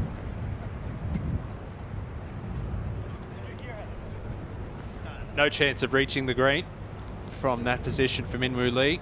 Will be relying on his short game. Just starting to unravel a little bit for Min Woo. You know, when you see some of the best strikers on the planet struggling like this, you know how tough it is. Slout just asking Tony Johnstone to be quiet there. Good luck with that. Well, this is really the first time he's going to have to grind for a par, Yo Slout, 2 under through 10, and has just been rock solid to this point. And what he did there, that's what can happen on links turf when it gets really tight, but that too, that was a good lie in the fairway. A prime example of how and why he has struggled. It must be mind-numbingly painful to have in the back of your mind that there's a chance at any moment that you could flat out duff a pitch or chip. It must be, I don't know what it must be like. And no surprise, after a duff out with a putter, before he got up there and saw the lie or what's facing him. He's still a long way off the putting surface as well. It's plagued him, absolutely plagued him his whole career. When you're struggling with your chipping and pitching like that, it typically starts off with some type of technical flaw, but then it just compounds mentally and eats away at your confidence, as we look at Min Woo Lee at 18. He's got about 80 yards, I would say. Once again, straight into the breeze. I think what he's been really good at today, up till now, is actually working out that playing yardage. And that's exactly what you need to do on a day like this. The raw number almost doesn't matter. You need to visualize that trajectory, understand how it's going to react.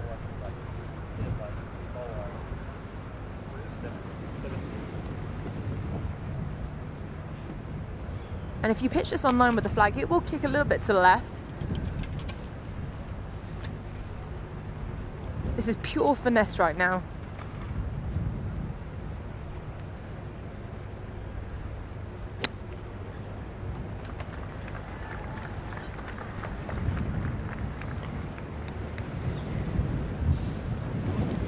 Not his best. 17-18, taking its toll on the world's best. Scotty Scheffler birdied 17-18 yesterday when everyone was pretty much bogeying them. Fourth shot for Loughton. As you said, no surprise, putter out.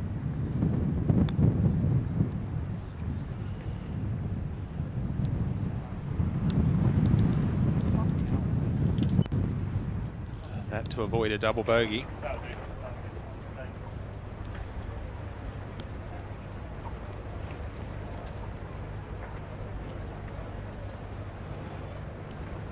This is a good lie for Matt Wallace, chipping up to an elevated green. You can have a nice square face on this. Excellent. It's been a really good grind from Matt Wallace through 9 holes. He hasn't had his best stuff tee to green, but tapped that in to be added 1 under par.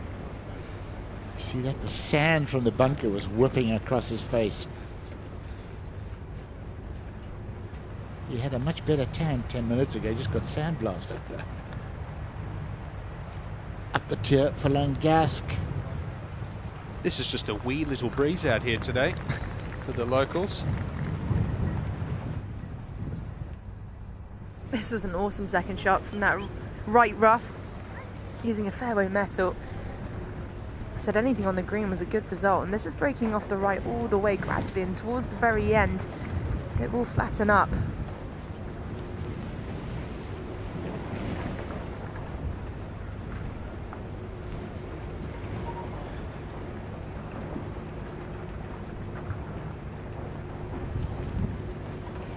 It's into the wind, so it'll affect pace, but it shouldn't really blow it. Shouldn't blow it offline, but look at that. Oh wow. It can really make you feel quite silly sometimes. Oh really, Incy. I mean that's pushed it almost sideways, hasn't it? There is a little slope there, but wow.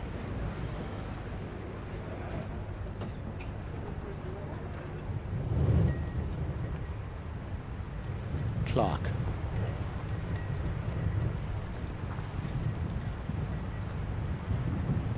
Nice looking stroke.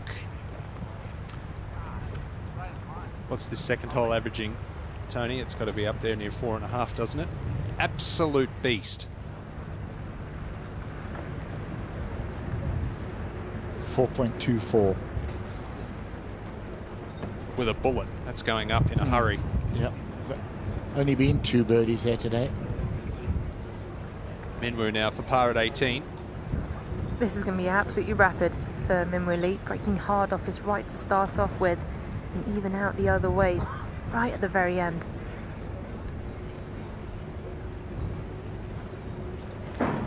Slowly.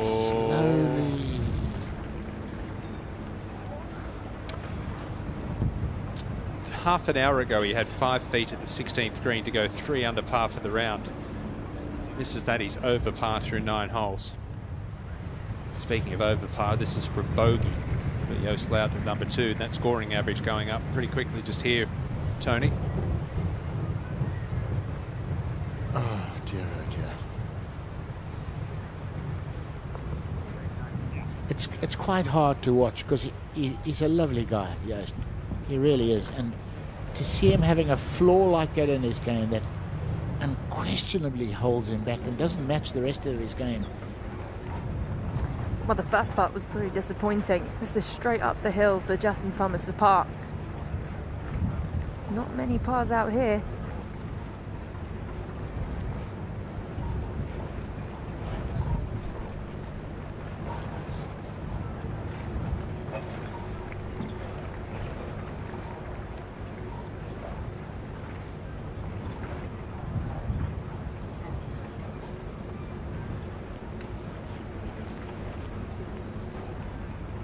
Oh, that's not a good sign. The ball stopped and then actually blew backwards. I wonder if the officials will start looking at the potential for moving balls on the greens.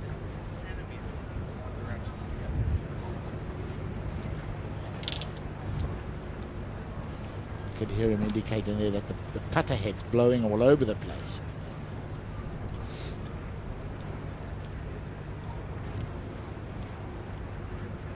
Bogey putt now for Minwoo Lee, this to go out in level par.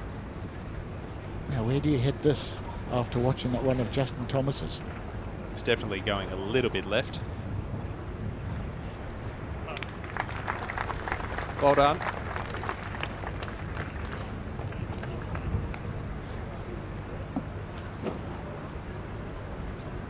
That's when you know it's tough, when you roll in a 4-footer and you feel like it's been a major success. Well, still, even in these conditions, Minwoo Lee bogeying those 2 holes, Matt Wallace struggling tee to green, Joost Luiten with the double bogey there. Justin Thomas is the only player over par for the round. Out of our feature groups, that is. Good up and down from Matt Wallace.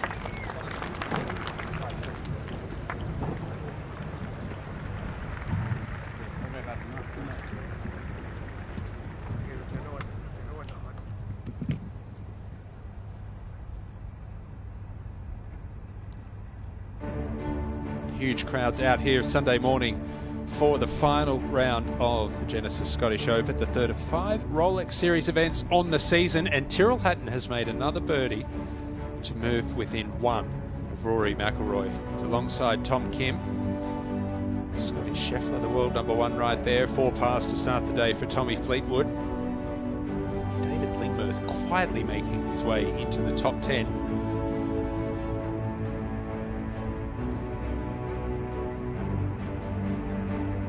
Round going for the day. Nikolai Højgaard, his twin brother Rasmus winning in Denmark last week. Xander Schauffele, the defending champion. Maybe a little too far back now at this point.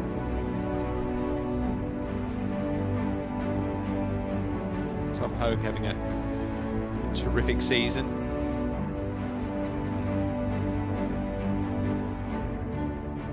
Good round today from Victor Perez, Ben Taylor as well, the Englishman, rookie on the PGA Tour.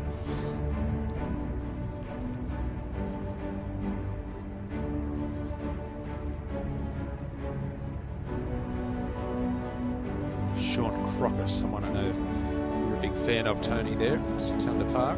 Yeah, winner this year on the DP World Tour.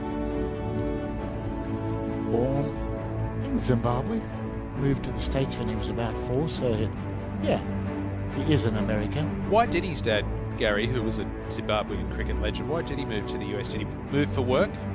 I think for work and maybe for, you know, prospectively for Sean as a golfer, but primarily yes, for work. You know, there's not too much future in Zimbabwe at the moment for anybody who's looking for work. Thomas Dietrich, 6 under 64 the first day. Tough day for him today. +3. Marcel Siem, what a season the 42-year-old German is having. Winner in India, runner-up in the Porsche European Open in his homeland. Top 15 on the race to Dubai. Lost his card back in 2019. Kept the faith, didn't he? Tough start for Sebastian Soderberg, sliding all the way down the leaderboard. +5 through 7 holes.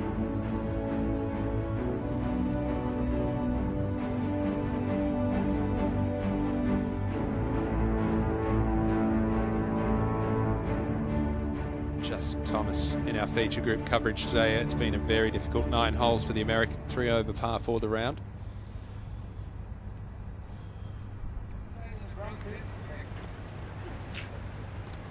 Straight down breeze today for Matt Wallace. He's taken the big dog. I'd imagine today that fairway bunk on the right hand side shouldn't be in play. Probably looking to carry it.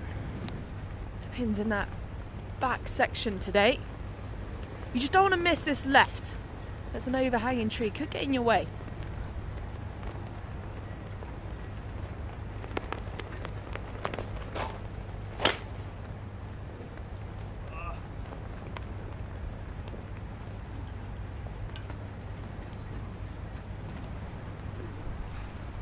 That has gone a mile, but it is in the rough, and I'd be surprised if he hasn't got to shape some kind of shot around that tree.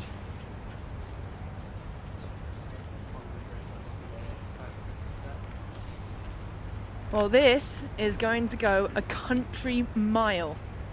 As long as he hugs the right side, it's going to kick a runway and might even get too close. There's a little switch over. I think it might be my honour.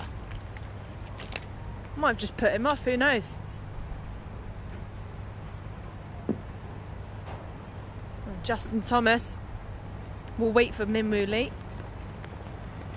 This wind direction definitely makes the tee shot a little bit easier. It just takes a lot of trouble out of play.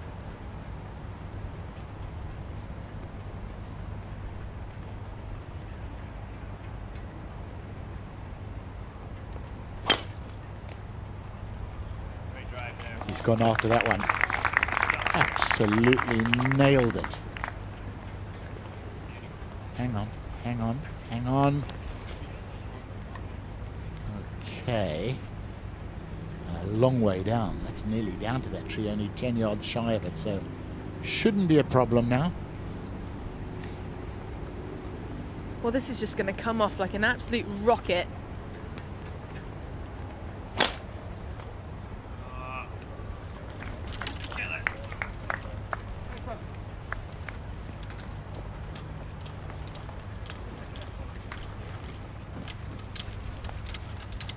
Flirted with that bunker, but it's clear of it.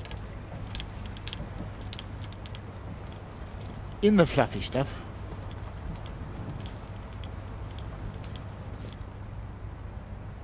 I know one thing for certain, these guys will come off exhausted today, because you can't even relax on a 2-foot putt if it's crosswind.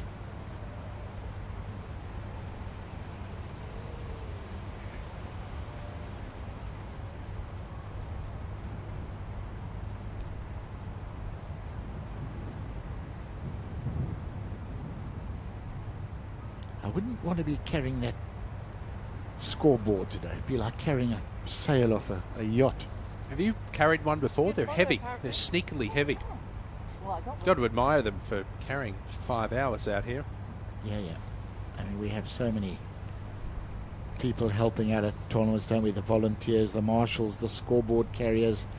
I mean, you couldn't have a tournament without them, really. They do a wonderful job. So much that goes into running a golf tournament, and you do it 40, 45 times a year. The production side of it, the volunteers, just the... Well, you would know with that wonderful junior series you run down in Oz. You know how much there is that goes into preparing and organising a tournament at that level. Can you imagine these events? Oh. Well, it's a 12-month operation. Yep. As soon as you're done with the tournament, you might have a week or two off. Start again. Start again. Huge infrastructure. I think we had 137 buggies in our TV compound this week. Yours was the hotted up one, wasn't it? Little V8 we popped in there. They've learnt now. They give me the one that foot flat goes about 2 miles an hour.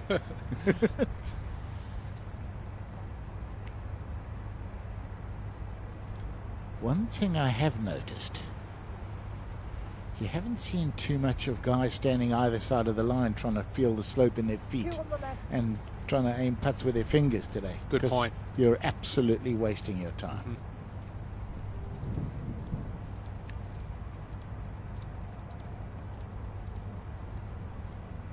But how do you feel? How do you feel what a 40-mile-an-hour wind's going to do on the greens? So hard. Par 5 third hole. Romain Langasque second shot. Downwind. Pretty much everyone in the field can reach this green today. Okay, you'll be definitely looking for a birdie. Easiest hole on the course. Averaging 4.56, but that is not where you want to be.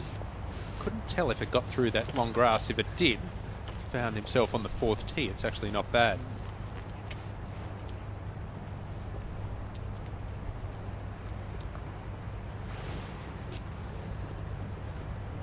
The only par 5 on the front nine, you have to try and make use of it.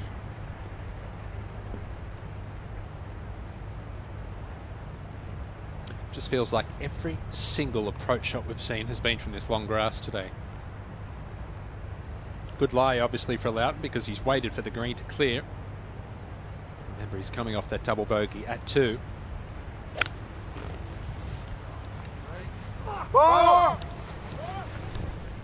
Oh! Thankfully, no contact with the spectators. But that is in knee-height stuff.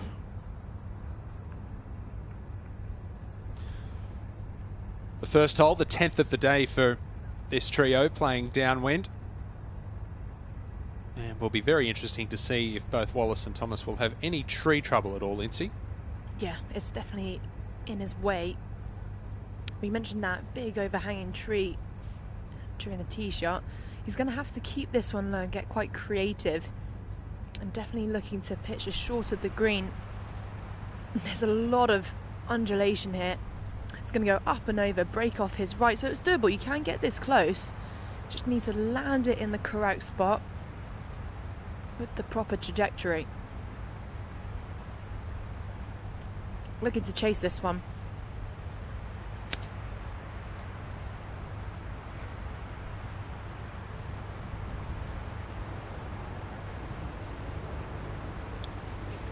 Had the idea. It just looked like to me the club really slowed down in the rough there. Yeah, it didn't look like he got the strike at all, did he, Nancy?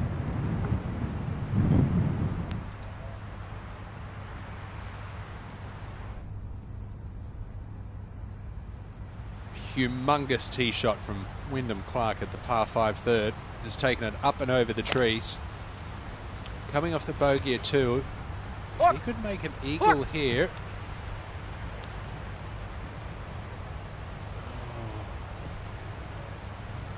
It's going to be tough to hold that one, but certainly a great opportunity to make amends for that bogey at 2. Justin Thomas now at 1.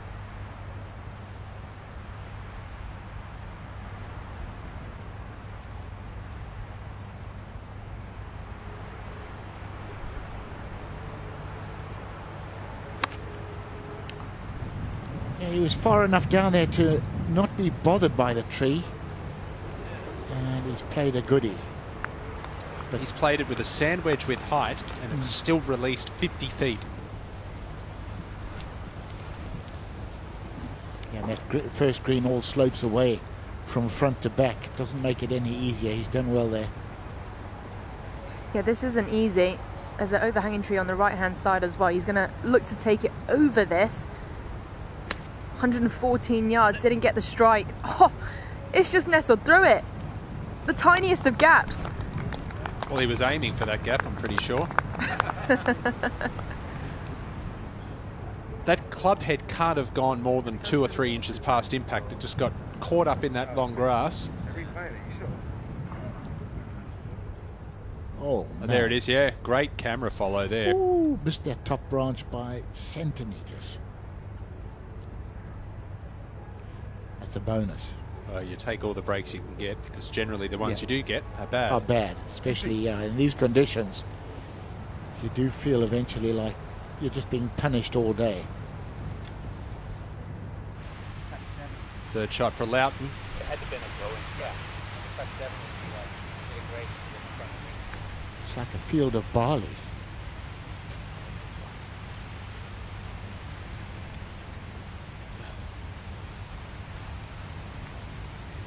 Am I exaggerating in that it just seems like every single shot, Wyndham Clark, Joost Loughton, Minwoo Lee, Justin Thomas, Matt Wallace, they're playing out of the long grass all day. Every hole. It just seems like that. It really does.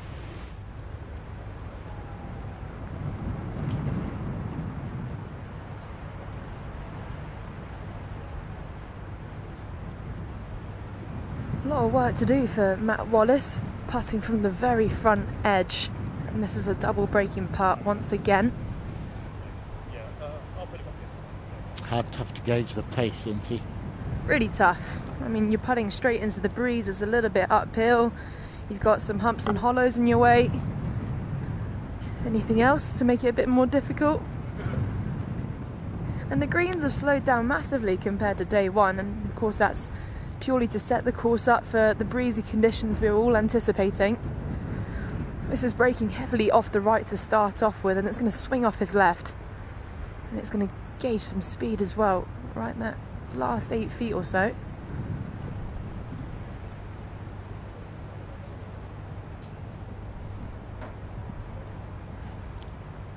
Just stand behind, please.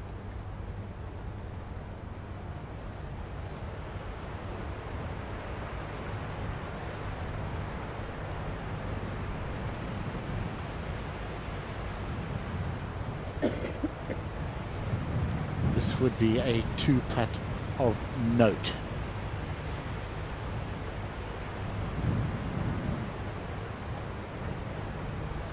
Picture on the screen doesn't really do justice to the amount of humps and hollows and twists and turns.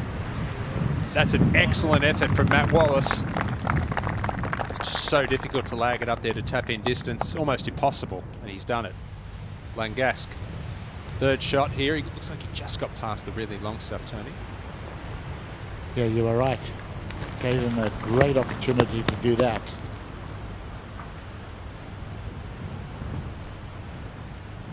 Tasty pitch.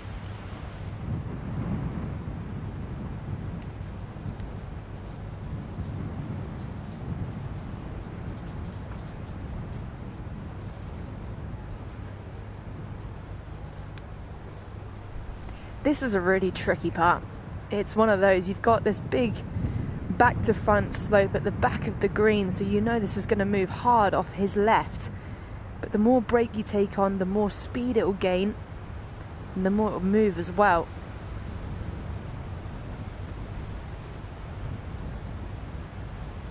It's not the birdie part you'd ask for. It's all downhill as well. Plenty of movement.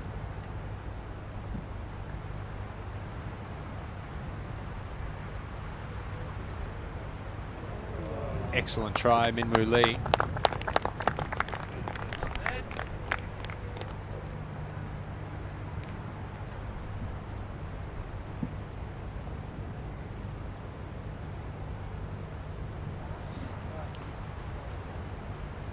Be pretty pleased. I mean, I know he's disappointed the putt didn't go in, but he'd be pretty pleased with a par. It's been an adventurous hole.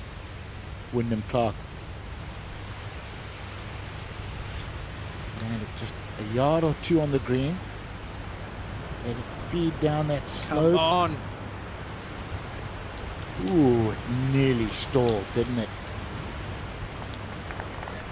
That wasn't easy, but a good chance there to get to 8 under par for Wyndham Clark. Justin Thomas looking for his first birdie of the day. Hasn't had a reason to smile yet. It's saying that. I'll give him full credit. He's 3 over par for the round. Very easy for him to throw the towel in at this point, but toughing it out. It's the sort of day that usually you'll find somebody loses the plot completely and shoots 80 plus. Doesn't look like it at the moment, thankfully, because it can just get away from you. Confidence can go. Wiring short circuits inside the cranium. Par for Thomas. +3 on the round.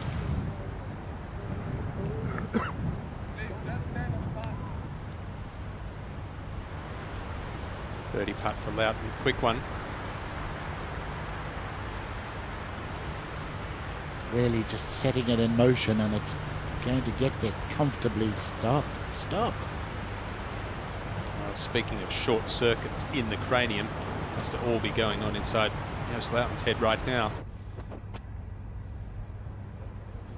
You know, it's the middle of summer here in Scotland. The locals just reveling in this warm weather. Shorts.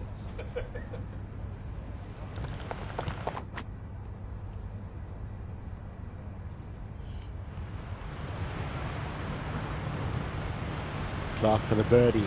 He'll be disappointed if he doesn't make one. This is a par 4 for him off that drive. Beautiful. Yes. That's the 5th birdie of the day in these conditions for Wyndham Clark. Just a stroke outside the top 10. US Open champion. Oh, how his life has changed.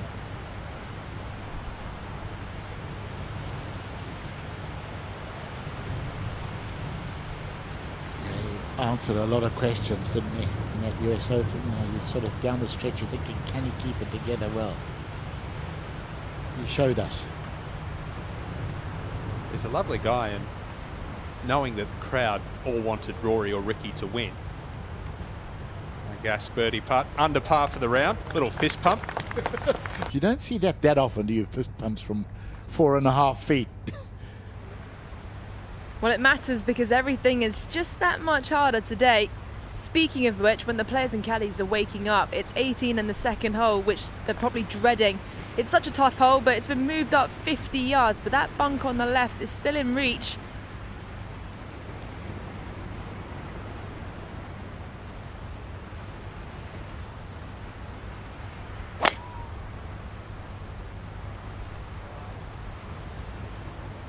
When I watch Matt Wallace's golf swing, got a good break there. I just can't fathom how he's 161st in driving accuracy, because everything about it is pure. It just looks like he should keep firing arrows. He's definitely one of the most methodical guys out here, I think. Matt Wallace. Up next, you've got Justin Thomas. With the driver, once again, so important to hit the fairways. You end up in the rough, you've almost got no chance of making par.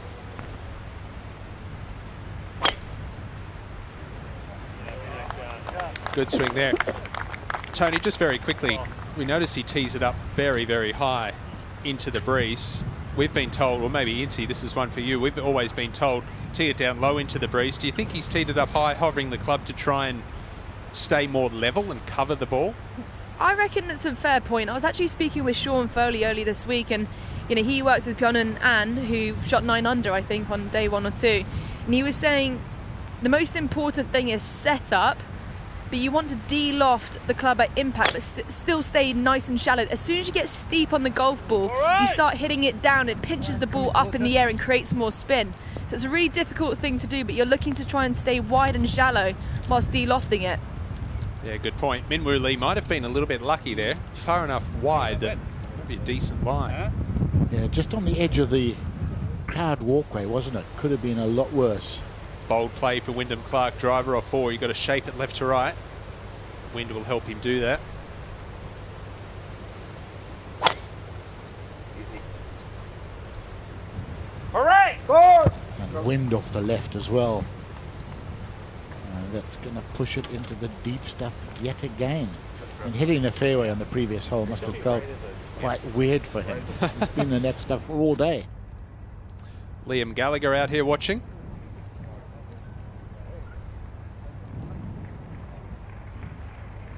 That is Liam Gallagher. Is it? Oh, no. Or, oh.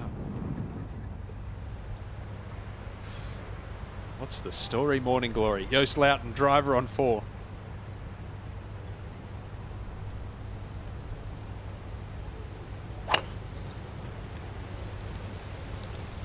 Yeah, really good. Likes it. Oh, it's a beauty. You know, Wyndham Clark's ball has finished up about 30 or 40 yards from our television compound, and now I'm looking out the window now. I think he's going to be far enough up. He'll be fine. Really? Really? Wow, that's amazing. Wow.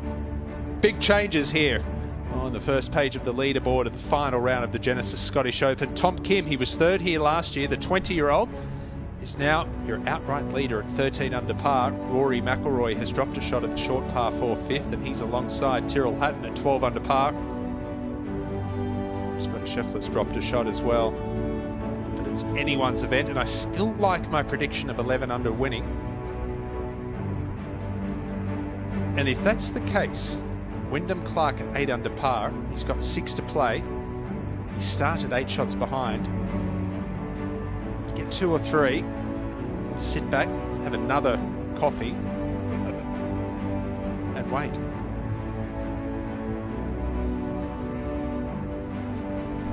Anybody who's under par today is producing some serious golf.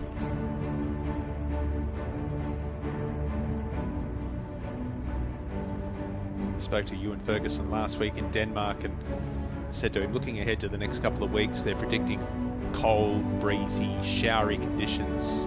I said, is it a myth that the Scotsmen, the Scotswomen love going and playing in that? You thrive on it? And he said, we're just like you. He said, we want warm, sunny conditions. He said, I don't wake up and go, oh my gosh, it's raining, I'm going to go and play golf.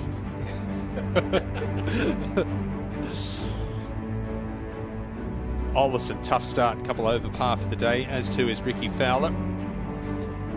I think Ricky Fowler's got a good chance next week. Yeah, nice to see him back and riding the crest of a wave at the moment, isn't he? And you can see visibly he's just enjoying playing golf again. For a year or more, it looked like no fun at all.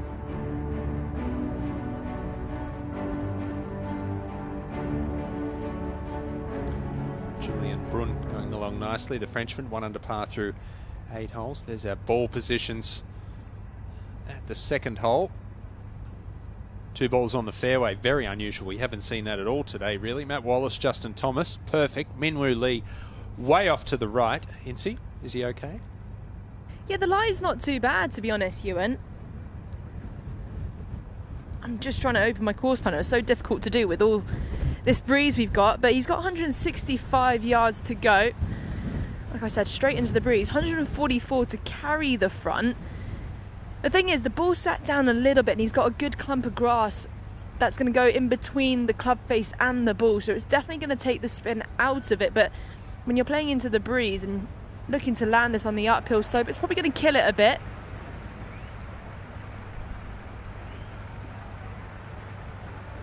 Me, JT? Yeah. It's been a common sight today. And see Justin Thomas standing with 2 clubs in his hand trying to make the decision. Yeah, it should be Minwoo Lee to go first, I believe. It is? 165. I'm struggling to see this carrying all the way. It's got to pitch short and drive it forwards up the slope. Yeah, gouging it out of there. Massively de-lofting the club. Oh boy, it's a mental grind, isn't it? Knowing that you're just going to be having difficult par attempts on about every hole. Yeah, the player's going to feel absolutely knackered by the end of today. Cheeky little pin, anything short, there's a bit of a false front, so it's going to roll back down. He's got 162 yards to go. He's just playing at least 195, I'd say. 5 iron, if not a 4, you're better long than short.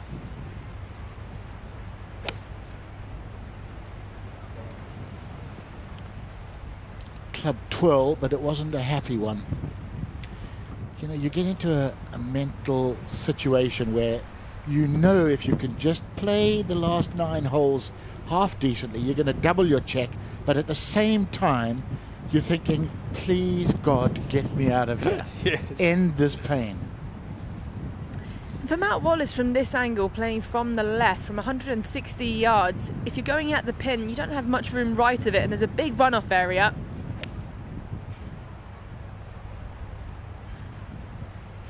It's pretty similar to the beautiful swing he made on the par 3 14th.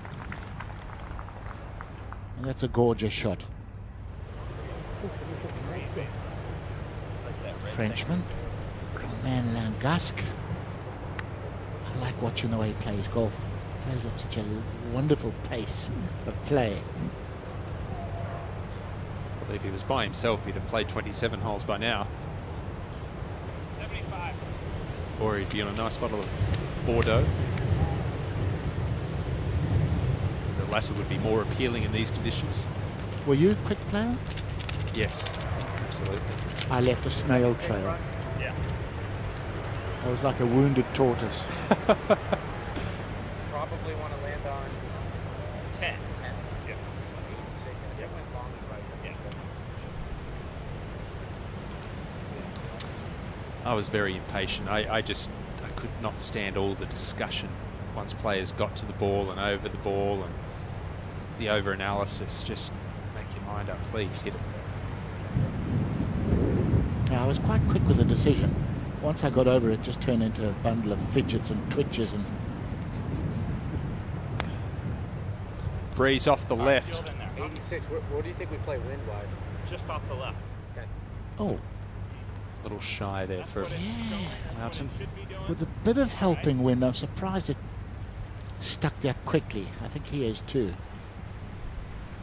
Let's see where Wyndham Clark's ball has finished. I just assumed he was far enough up where he'd be fine, and he is. All lie dependent here. Sit. Instant shout of sit. Is it a flyer? Ah. Yeah, but not a mega one. That's a decent miss, but disappointing to miss the green just with sand wedge in hand. There's no doubt at this point he would be thinking finish 10-11 under par. And let's just wait and see how that finishes. Minwoo Lee now. Playing into a bit of a cross breeze straight off the left. That finished so much further away from the green than I thought it would. What a terrific shot from Minwoo.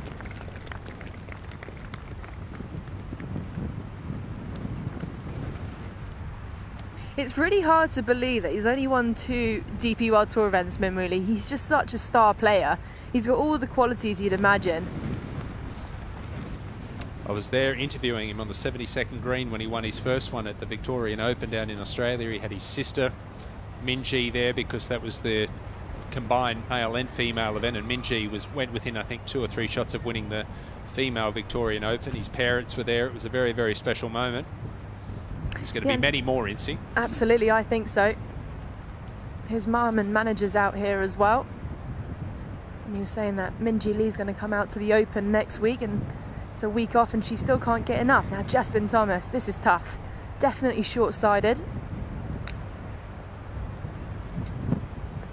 Going for the low route. He's done that a couple of times now. Yeah, that's definitely the right play, and he's played it quite well. He's definitely trying a variety of shots here, which will stand him in good stead next week at the Open Championship. I love it. Romain Langasque, long birdie, putted 4. Minjee Lee in a share of 7th, heading into the final round over on the LPGA Tour. Lynn Grant, the Swede. Have you had the opportunity to see her swing the club? No, I haven't yet. Oh, she's won, I think, 5 or 6 events on the LET in the past 18 months. Her golf swing is as good as anyone's in the world, but 6-shot lead for her going into the final round. Actually, I'm lying. I have seen her swing. She won the Scandinavian mix last year by 8 or 9 shots, I think. I mean, just demolished the field, and her swing was a talking point, and it is a thing of beauty. It's incredible.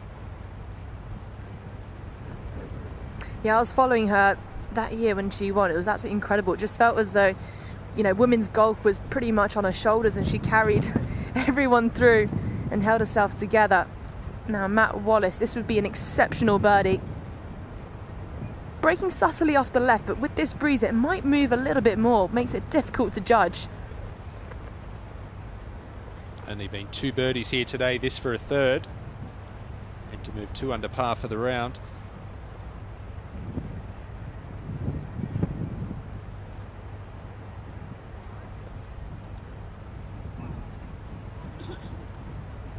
It's easy to say, but if you can leave yourself putts that are straight into the wind or straight downwind, it does make a difference. Crosswinders, whoa, hard work. That's a very poor shot. That was holeable for Wyndham Clark. Had the flag out for that exact reason. Too much loft. We see it all the time. You know, from there, a little 8-iron, a little, just keep it almost along the ground, the way this man is trying to do with some of his chips. In this wind, getting it airborne is a fatal error. And next week at Hoylake. Yep. Par putt for JT. Right to left movement.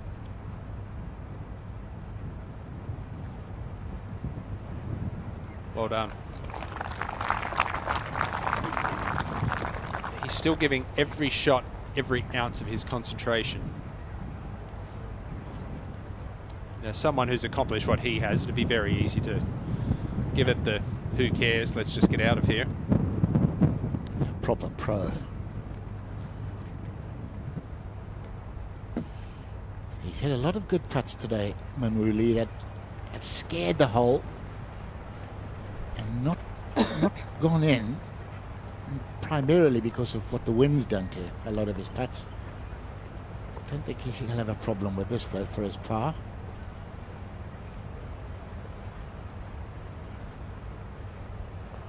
Well done. Great up and down. And it's steadied the ship. Bit of a rough stretch there on holes 17 and 18. Joost Luiten over at 4, birdie putt to get to under par for the round.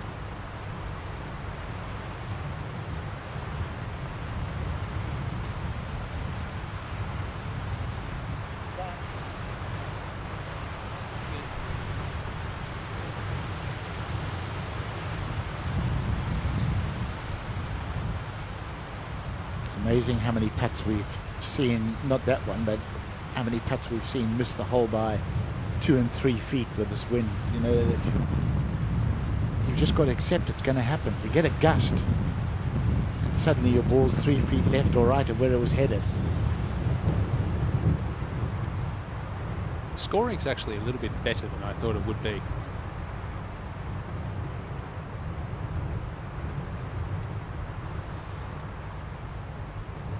Oh, that's a 3 putt for the Frenchman.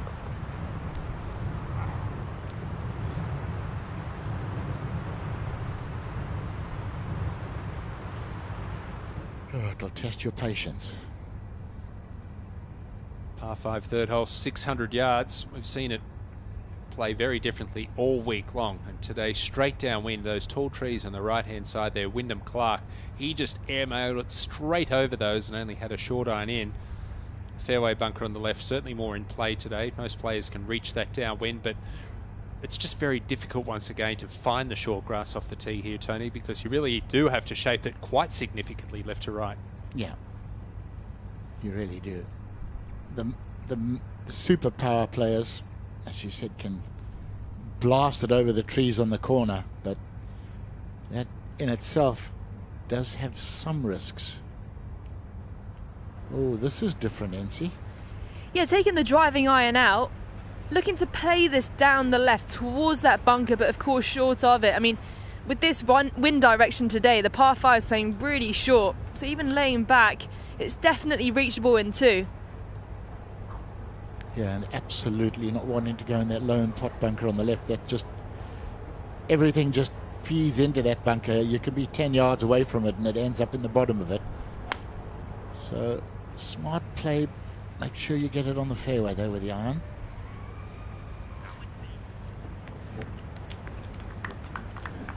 which he has.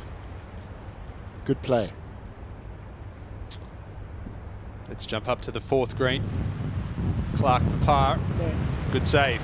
Really well done.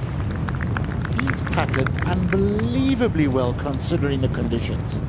He has, and like we spoke about earlier, he wouldn't be too used to putting in conditions like this, playing in general, but putting certainly. No. And the pace of the greens. Be quite foreign to him. 9 on the stimp meter. That's slow for the Americans, certainly. Different strategy for Justin Thomas here on the par 5 3rd, taking the driver instead of the driving iron. You need to be a bit more aggressive with this line, taking it down the right, but it needs to be a high one. He is aiming this way right, Incy. And hit it way right. Oh, that's Sherwood Forest in there. If you're going to take it over those trees, it's got to be a flasher, a high flasher. Oh, it's been found, and it looks to be left of the trees. He might have had a break here.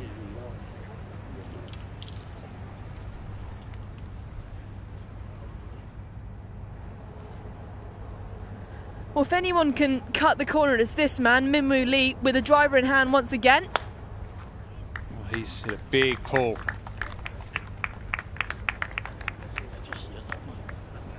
Oh, he's gotten away with it. What a break that is. He doesn't know it, but that is just mega break.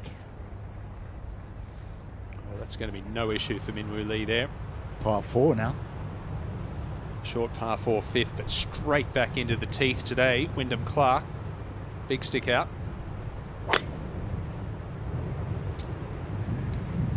That looked like a better golf swing, certainly more controlled. Still not on the short grass, but that'll be okay.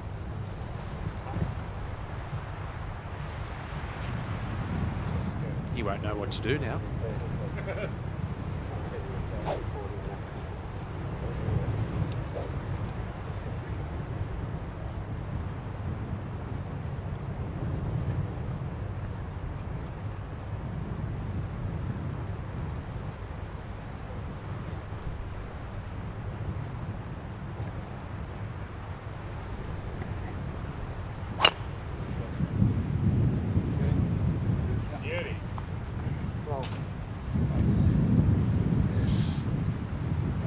Split the fairway. Perfect.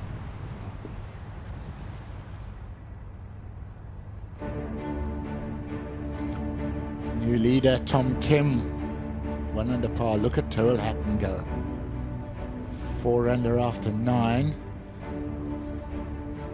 We hear Tom Kim's in a bit of bother on 7 though. We'll see if he can extricate himself. Rory McIlroy, an indifferent start, 1 over after 6. We know he hasn't got a great record in high winds, but there's a long way to go yet. Eric Cole, son of Bobby Cole and Laura Bow, became Laura Cole. He's got some seriously good golf genetics. And what a year he's having, a breakout year. Sean Crocker, Lee Hodges under par. Honestly, par or better is wonderful today. Harrington,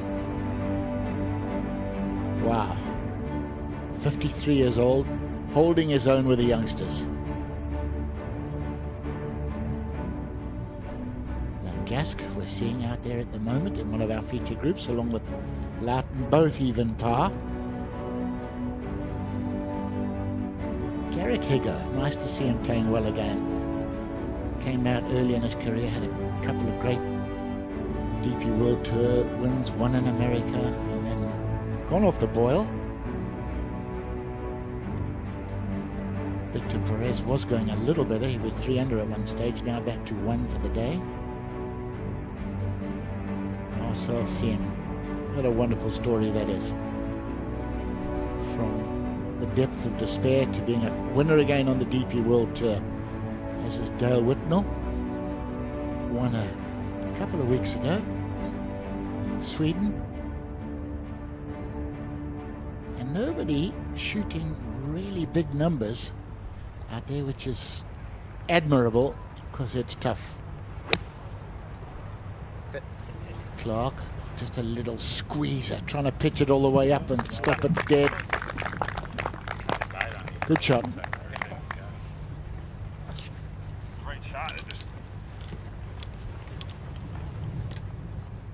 He might just pop that one in too, the way he's behaving with the putter. Well, that just tells you everything, doesn't it? What this wind's doing. Majority of the field missing the fairway left.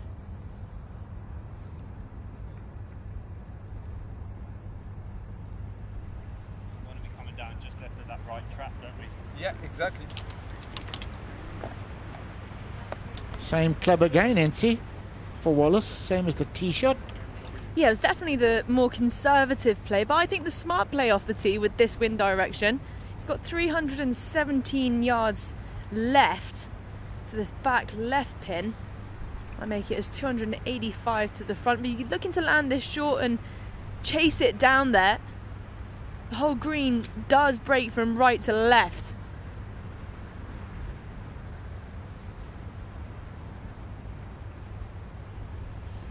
Gonna hit a slinger from right to left here. Try and get it trundling. Has he overcooked it? He has. If it had been straight, he would have had the firepower.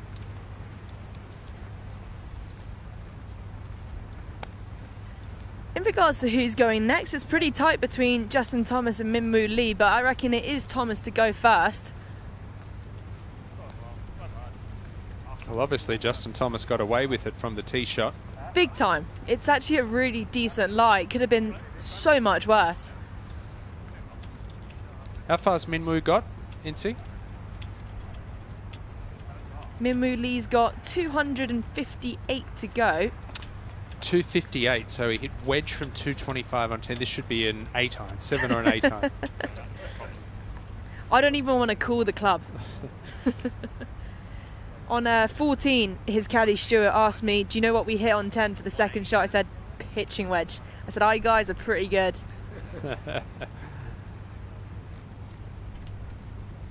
Definitely looking to chase this one as well for Min-Woo Lee. I think they're both undecided who's going. Yep, Min-Woo is ready. Definitely looking to hit this in the right half of the green. The wind should knock it down, and the shape of the green.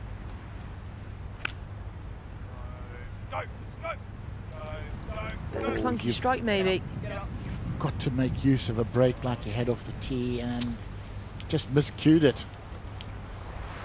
The problem is you're trying to land it so far short that if you don't land it in your landing spot, you leave a very difficult pitch. Now Justin Thomas. What a break. Missed the trees, missed the long rough, missed the little bits of gorse, and got a lie. Yeah, just a huge break. It's just trying to rain a little bit here. Flat flight out of that lie. Oh, just skirting. I think it's caught up in the bunkers just short. Well, the left side is getting a workout off the tee and the second shots at 3.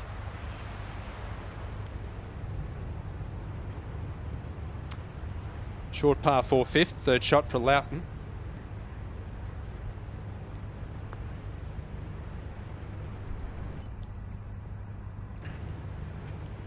The DP World Tour's Twitter account posted a video of Min-Woo hitting that pitching wedge into 10. It's already had 150,000 views, and the comments under it, no way he hit pitching wedge from that far. Can't hit pitching wedge We that can far. tell you he certainly did. Oh my goodness. You should be walking, my friend. You should be walking. This is walking weather. Look at him going backwards.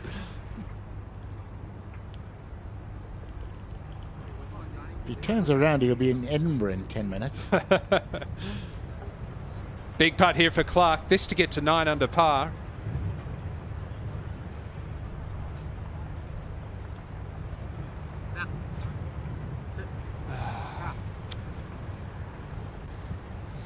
The club's been a bit of a magic wand today.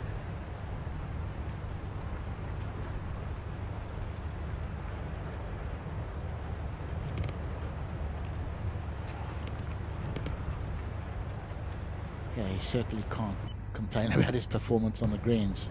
It's been stellar. Speaking of stellar, it was a stellar approach from Langask. 3-putt at 4, this to get that straight back here at 5.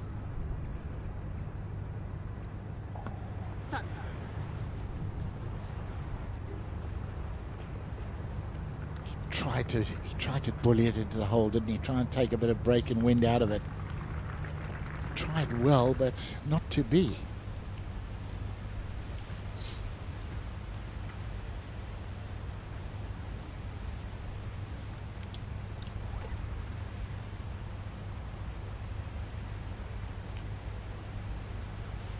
This bunker shot Incy from Matt Wallace looks brutal. Yeah, it's a good lie though, Ewan. The only thing is, it's always difficult to judge the distance from this sort of lie, I would say. As soon as you have more loft in the club, it's very easy for the leaning edge to get into the sand and just kind of strike it a bit heavy. So you've got to be precise with that strike.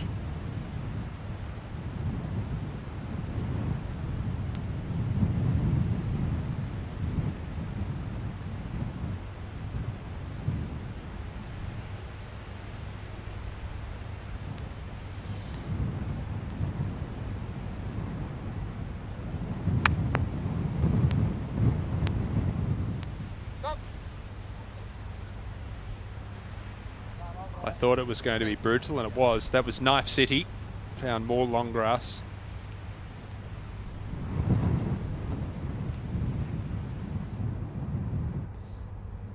Loughton up ahead at the 5th for a par. We said this front side was going to play harder. Loughton exemplifying that. That's 3 over par this side. And the head's off for the Dutchman. It's a horrible feeling with those putts in this sort of wind where you really just feel like it's a guess. Horrible feeling. 67 yards for Justin Thomas, and this isn't a pretty lie either. Ball sat down, and you've got to be looking to land this at least 20 yards shy, if not make it 25, and it's going to release. Pins at a bit of a bowl as well.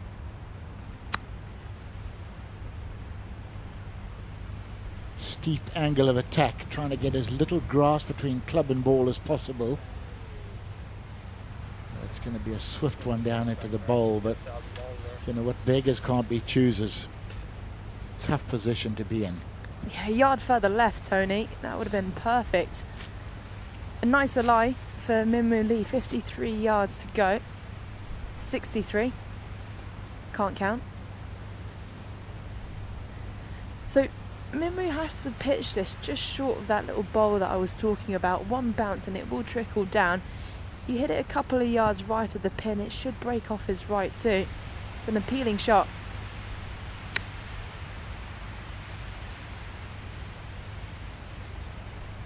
Watch this get better and better.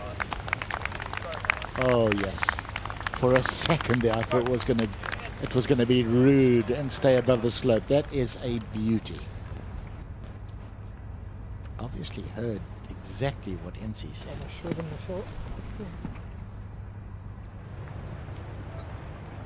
Par putt for Wyndham Clark. Get your attention, these little ones in the breeze. And suddenly the putt has behaved. It's been great. Everything's going. You just have one of those that does that to you because of the wind, and the doubt just starts flourishing, doesn't it? Oh, it's so frustrating. Minwoo Lee, great birdie. Third birdie of the day, 5 under par, 1 under on the round. And as we've said, anything under par today is really good going. Let's take a look at that third shot again, just as Incy Mehmet drew it up.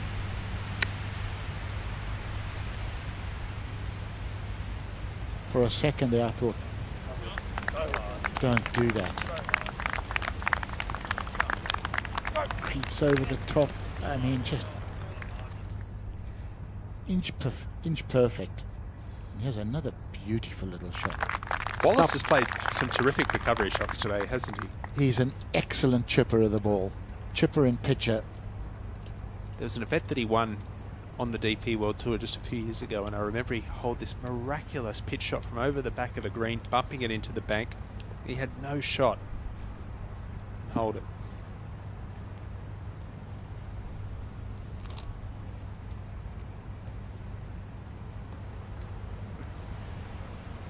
Yeah, that was a magnificent shot from Matt Wallace. The ball was seriously nestled down, so great touch around the greens. Justin Thomas. This is for birdie. This is going to be absolutely rapid once again.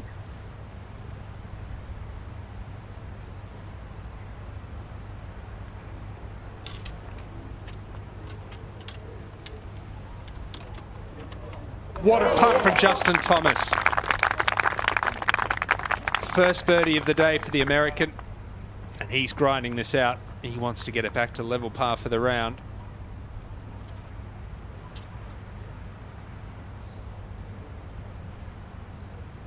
NC, I just ducked outside for a minute. It's very, very chilly. Yeah, it's not too bad when you're walking around. But if it starts raining, I reckon the combination wouldn't be too pleasant. And then I'll be very jealous that you're in that commentary box. Yeah, it's been fairly pleasant in here. There's no wind in here at all, I can tell you that. Quite a lot of hot air, though. As long as it's not your air, Tony, we're okay.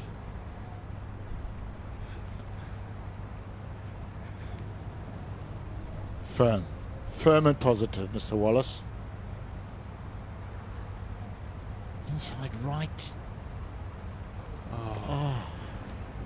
How many lip outs are we seeing? That's 3 in the past 10 minutes.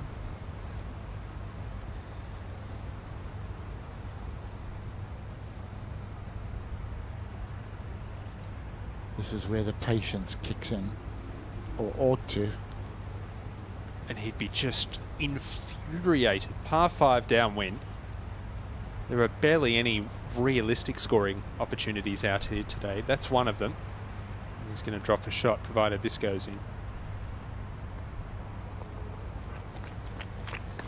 Yeah, that definitely feels like a double bogey. Ouch. Do not ask for a selfie. Into the 4th. Langasque. Narrow stance at 6. Trying to knock this one down. In a way reminds me, I know you mentioned Victor de Buisson, which is identical to that golf swing, but the way he plays reminds me of Lowry, in that you can tell they played the same way when they were 15 years old. Yeah. And that's a good shot on that stunning little par 3 6th. The locals just loving this summer weather.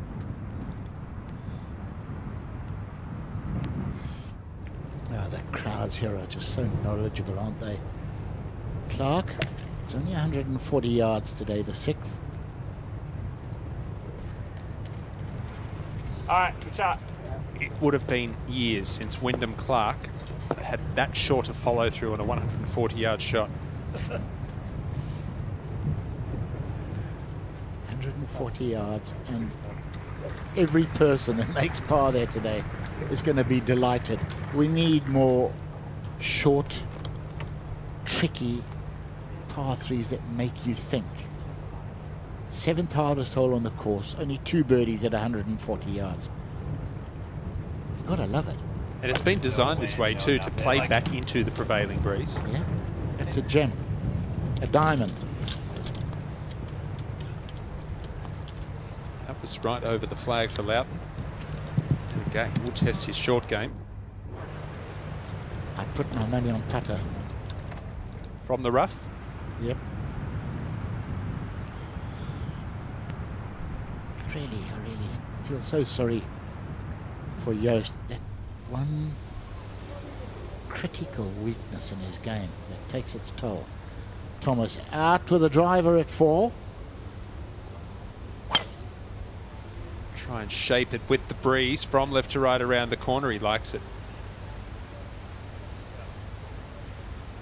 Big hit. I'd say he loves it. Beautiful strike. Oh, and hold out. Oh no.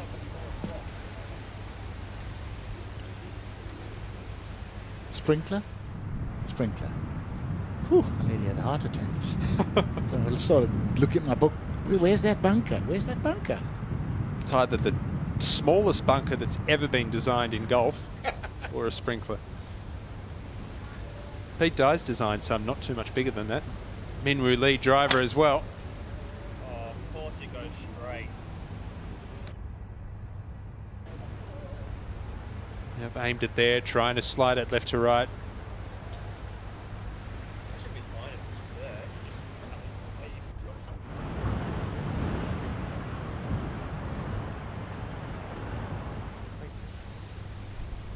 Wallace coming off that very, very disappointing bogey at the par 5 third. There's 2 left. There's a bunker down the left. That will be in play, but that's still better than being in the pot bunker. I've never seen less fairways hit from top players as I have today. I agree. I agree. Well, we've had another shuffle at the top of the leaderboard here in the final day of the Genesis Scottish Open. Rory McIlroy looking for his second Rolex Series victory has moved back to where he started at 13 under par. He's now 1 stroke ahead of his playing partner Tom Kim. Tyrrell Hatton's dropped a stroke. He was at 12. He's back to 11 under par. Tommy Fleetwood, a model of consistency today, all pars at 11 under, coming off his 63 yesterday. Big move being made at the bottom of the leaderboard there from Nikolai Højgaard, 9 under par. Shane Lowry going in the wrong direction, a little surprising. And a good round today from Englishman Jordan Smith, who had a hole-in-one on 17 here last year.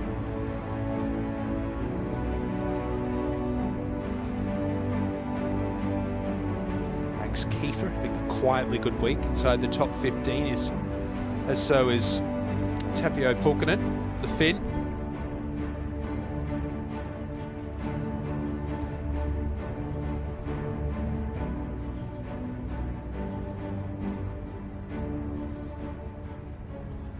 We didn't see the second shot of Yo Slouten at the par 3. It wasn't a great one. This for another par save. Avoids another drop shot. Well done.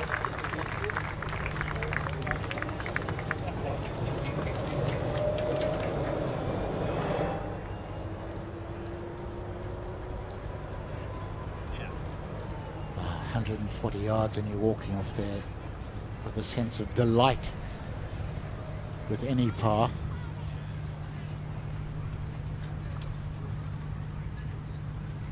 Well, Wyndham Clark sailed his first putt past the hole here at number 6. We know Minwoo Lee hit a pitching wedge 225 yards on the 10th hole. Rory McIlroy hit a driver on their next hole, the 7th, 427 yards. So it's going to be interesting. Wyndham Clark's longer than Rory McIlroy. I can't wait to see how far he hits it up there. And coming off back-to-back bogeys, he's going to have steam out his ears. And every other orifice.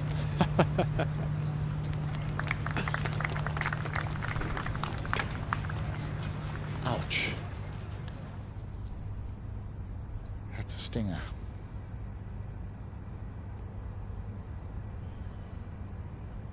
Quite a spread, isn't it? When you get these crosswinds. Balls all over the shop. The lie's not too bad for Matt Wallace. Definitely wouldn't want to be Minwoo Lee though. Wallace has got 160 yards, his back right pin. It's going to be quite challenging to get this one close. You've got quite a big false front. And it's a perfect cross breeze from this angle off his left. Anything past the pin, it runs away from you as well. So it's quite a small target, really.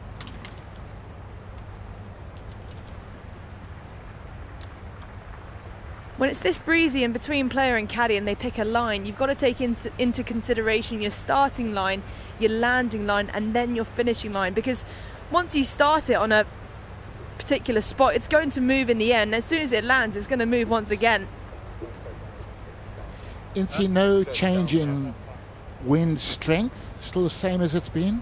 Yeah, I think when we're in our 4th hole or so, it kind of picked up to 4 club wind. I reckon right now it's not far off the same. It's really blustery out here. Well, I can tell you it's a consistent 26 miles per hour out here, which 45 to 50 kilometres an hour that is, and definitely gusting up to about 40.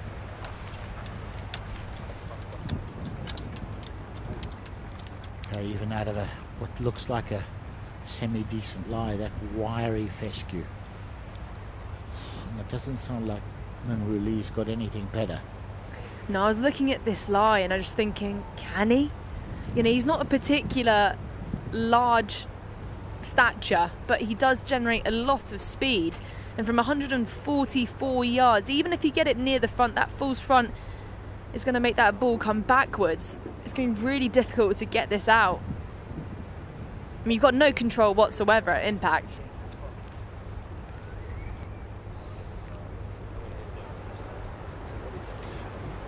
I'll tell you what, Incy, we know there are big crowds following the leading groups, but you've got superstars in this group, and it's a great opportunity to get up close with these stars, isn't it? Absolutely. Especially for the spectators right now, being this close to the ropes. They're probably absolutely loving the front row view right now. This is going to be challenging to muscle out.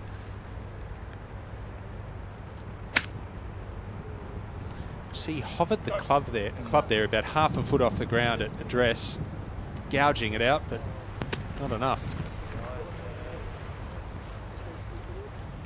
Not a bad thing to have missed that bunker though.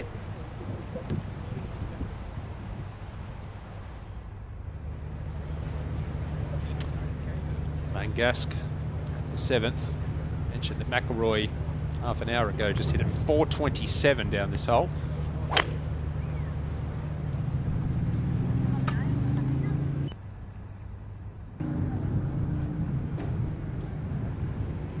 Did you ever hit one 427 in your long drive days?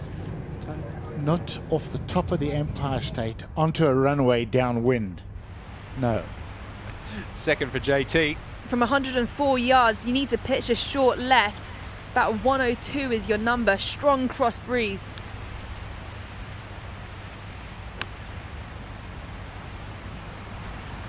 Delightful sounding strike. Oh, yes. Oh, stop. Still a very good shot. Time for him to pop one in. 3 over in his last 5 holes, Joe Slouten. On the tee at 7.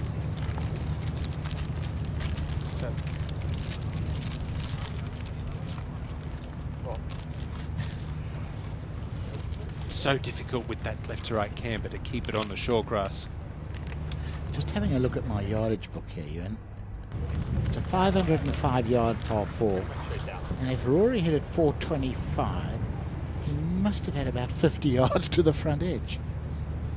I'm interested to see where Wyndham Clark hits it, because his average ball speed's about 5 miles an hour higher than Rory's. And he's angry. Hit it straight, Wyndham. Come on.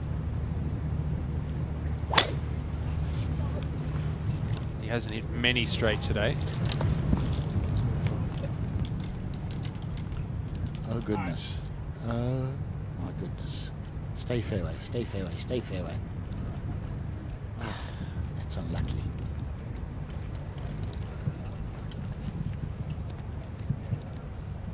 I've got him off the top of my head as hitting 3 fairways today, Wyndham Clark.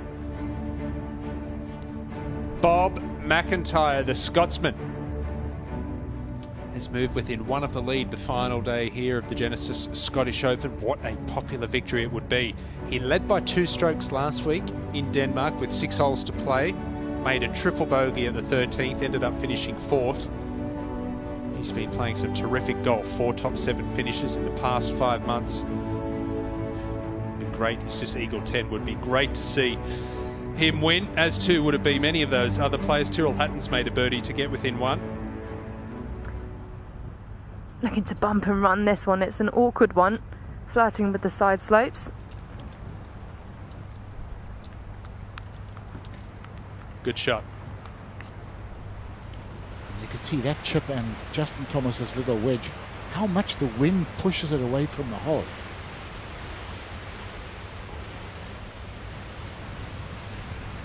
Yeah, this is quite a challenging shot, I would say, for Minwoo Lee, because he's on an uphill slope. Yes, the lie is pretty good, but you land this short, you're pitching it on an uphill slope, which will kill the initial bounce, but you carry it too far down, it starts to slope front to back.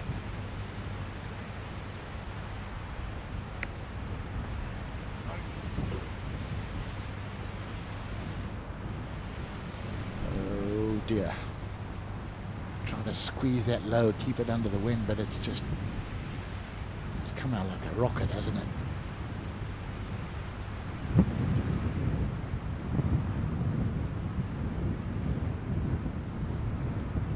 Comes in at such a flat trajectory in relation to the putting surface. That was the plan. They just overcooked it. You can see the frustration is evident. Yeah, it's always difficult to get a ball stopping when you're chipping up to an elevated green, because as soon as it hits the putting surface, it's landing in a much flatter angle, isn't it? Correct.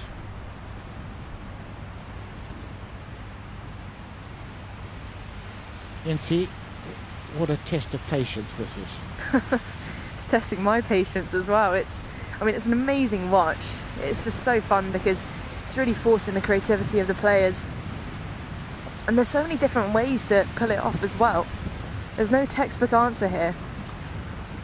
I didn't know if you were referring to the conditions or your fellow commentators that were testing your patience.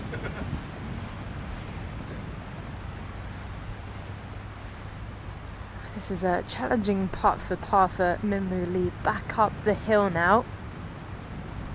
It should move to his left to start off with. Putting back into the breeze too.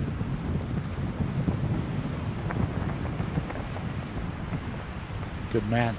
Good man. It's a bit of a relief, really. He's given that stroke back that he picked up at the third, level par for the round.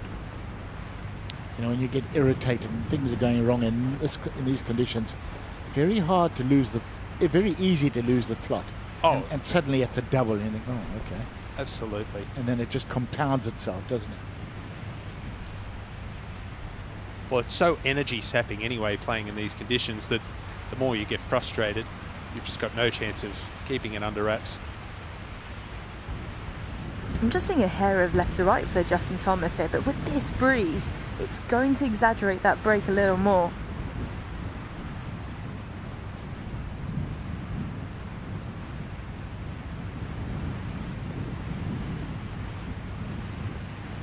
For back-to-back birdies, Justin Thomas, yes!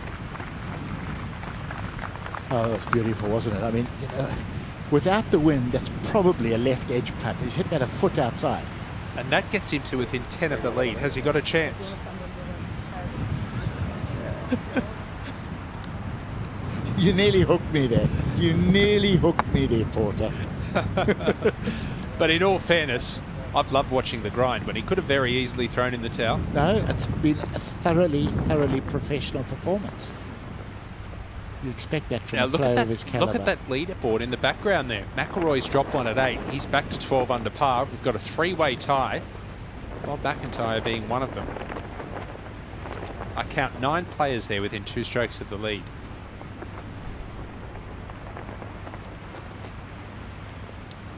He's made some good par saves today, Wallace. Coming off a bogey at 3. Excellent putt. He's got a lovely putting stroke.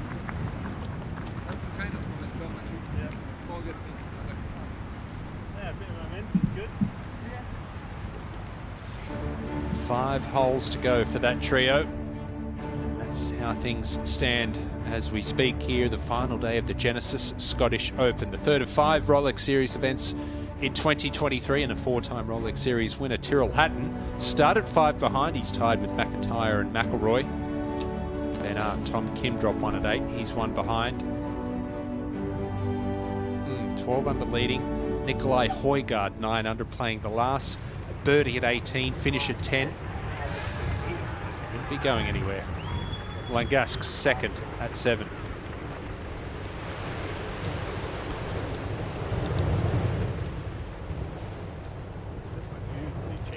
Come on, put the brakes on. Put the brakes on. Do him a favour. Yeah, I love that.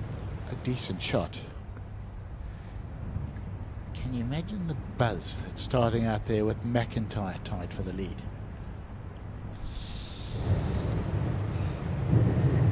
A little Ryder. His second for Loughton.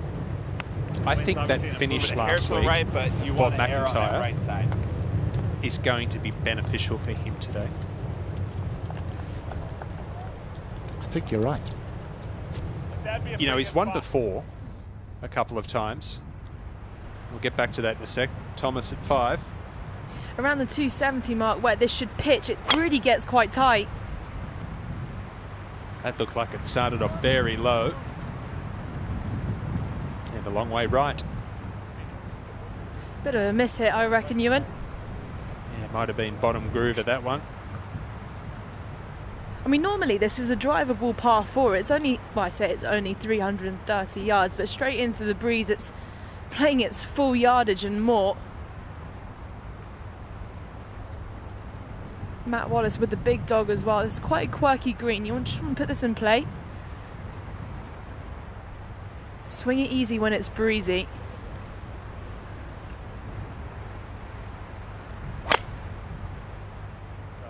Good swing there.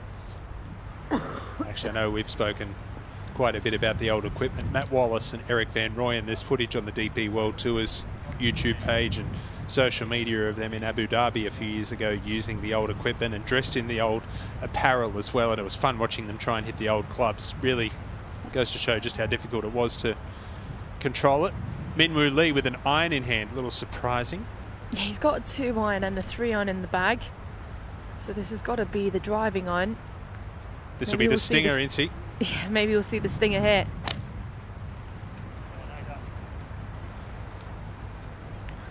Man, he generates some speed, doesn't he, at the bottom? I think he's had enough of visiting the long grass. Find a few fairways now. Only a short iron in, really. A little that way. But yes, it should be a little on the left. Maybe just left edge. Exactly. I was going to say, it's almost straight with everything.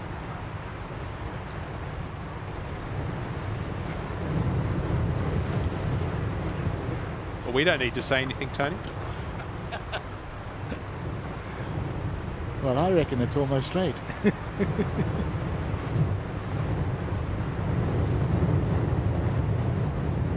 Slow back into the wind. He's got to give this a real thump. It was just about dead straight, wasn't it? He had to flush that to get it there. We didn't see his second shot, but we saw Langasque's. It's so difficult to hold the ball on the putting surface, even with a lob wedge, sand wedge.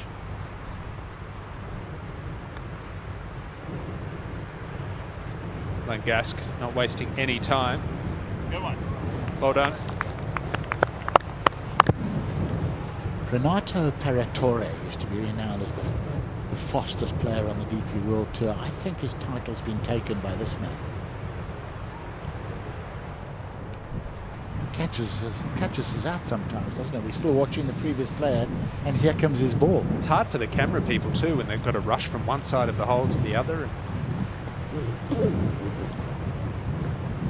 Remember Romain Langasque won the amateur championship at Carnoustie in 2015. He actually defeated Grant Forrest in the final.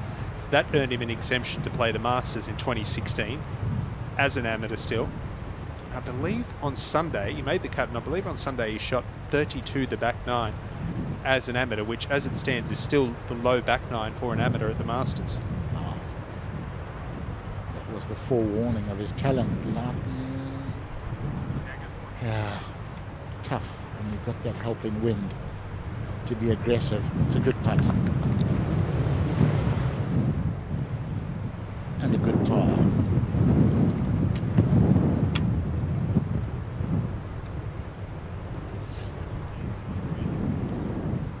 I think there'll be a few of these lads going back to the room for a nice afternoon sleep after this, because it is mentally exhausting, isn't it? and especially the ones playing next week. You want to conserve all the energy that you can. You know it's going to be tough out there at Hoy Lake. Good par from Clark. How positively has he putted today? He exudes positivity with his body language as well, even after a couple of drop shots.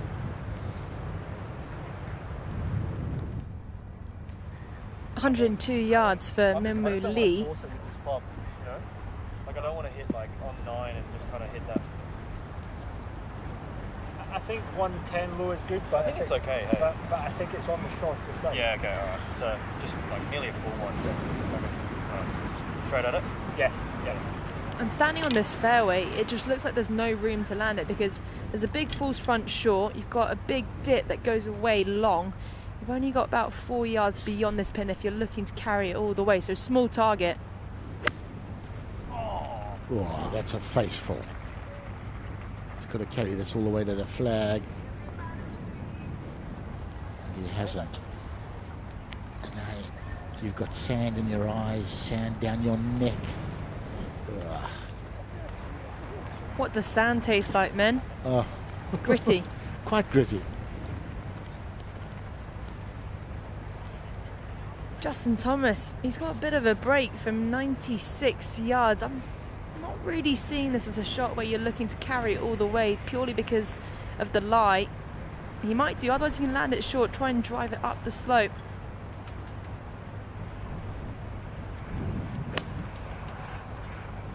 I like the sneaky recordings with the mobile phones in the background. Oh, just that thing's gone through the wind like a knife. Must have got a... No, he's got a flyer out the rough, hasn't he? Has to have. Oh my goodness. That's gone miles. Matt Wallace, 3 birdies on this 5th hole so far. Yeah, just going back to Justin Thomas there, I mean, that's exactly why I was saying, why not just land it short? I just think with a bit of a jumpy lie, it's so difficult to control. Matt Wallace's ball is currently on the paint of where the spectators cross through from one side of the fairway to another. I can't see him getting any sort of ruling for this.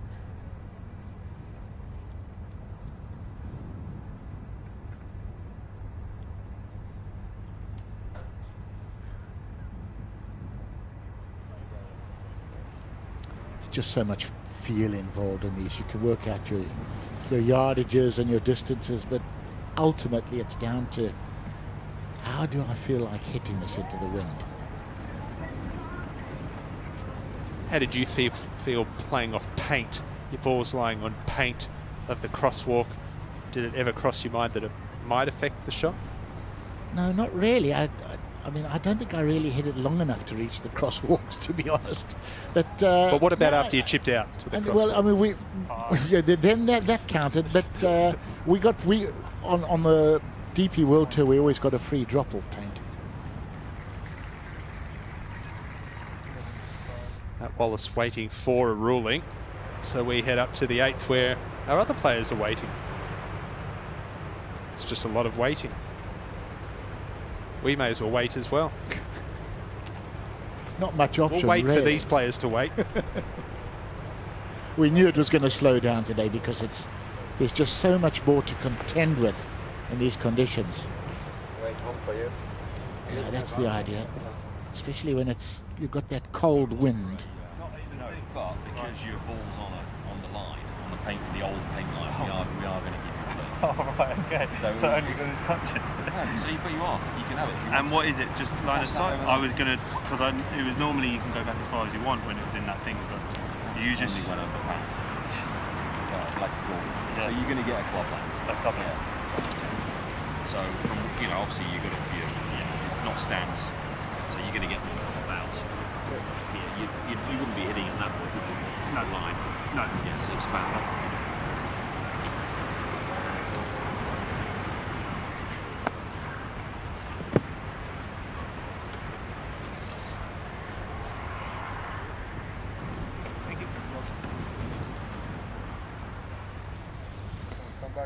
I really thought the lie was good enough. I definitely wouldn't have bothered in getting a drop because sometimes you can drop it and then ends up in a worse spot. But I guess the spectators would be trampling along that line. But again, personally, I wouldn't have bothered. He's got 70 yards left to this flag. Once again, just pitching this straight into the breeze. He can fly it all the way. It's just, what do you fancy? Do you want to land it short, try and drive it up the false front? Or do you want to carry it all the way? I think you've got to take the risk of that false front out of it if you can. Especially into the wind. Pitch it over the crest of the ridge, skip it forward a bounce and then check. And he's just carried it a bit too far.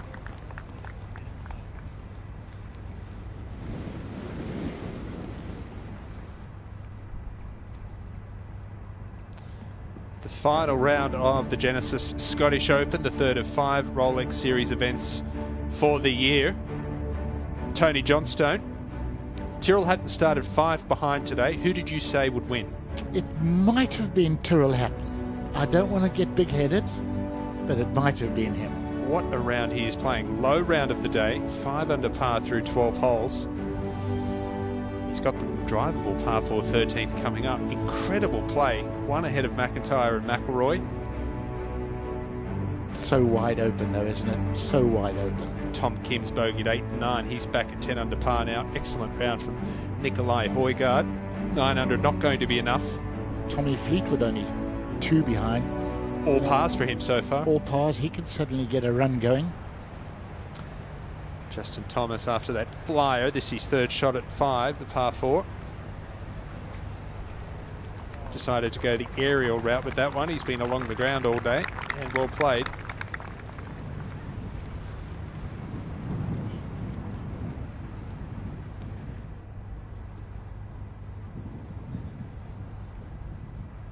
It's going to be really challenging controlling the pace of this putt. We're talking about that false front. A steep uphill and then just flattens out, putting back into the breeze.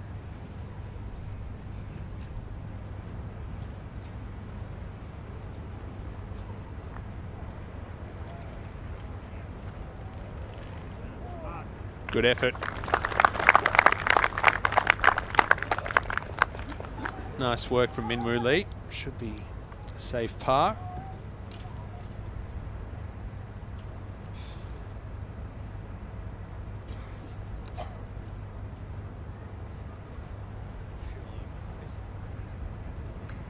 It's another one of those, a little double breaker, moving off his right to start off with, but probably enough pace to put it through the break, and then towards the end it's definitely breaking off his left. A little bit uphill, but down breeze.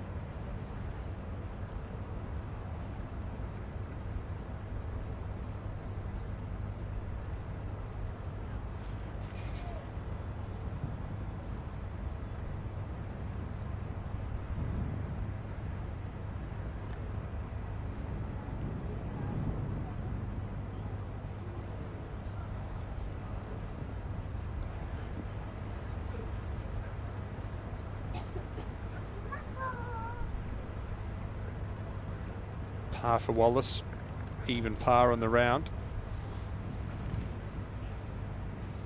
Minwoo Lee, even par on the round. Justin Thomas, 1 over par for the day. Just a grind, just a real battle.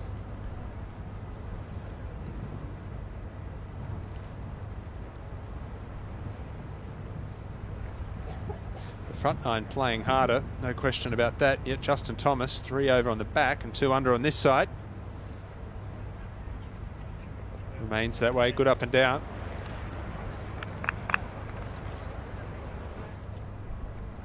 Four holes remain for this trio. Finally, Langasque ready to go at the 8th. He's been moved 37 yards forward today.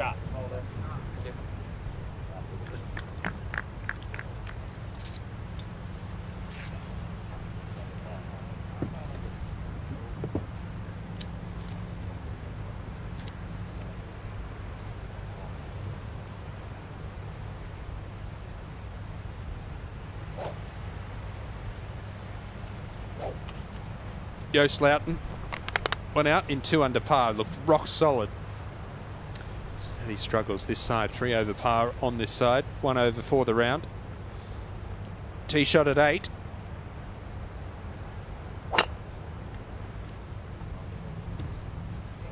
Yeah, still swinging it nicely. It's really just the... that's up in the left rough.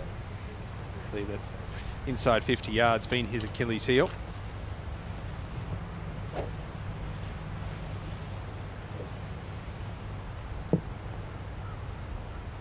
Wyndham Clark, 1 under on the round, teeing this down low, back into the breeze. Watch how much he loads into his right side here of the backswing. Oh, so much power. Could this be fairway number 4 of the day? Yes, it is. Sneaky long from Romain Langasclair as well.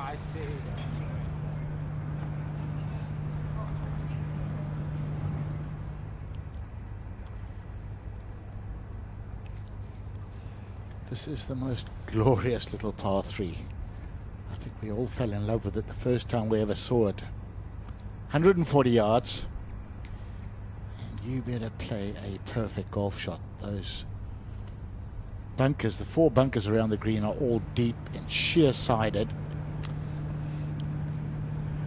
Of course, the DP World Tour excited to announce the launch of the Nearest the Pin this week, a new game for fans to be played both on-site and at home this year, bringing you closer to the action on the DP World Tour. Rules are simple. For each of the 5 game featured groups, select 1 golfer and the distance that you think they'll hit their shot from the pin on the 6th hole throughout the week. And you can play today by scanning the QR code on the screen or by visiting dpworldtour.com.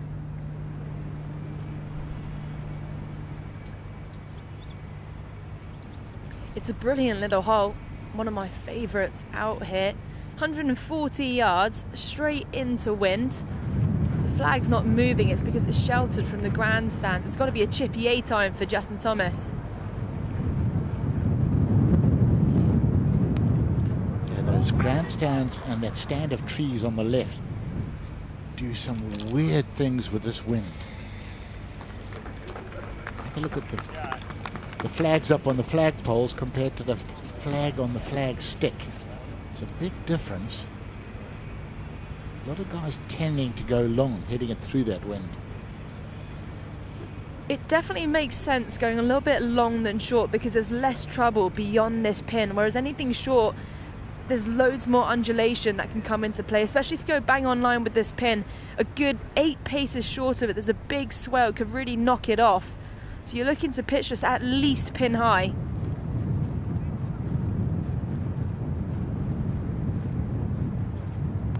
Wallace has played some delectable shots into the wind today. If that's where we think it is, that is well left. Clings on.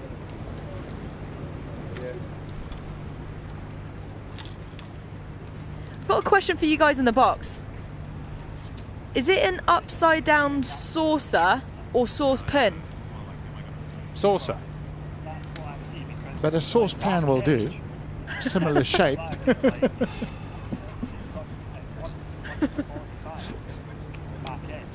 I can't really tell the difference, to be honest.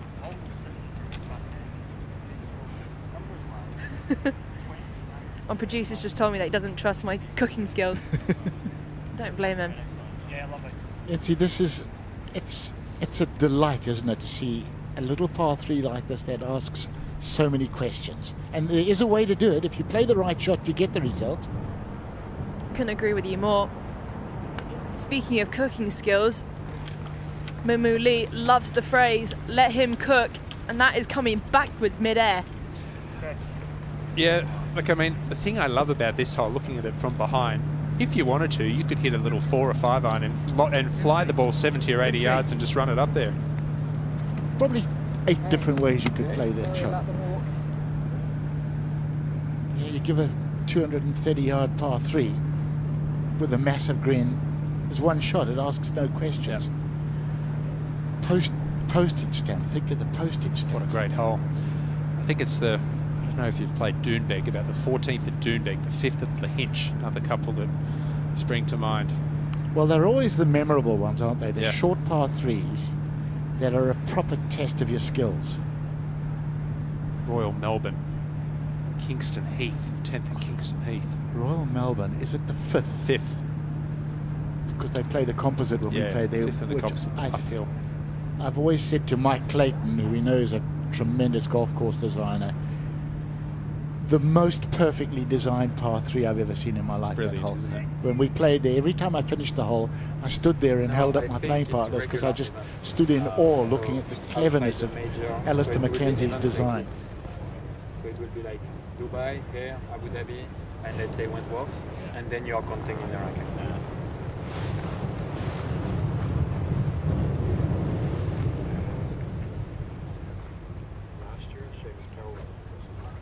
I think we heard Romain Langasconi's caddy discussing their shot there in French, but it's, you know, Slough ready to play.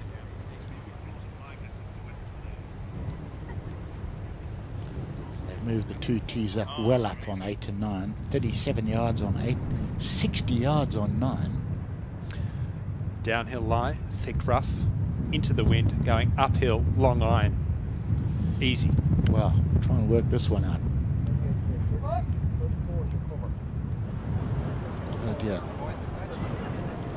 That's purely the grass wrapping around the club head, shutting it down. Short par 3, 6th hole. Justin Thomas closest at 35 feet, so all 3 players with their work cut out to make pars.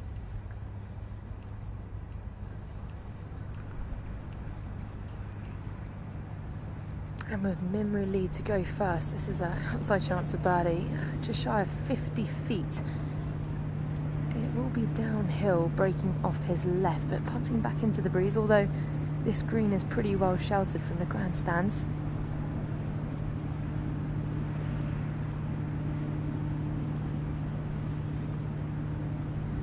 You saw Wyndham Clark down there, he knocked it way past the hole. Pretty much like that, just about carbon copy, wasn't it? Duplicate, yeah. Second at the 8th for Romain Langasque. Even for the round, Tony. You're not translating the French discussion then. Ace Caddy was saying it was playing about 3 clubs longer. Try and flight this down. Play it about 25 feet left of the flag. And that's exactly what he did. Yeah.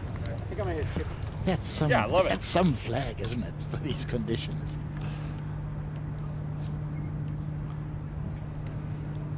Well, this putt is a little bit uphill to start off with, and then it's going to be absolutely rapid, breaking off his right. Overall, quick putt.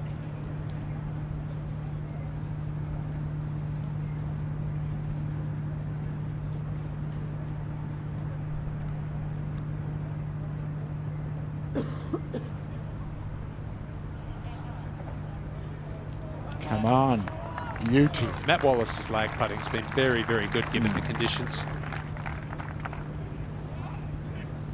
You know, you and I've highlighted all the arrows and the slopes on that 6th green, and there's virtually no white left on my page. The whole green is slopes. Wyndham Clark trying to keep the ball down. Sand and grass in the dirt in the face.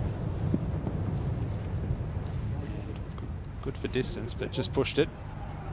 Thomas now at 6. Another reason why I liked players going beyond this pin, it leaves you with an uphill putt.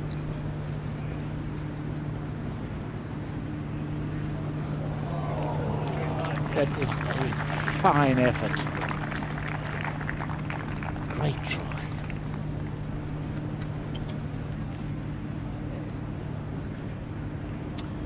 You would have seen the Brewdog bar in the background there. Tony, one of the pioneers of the craft beer industry in the UK. They had their own TV show about 5 or 6 years ago, Brewdogs.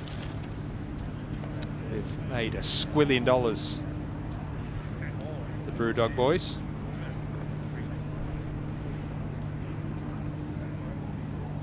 And rather popular amongst the patrons here. I would say. That long putt from short of the hole has caught the guys out, hasn't it? It's obviously quite a bit quicker than it looks. Maybe they think the wind is going to affect it more than it does. Great stroke. That's a fine two-putt. Well left of the green here. Plenty of green to work with for Loughton. Conventional grip, Tony. Yeah, I was looking at that. Out of this longish stuff, maybe he feels he just can't hit it quite hard enough with the cross-handed. Stay there. I'm wondering if I hit a flop and let the wind take it, or hit a low one. Because he has discovered that cross-handed is way better for him, but out of the fluff, we haven't seen him do it today at all.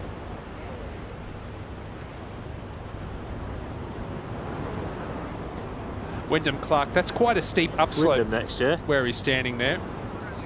He's got options. He can flop it on the green, he can bump it into the bank. He's got a good lie. I think if he had a bad lie, he'd be bumping it. Looks like he's got a sand wedge out. I just hope with the sand wedge that he doesn't try and bump it. If you're going to bump it, go with lower loft. Like you can fly it past the flag and it's not really going to go anywhere. Right? To the right? I actually like the flag. Yeah. Wyndham and his caddy, John Ellis, they're very vocal, aren't they? They really discuss everything to the nth degree. Here we go, Clark. I'm sure he'll be flying this on the putting surface.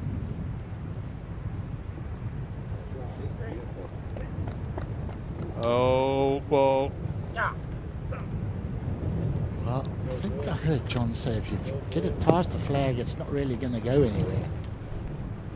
Well, I'm not sure what he was looking at. no, I'd have to disagree because that's gone into a horrible place down there. Well, he was 8 under par, and I said if he gets it to 10, he's got an outside shot. Now he's got to get up and down to remain 5.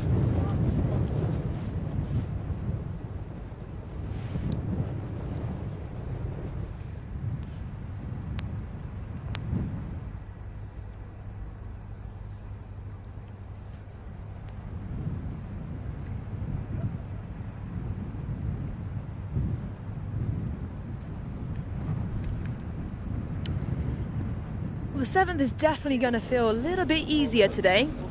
It's straight down breeze, otherwise would be a long par 4. Justin Thomas looking to go first. And there's a fairway bunker right in the middle. It's 302 yards to carry. I don't think he'll be a problem today. It's going to fly in this breeze. Just got to be watchful for the one on the left. And that's 334 yards to reach. So a little cut would be ideal, but a lot of players do tend to run out in the rough on the right-hand side. Yeah, the fairway does bank off that way. And even in calm conditions, I think more players miss this fairway than hit it.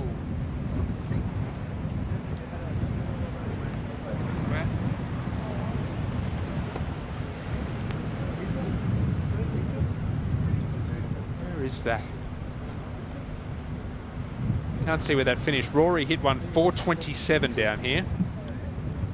And it's 420 to reach those 2 pot bunkers down the right, which we haven't even mentioned, because why would you? I was going to say it would be quite fun to try and work out who's hit the furthest ball down here. If you get the right kick, it can seriously run on. The clouds are getting a little bit grey, the wind's picking up. Matt Wallace.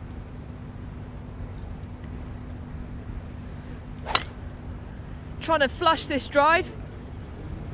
Incy. Ewan. Got a question. If the clouds are starting to get a bit grey, what colour were they prior? Lighter grey? White? They're just a bit darker, they look heavier. Any rain out there as yet? Well, earlier it tried to spit it down a bit. The rain did its best to make an appearance, but the wind is saying I'm not having any of it and just kind of blew it out the way. Now Minwoo coming down with a fairway metal instead, so still should be able to carry this bunker in the middle though. Yeah, let's see where this one finishes, NC. 364 yards. He hit a 3-wood back on the 13th hole. 302 past that fairway bunker, which is about 1,000 yards behind where the ball is now. That's insane. 302 over the bunker. He carried it by, well, it wasn't even in our picture, was it? Okay. Fourth shot for Clark up at the green at 8. Steep upslope here. Good try.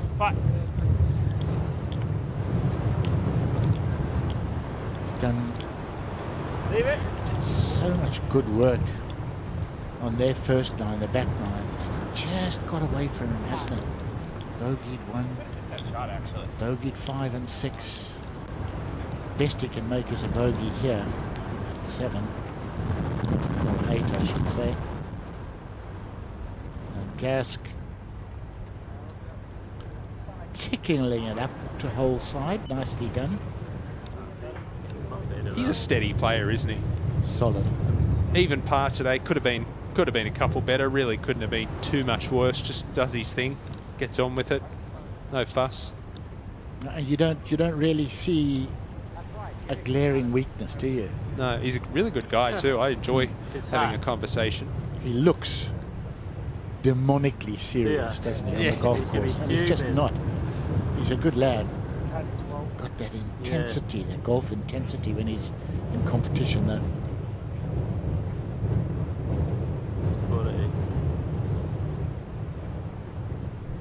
There's a lot of good French golfers now.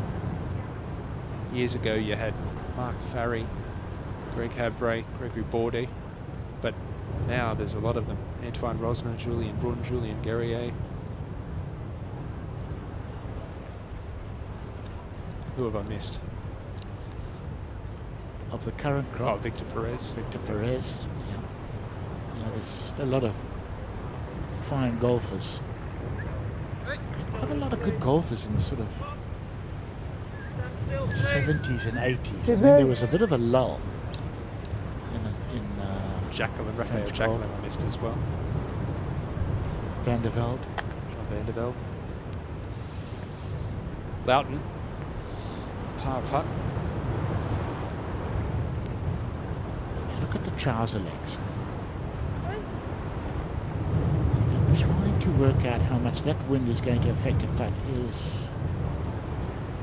I'm sorry, but it is a guess. I'm just thinking of good Dutch golfers. Robert Jan Derksen.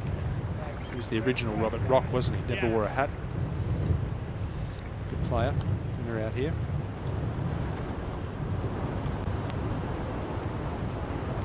Rolf Muntz. Rolf Muntz won a British Amateur, played in the Masters. I played it when I started my pro career 20 odd years ago. I played a mini tour event in America with Rolf Muntz. He was winding down his career but still grinding away. This remarking thing he does is a joke.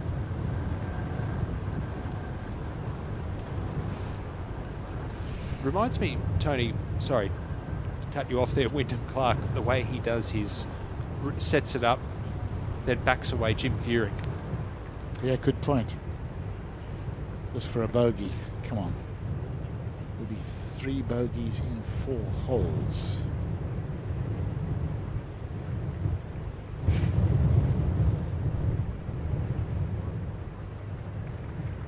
Obviously unsettled. Well done.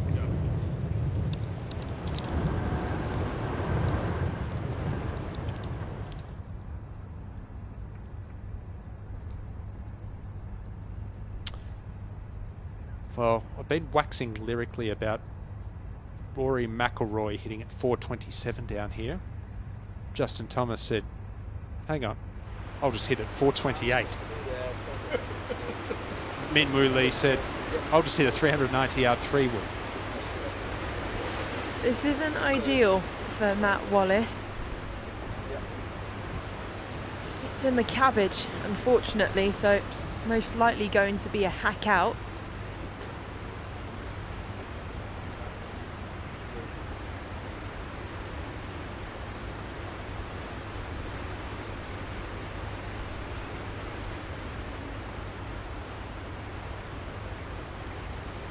.427 yards, 13 yards off a quarter of a mile.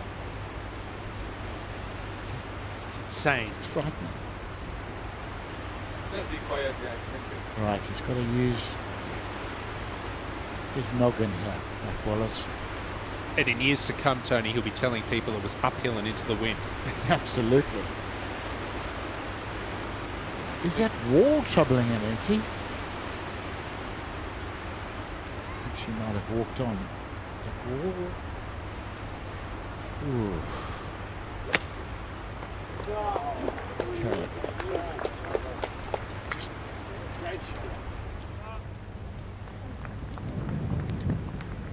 He's done very well to get that on the green, hasn't he? Amazing shot, yeah. I thought he was going to chop it over the wall and 50 yards down the fairway. His caddy looks mystified. How did you do that? I mean, it was pretty impressive, that. As far as hackouts go, that was top tier. Smart shot for Min Lee off the tee using the fairway in metal. He's only got 120 yards left.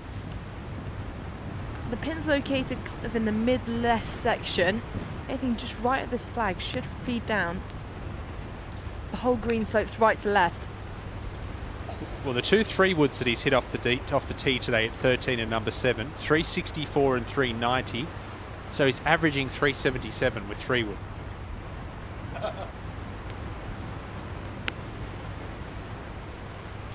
Oh. God, you got a little chunky.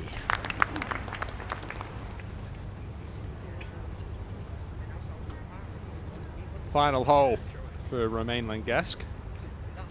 Difficult par 3, 9th, back into the breeze. They've moved the tee up. What did you say, 40 or 50 yards today? 60. 60. It's only playing 172.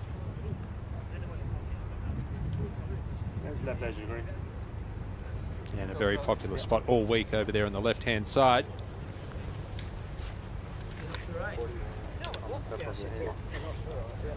Well, I actually went up to Justin Thomas and I said, have a guess how far you hit that drive. And he said, 430 yards. And I was like, oh, you're 2 yards off. 428, but you got Rory McIlroy by a yard. So he was pleased to know that.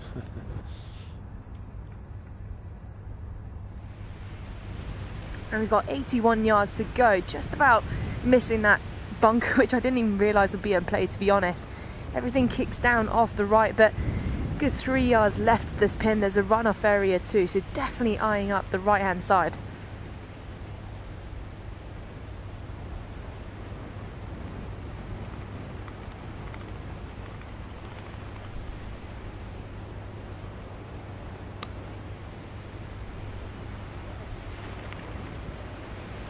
What he's trying to do, but slow down. Goodness me. Well, I'm sure our DP World Tour statistician team will get onto it, but I cannot imagine there's been a longer drive than 428 yards all year long. Very doubtful. It's crazy, isn't it? Get on these powerful winds on a links course, it can happen. Loughton. Final full shot.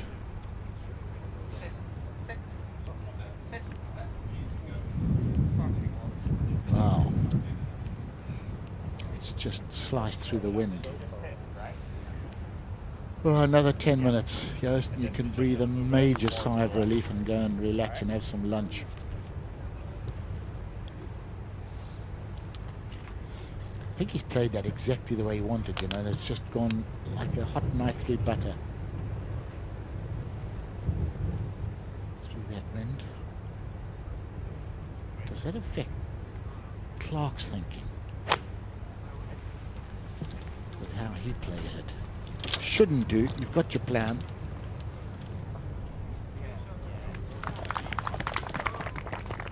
Lapping, I think, is that it, just on the right edge of the green over there, just in line with the leaderboard? Yes, it is. A little short.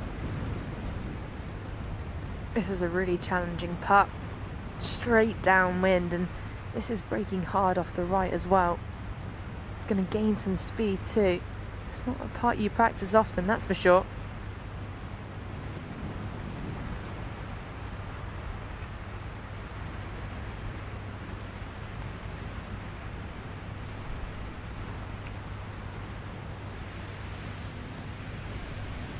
It's one of those you almost want to try and miss it on the high side. The difficulty level was high. He's done reasonably well there.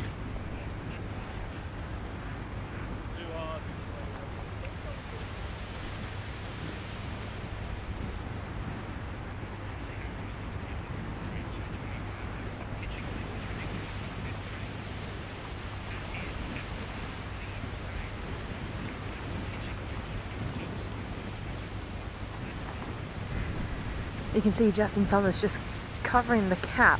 It's so windy. Earlier today it was making me cry. Putting straight into the breeze, breaking off his left.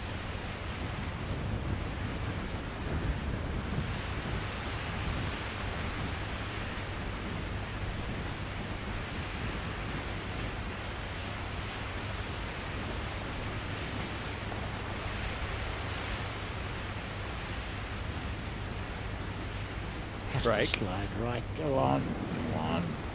Just pulls up so quickly at the end into the wind. From over the back of the green at 9, cross-handed for Loughton.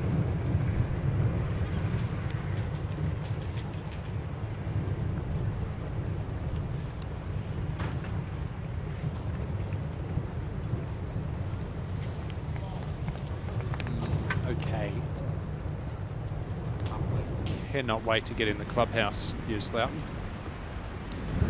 It hasn't been an awful lot of fun for the players today, but I have to say, it's been quite a lot of fun for us. And I'm sure it's been quite a lot of fun watching it at home, watching a completely different type of golf. It's definitely the windiest day today compared to the last 3 rounds. This is going to be pretty quick as well. Downwind, downhill. The whole green cambers right to left too, so take the break, that's for sure.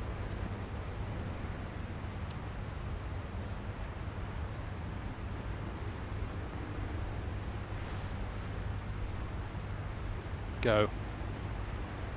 Go. Tony, I think it's great because half the field are PGA Tour players this week who don't get to experience these conditions. And you come over here and you play 3 days in relatively calm conditions. And links golf with modern equipment, they're snacks, these golf courses for these players. So to have these conditions and really test the players, this is how they were meant to play. It's great they get to experience it. Langasqua birdie on his final hole. Nice putt. Nudge that in for a round of even par. He might just mark it and wait. Hasn't it been a delight though, commentating on links golf again? Absolutely. Par putt for Wallace.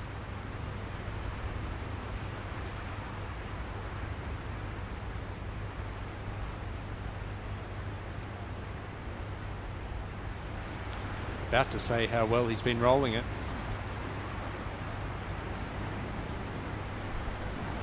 You do get to a point where you basically just accept, well, I read it the best I could, I put the best stroke on I could, the wind did what it could. There you go. Let's move along. Sound pretty philosophical, don't I, for a guy that was normally at boiling point in these conditions. Interesting today that the back 9 is certainly the scoreable 9 of the two. Justin Thomas out in +3 on the back 9, but he's -2 this 9.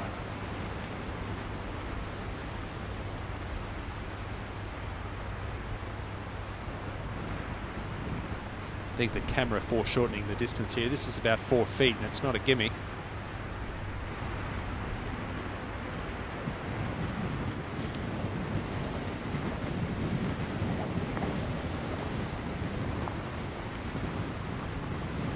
Good putt. Yeah, it's been a wonderful grinding session, hasn't it, from Justin Thomas. Really, just things got away from him early on with the bogey at the par 5 10th, his first hole. Long birdie putt, the par 3 9th, his finishing hole for the US Open champion, Wyndham Clark.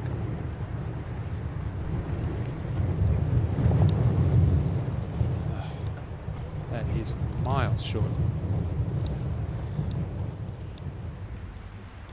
Plenty of hearty souls braving the elements out here today.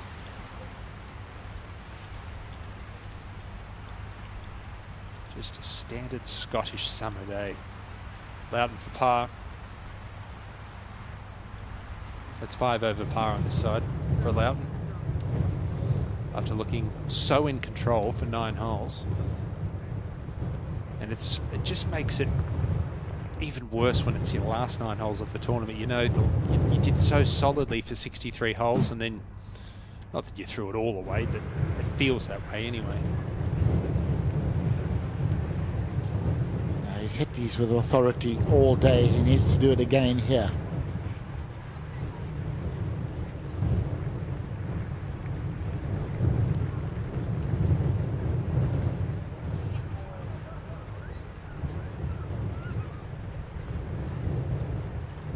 Good putt. Really, really good putt. That's a round of even par 70 for Wyndham Clark. Was 3 under par for the round, dropped 3 in the last 5, but still a commendable effort.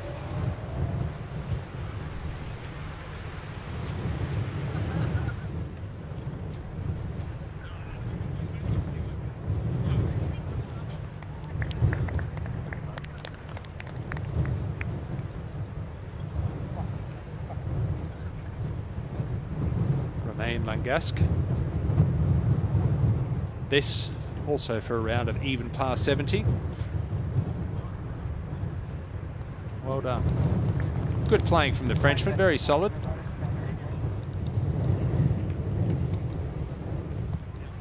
Three birdies, 3 bogeys, the rest pars. Just reliably been informed by our producer at 447 yards, the longest drive, the history of the DP World Tour. Nicholas Colsaerts at the ISBS Hander Wales Open back in 2014. And he did that with a 2-iron. This is by far the windiest it has been right now. I mean, one of the spectators, he's pushing a pram uphill into this wind. I don't think he's going forwards, he's almost falling backwards. I can just about stand as well. Justin Thomas with the driver in hand. He's been moved up forwards by about 40 yards. Got to watch out for those fairway bunkers, so looking to hug the left-hand side.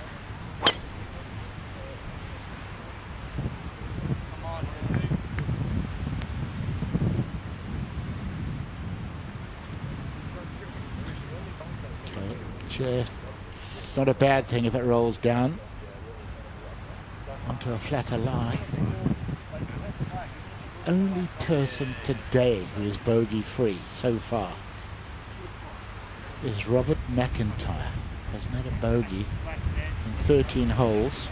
The only one. That's how tough it is. Well, the last 2 holes are really going to play tough for these guys. It's playing really long. Minwoo Lee, you need to keep this one down. Good swing there.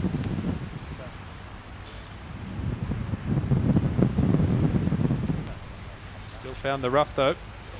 Just so hard to keep it on the short grass. I mean, do you know how far Minwoo Lee's ball's gone there? I'm going to say 250. It's gone absolutely nowhere. Normally carries about 315. It just shows the pure brute of this wind right now.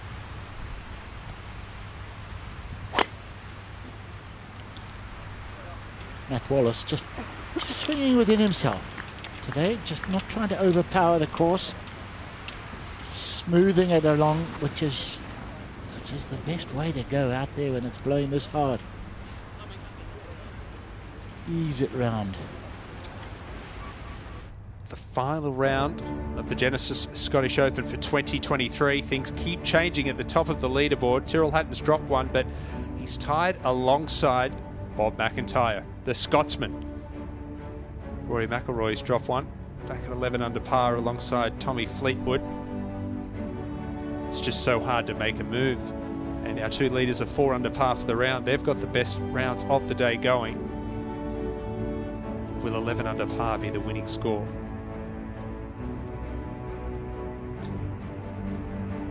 Can tell you just looked at the laptop. McIntyre's just birdied. Which hole? 14? Just birdied 14, made 2 at 14. So he's 13 under. He's 13 under, 1 in the lead. The crowd's going to start getting hysterical. Scottish player leading the Genesis Scottish Open. 15's downwind. It's a driver wedge. 16's a par 5, even though it's into the wind. It's a par 5. Yep. Wow. I do think, like I mentioned earlier, he's won twice, but I do think last week, messing up the finish, he's not going to do that 2 weeks in a row.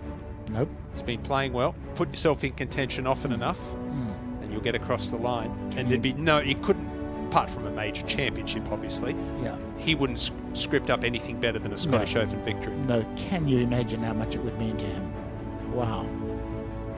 Xander Schauffele there at 4 under par. He was 9 under earlier today. Sebastian Soderberg, tough day for the Swede. All these players struggling in the conditions, understandably. Dale Whitnell, a winner for the first time last month at the Scandinavian Mixed.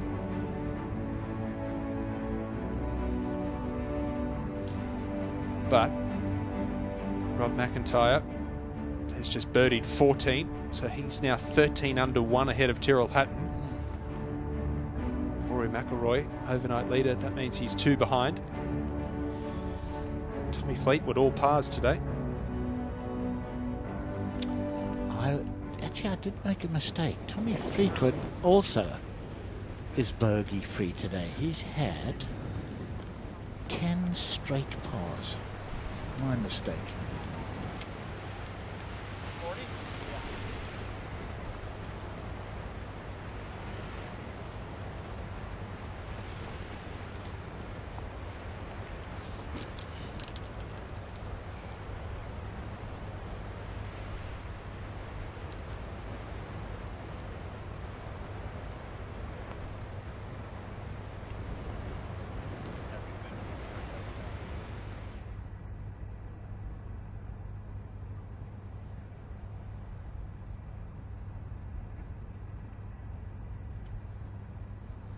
Wow, 90 over par against 288 under par on the back 9. Which makes Justin Thomas's performance today even more mesmerising. The fact that he's 2 under on the front 9, 3 over on the back 9.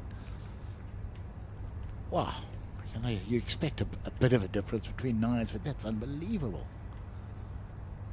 378 strokes difference. Unbelievable.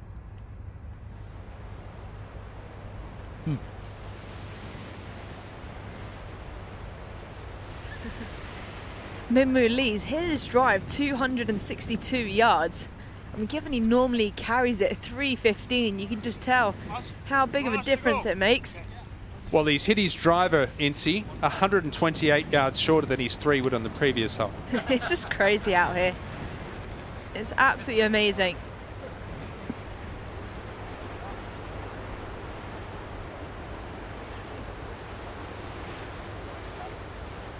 Well, it's even more of a dispersion with JT, isn't it, Incy? If it's 255 that he's hit his tee shot. That's how far I can hit it. 428. With no wind. That's 173 yards difference for JT. Well, I'm glad you can count, Ewan. 152 yards to go, tucked away on the right. 162, my bad. It's pretty difficult to hear out here. Well, that's probably a 1-iron given the conditions. Well, it's just, it's getting a bit silly, but the fact that Bob McIntyre is 5 under in these conditions. Quite scary, really. 3 birdies and an eagle on 10. Going like a train is Bob.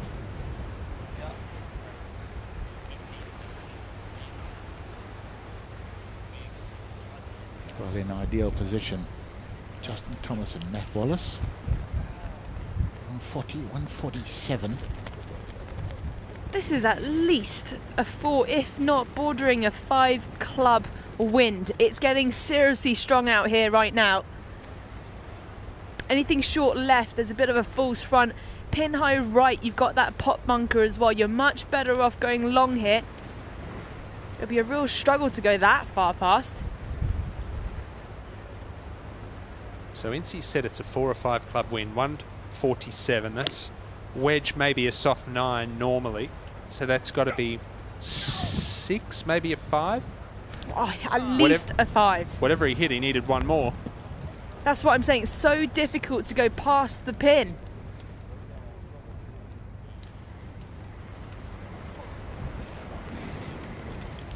I mean, it's easy for me to say because I'm standing pin high. All these balls just flying in. It's almost going backwards in the air. Obviously, by clubbing up so much, it flattens the flight, but it also reduces the spin. Matt Wallace from 140 yards. I play this as a 190 shot, at the very least. On a slight uphill slope, probably a 5-iron, but if anything, could chip a 4. And he's been very good at hitting the soft ones into the wind today. Look at that. Restricted backswing, restricted follow through. Oh, beauty. That's a stunning golf shot. A lot to learn from that one. You know, often in the wind you'll see a lot of amateurs, they think they're going to hit a softer shot. They'll still make a full backswing, and the only thing you can do then is decelerate. All of these guys, you'll just see that the backswing gets a little restricted. They keep accelerating, but it's a controlled acceleration. Take a club more, hit it a little softer, keep the spin off it. That's the goal. Good afternoon, young man. You know, after Rasmus Højgaard won last week, I was chatting to him about the amount of young kids that were out there. There were thousands of them. Rasmus Højgaard, all screaming. And he said, you know, it was only a few years ago that I was here watching the same tournament with my brother, and we were inspired by all the pros that we saw. And all these kids that you see out here watching, every chance that they'll be vying for this title in a few years' time. Absolutely. It's just great to see, isn't it? It's great to see. It's great for the game. You're heavily involved, Ewan, with the junior series in Australia, which personally I think is just a wonderful thing. It's very, very rewarding. There's no question about it. And I think the more playing opportunities you can give, the more pathways that you can provide for players. You know, there's certainly a great relationship where I'm from in Australia between us and the DP World Tour, and I know a lot of Australians aspire to play in Europe, and if you can help fast track those, you know, those opportunities, those chances, well, the better for everyone. Yeah, we suspected Justin Thomas would catch the pot bunker in the bottom of it, but what a face, what a deep lip. Manueli to go first.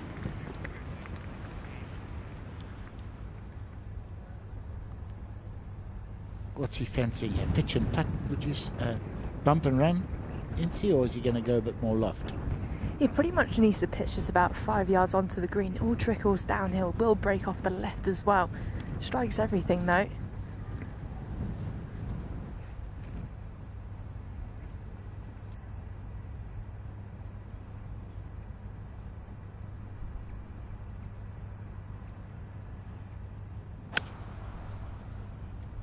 He's elected to carry it a little further, and it was a fine choice. Magical shot.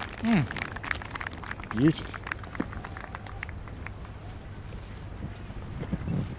Been a really good grind today from Min Woo Lee. I mean, we're watching the best players in the world. They're all sort of even par, 1 over par for the round. The fact that McIntyre and Hatton are 5 and 4 under, it's just mind-boggling.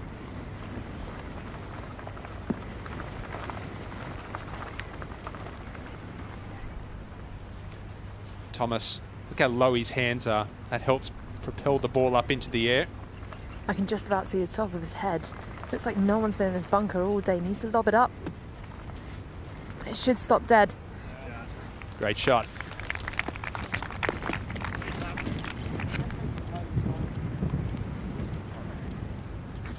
Links sand. Oh, it's just magical. Pot bunkers are the best, aren't they? Because they really are hazards, how they were intended to be. Yep.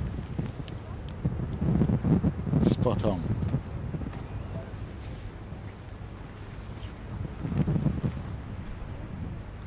until you get up the face of one at St Andrews. You think, what a silly idea this is.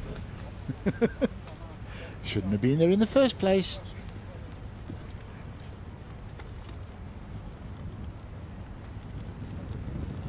That revetting. Love revetted bunkers. This isn't easy.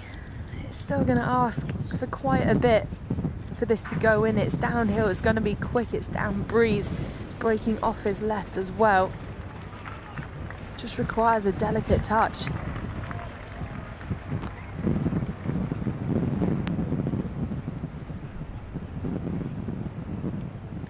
It's seriously gusty too, so combine a downhill putt with some gust isn't a pleasant combination.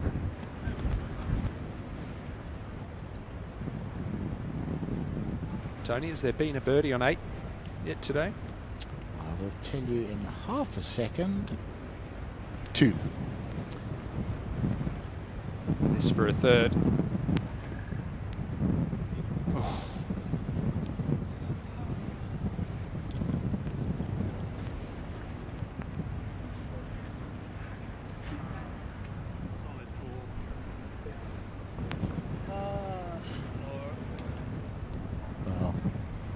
I think it's the third hottest hole, averaging 4.37. That's a very good par anyway.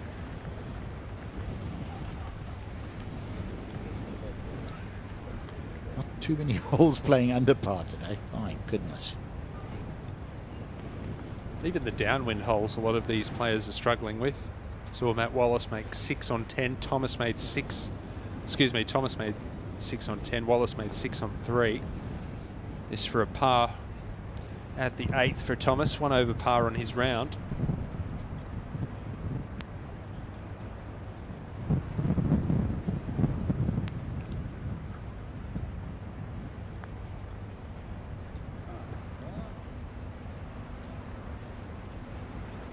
Not that he's putted poorly this week, Justin Thomas, but I want to see him go back to conventional grip. Just don't think the cross-handed suits him. Got a gust there, didn't he, when he hit that? Just shoved it left. Yeah, I'm with you. I thought he always looked brilliant with an orthodox putting grip. But, you know, you lose your putting goes off. You do search for answers. He might go back to orthodox. You know, he might do this for a while and think, quite fancied the way I putted my whole life. It felt more comfortable.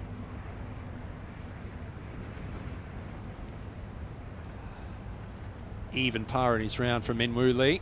He's made some good par saves. This would be another one. And he does look comfortable with the cross-handed, doesn't he? Yeah, like that finger down the grip as well. Beautifully done.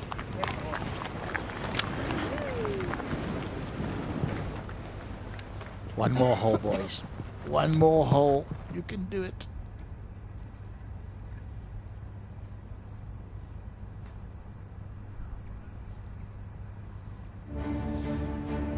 Final round of the Genesis Scottish Open for 2023, the third of 5 Rolex Series events on the season. Bob McIntyre, the Scotsman, 5 under on his round. He leads and McIlroy, who's just birdied 11 by 1 stroke.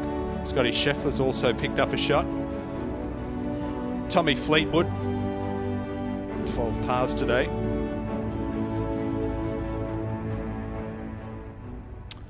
And the final hole for our feature group of Wallace, Thomas and Lee, the 9th hole, the par 3. Even though they've moved the tee up some 50, 60 yards today, it's still a beast. Flag in the back right. Average proximity to the hole, 66 feet from 172.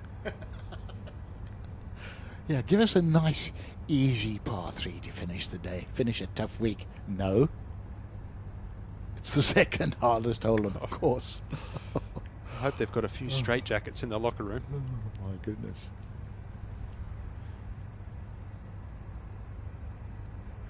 But as hard as this has been, you know, if they have a proper wind blowing at Hoylake next week, these guys will actually appreciate this down the line, because they all will have learned something today. However much links golf they've played, it just fires up the memories, doesn't it? How to get around a links course in in hard wind. There's such a dispersion between playing these golf courses in calm conditions versus windy conditions. And the same really can't be said for everywhere, because if you go and play golf, certainly in the United States, when it gets windy, okay, it might be one at the most 2 clubs difference, but the scoring average for a golf course is probably going to vary by 1, maybe 1.5 at the most. Here, you know, today might be a 4 or 5 stroke difference, and you're looking at a 4 or 5 club difference on every hole. No question.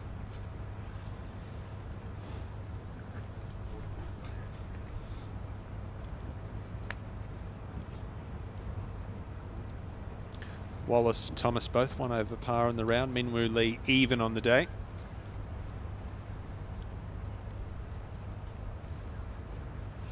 There's been a lot of waiting going on for this trio today. Richie Ramsey, Dale Whitnell, Garrick Higo in the group in front, finishing up their round. Tyrrell Hatton's made a bogey at 16, the par 5. Very disappointing. Could that crucify his chances of a 5th Rolex Series victory? Bob McIntyre, the Scotsman, he leads by 1 at 13 under par. There's been some good performances today. Grant Forrest, Ewan Ferguson, the Scots around in 68 and 69 respectively. Nick Taylor, the Canadian Open champion, top 20 for him, 6 under par. Eric Cole started the day 10 under. He's 4 over on the round.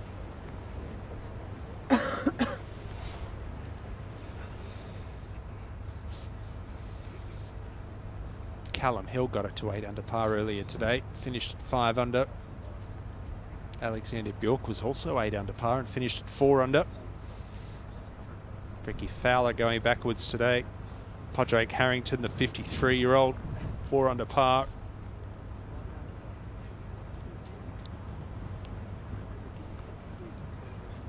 Do you genuinely think that Harrington will get a pick for the European side, Tony?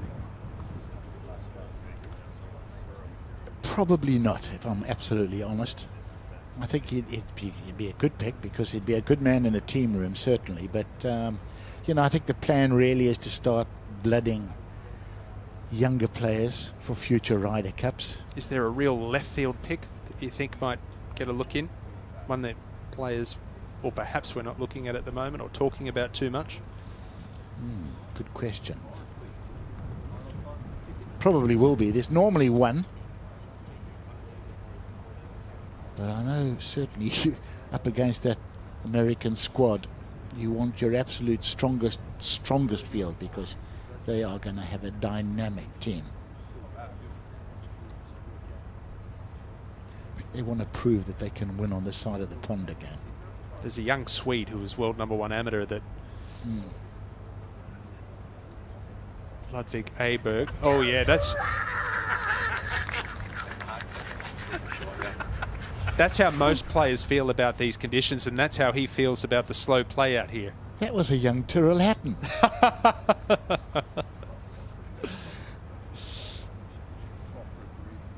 Oh, sadly, I'm just having a look. Tyrrell's saying that he's just had a bogey to go back to 11 under. Yeah, the par 5 16 could have crucified his chances, because 17, 18, you make pars, you're doing very, very well. Still not over though. It's a long way to go. Lots of tough holes. Check that stat out, Tony. He's hit 10 greens today, which sounds just okay in these conditions, but only once has he been inside 10 feet, which means it's just been a grind to try and make pars on nearly every hole. You can hit good shots all day long and never get inside 60 feet in this sort of wind. I know, you know, Nick Price, I always said to him, you know, why didn't you play better at St Andrews? And he said because in his mind he wasn't a great long putter, and at St Andrews when the wind blew, you could hit good shots all day long and always be 60 feet away. And there's one of the best strikers that's ever lived saying that. Up ahead, just moving out.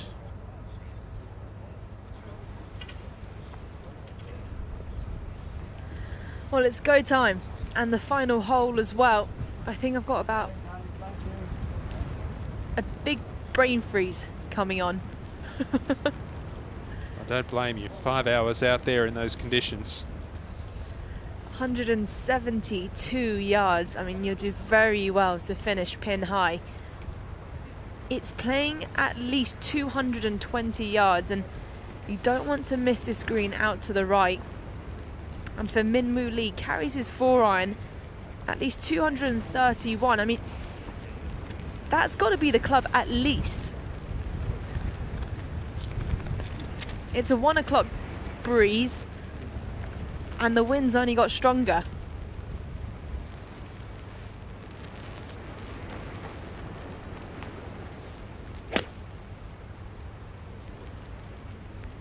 Try. Clubs more. Jeez. Yeah, he's had quite a few of those today when he's tried to keep it down there. I think he's just hands just slightly ahead every time and losing it right. Every time he's just about, it's gone out right. Guys on the path. Just look straight at me. 2 seconds. Thank you. This man's been pretty impressive by clubbing up and able to take the spin off the ball, and he's been probably the best out of the group, I'd say, in controlling his ball flight and spin with his iron play. Just needs to do it one more time. Agree with that. And see, he's played them beautifully, hasn't he? That little 3/4 backswing, 3/4 follow through. Will he do it again? Yes. Just keeping spin off it. Oh, wow. Oh. Stay there. What a shot. Yeah, some of the shots that he's hit today, especially on the par 3s. Remember the shot that he hit on 14 earlier today? Brilliant, brilliant. I don't know if you can see that in slow motion, but it looked like that partially went in the hole. Oh! That was within a whisker of a slam dunk. Justin Thomas eyeing this one up. Probably very clear to see from Min Woo Lee's shot. You don't quite get the clubbing right. It's going to stall up in the breeze and come up way short. You got those pop bunkers there, and as soon as it starts stalling, it comes in a bit more vertically and you can get plugged. So you need to be careful of that. So club up and aim a little bit left.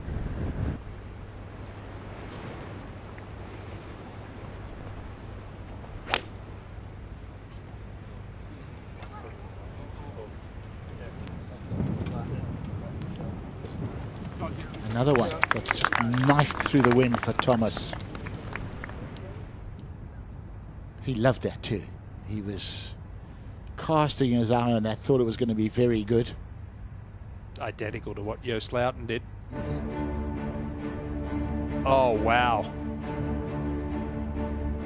Look at the leaderboard. Final round of the Genesis Scottish Open. Another birdie for Bob McIntyre, and he's got the par 5 16th to come. He was so right. That experience last week where he let it slip at the end, I think it's motivated him and he's learned from it. Could be round of the season right now in these conditions. No one else better than 3 under par today. He's 6. Without a bogey. Par 5 to come. Ryan Fox even par on the round. It's been a great fight back from the Kiwi. He was 3 over par early on.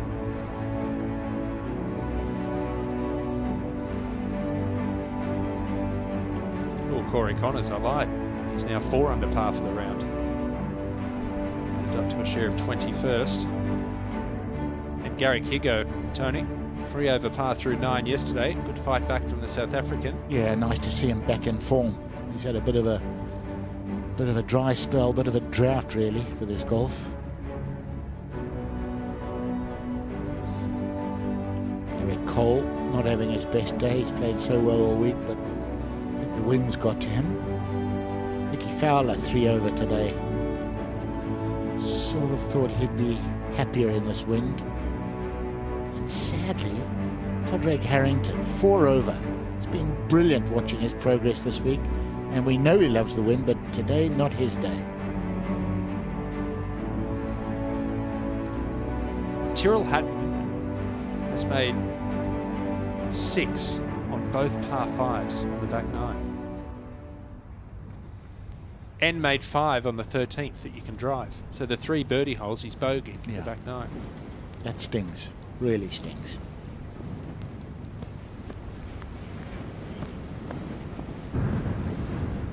Quiet, please, guys. 40% chance for a bogey if you miss it left. Well, where else do you go? Well, it's Minwoo Lee up first. And I can't see him. These revetted faces are pretty tall, and this one's at least 8 feet high, I would say. Splashing this out straight back into the breeze. Caught it a little heavy. All right. No. I don't know what he expected the caddy to say. He's going to say, no, you've underhit it way short. On the upslope, he was trying to carry that all the way to the hole. Didn't quite do it. Now, it's been real fun watching Justin Thomas play a huge variety of shots around the greens today. And Tony, there's no real easy way to play this.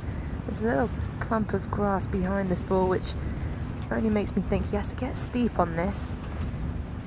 Landing it on the uphill slope, and then everything works away from you, so this is really tricky to judge. Look where he's got that ball. Outside the right foot. Trying to come in steep. Sharp. Bounce it up over that hump. And you know what? I doubt he could have done an awful lot better than that. That's a good shot. And unlike the other shots that he's played along the ground, that one was with a sand wedge. But he kind of had to, because he had to carry quite a bit of rough before he got to the shorter grass. But he played that one, remember, on 13 earlier today from 50 yards when he used a 5-iron. Now, he's shown great imagination, and that will stand him in good stead at the Open Championship. That is for sure.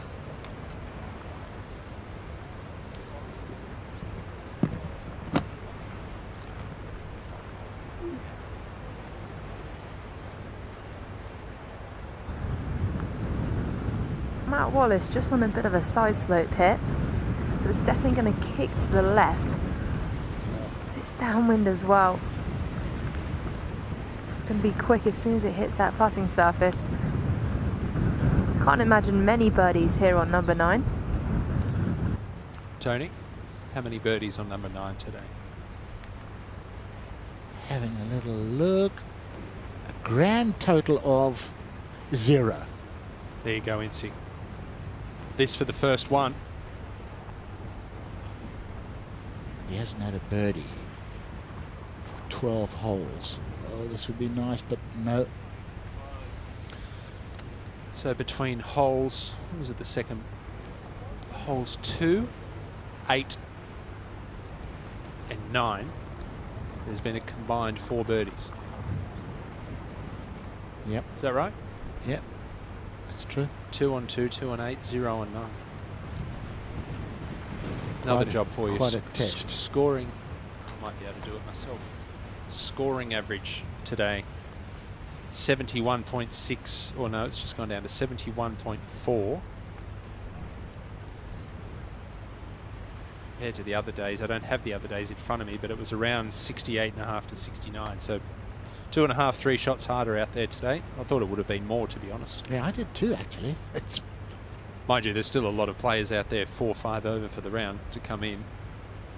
With these tough finishing holes. 8 and 9 to come.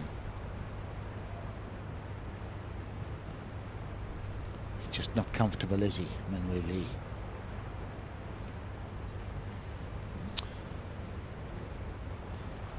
It gets to you in the end. This would be a good up and down, Tony, to finish in a round of level par 70. Ooh, I think he thought he'd missed that. Did you see the wind blow his putter head He there? hit the top half of the golf ball then, the top equator of the ball. And the putter head was all over the place in the wind. That's good work from Minwoo Lee.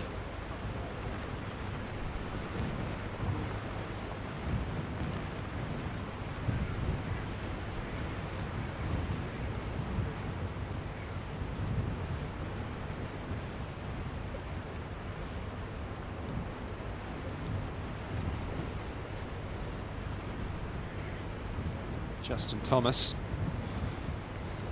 3 over par through 9, 1 under on this side. He's grounded out. This for a round of 72.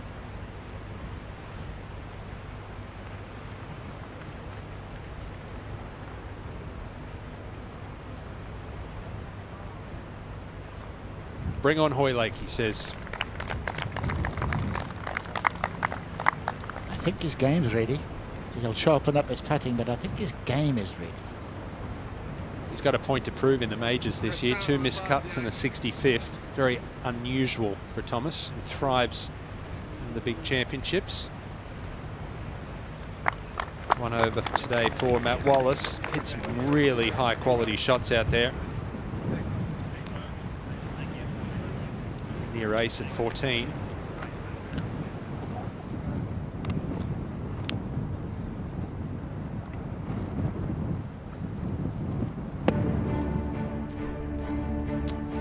It's been an absolute pleasure, Tony Johnstone. Thank you very much for your company over the last 4 days. Oh, it has been fun, yeah. Links golf at its finest. It's the best, isn't it? Well, it's certainly going to be an exciting finish to the Genesis Scottish Open for 2023. Bob McIntyre, a 2-shot lead over Rory McIlroy with just 3 holes to play.